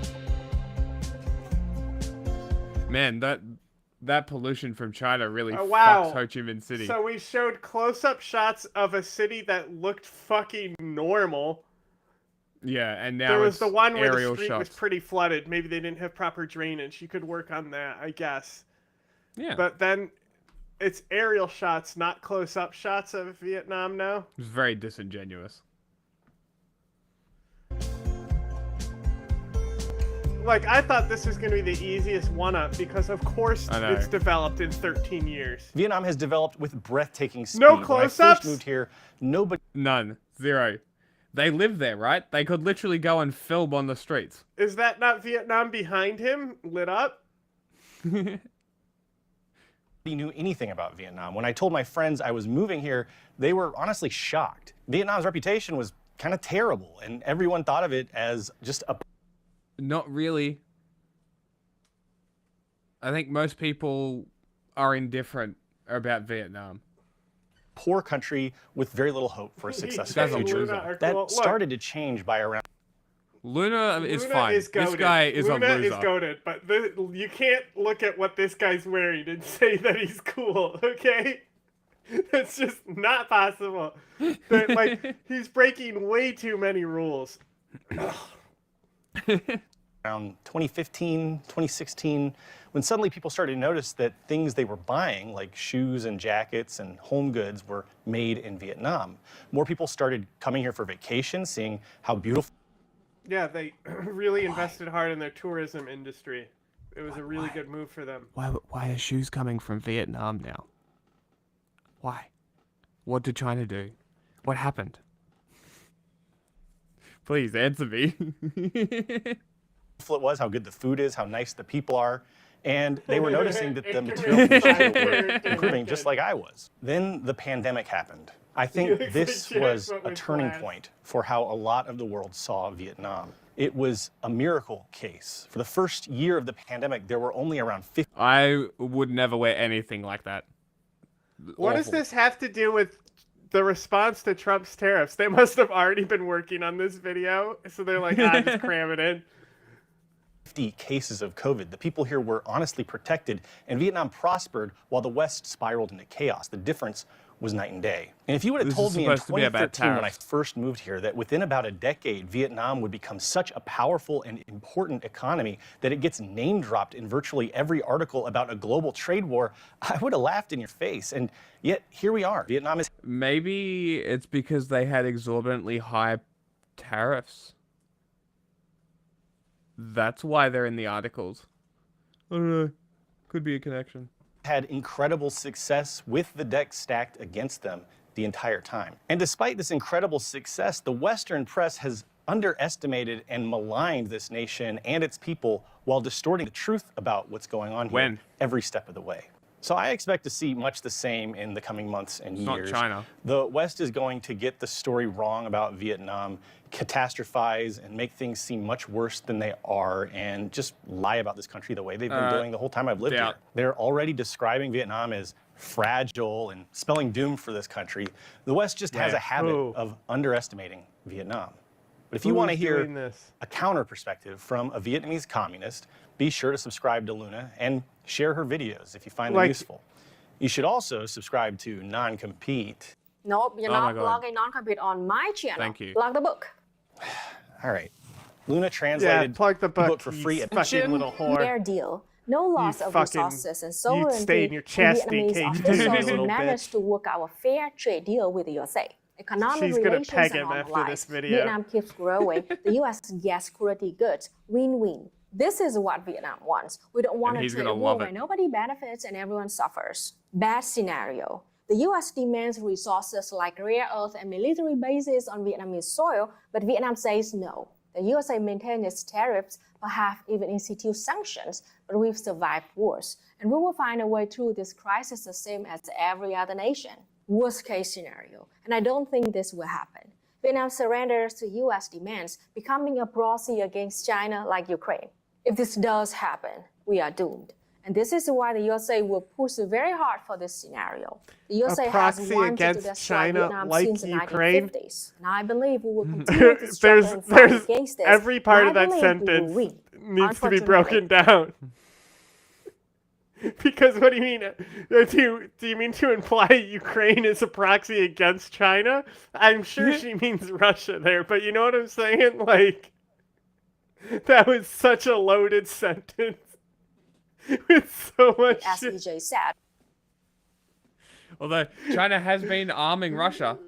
It's just funny. The capitalist media of the West will distort the situation and do everything they can to make Vietnam look weak. The fact that we are sending a team to negotiate with Trump will be interpreted as weak by the West. Anything and everything we do will get spun to make our communist government look as bad as possible. That's just the way things go when you're trying to build socialism in a hostile capitalist world. But that won't deter us. And from my perspective, I believe we will come out of this trade war stronger than we began. Luna here with a quick update. Right now in the Western media I've been reading, they've begun building the narrative that Vietnam is bowing down before the USA's demands. This, as I already mentioned above, is the tactic to make Vietnam look weak and to fool Western viewers into misunderstanding our diplomacy policies. What you have to understand is that the USA, by acting so irrationally and disrupting the entire world's global trade, is going to destroy its own economy and will do a lot of damage to the rest of the world simultaneously. And that includes Vietnam. Of course, Vietnam will try to minimize the harm done by Trump's reckless and senseless tariff policies. And of course, the government will try to work out a deal with the USA that stabilizes us as we transition into this rapidly developing new era of global trade war. But it would be a mistake to think that Vietnam is just going to roll over and do whatever the USA demands of us. In a National Assembly meeting on April 6, our Prime Minister affirmed that the U.S. is our biggest export market, but by no means it is the only market. Vietnam needs. Someone said I had a receding hairline on Twitter the other day. I'm fucking losing my mind because I'm like, this is what the dumbest fucking thing I've ever had said to me. Like, what the fuck are you talking about? Okay, that's great, Jack. It's fucking funny. I want to see this Anna Kasparian video. Where it be? It should be underneath this one. And then we have to start transitioning because it's kind of a longer movie. Okay. Well, how long? Almost 2 hours. Okay. Then it needs to be right after this then. Mm-hmm. So start transitioning.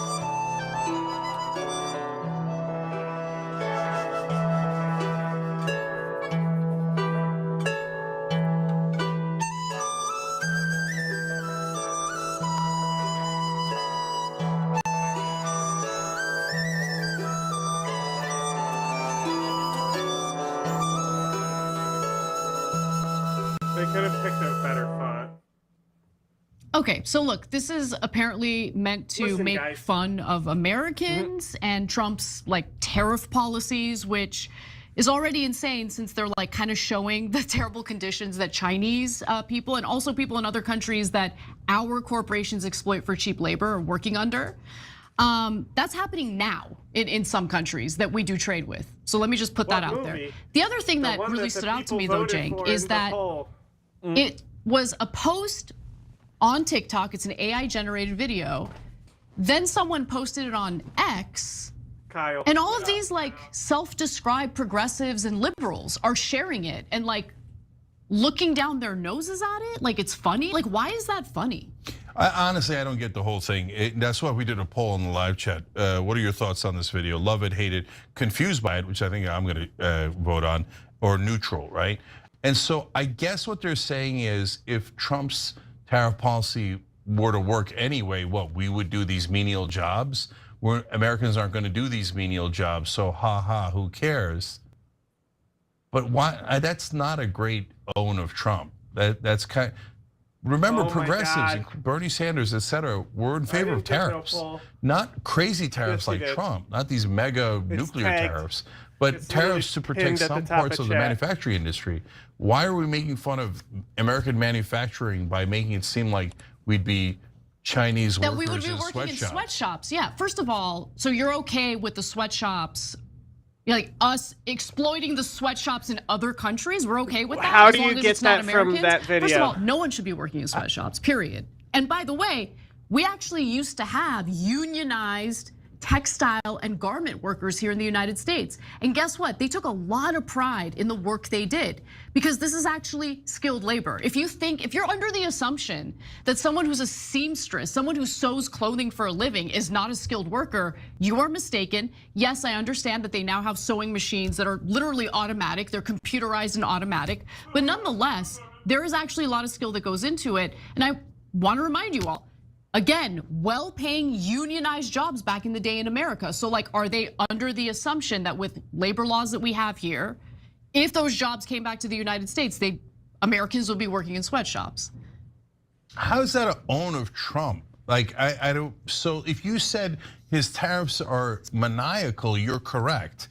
Like, hey, that's gonna lead to higher prices, you're correct. If you're saying we shouldn't protect jobs here in America, you're not correct. B, that is definitely not a progressive position. And it feels a tiny bit like when Republicans make fun of AOC for earlier being a bartender. Like, oh yeah, why don't you go back to being a bartender? Yeah, so what?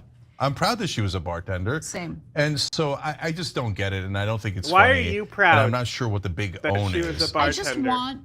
Why do you care? Please, for once, I just want progressives online and Democrats in general to not take the bait, right? So if Trump does something like make an argument, a hollow argument, because I don't believe him for a second, that he wants to implement tariffs to bring manufacturing jobs back to the United States, that doesn't mean you need to automatically be against manufacturing jobs or manufacturing workers. Yeah. Think about that. and Think about the that's- optics of that. Sorry. And that's not even progressive so much as is general Democrats. Like, Yeah. we have to be opposed to, MSNBC told me I have to be opposed to everything Trump does. No, you could be opposed to those maniacal tariffs without being opposed to manufacturing jobs.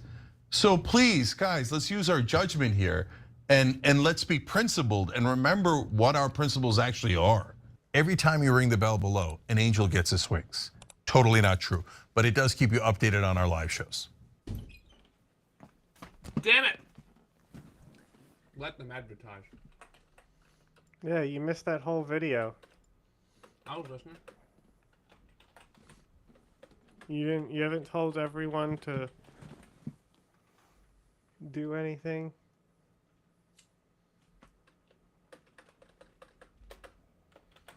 We're there. I'm making food. You have to do your whole thing about how it's shutting down. Yeah, I will.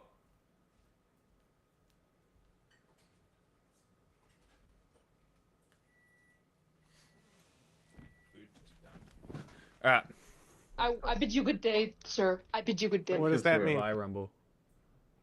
I already shut down Rumble, but Oh, did you? yeah, nobody's there, so I just wanted Fair to enough. get the other one running. Alright. Well, YouTube's coming down now. Did you send the links? Yeah, I posted the link Okay. to go to the secret channel. Yep. So that channel is Lover live. in the Sheets, freak in the Poly Market Studios. Click the link. Come watch Yeah, movie. click that link. And YouTube is shutting down in 3, 2,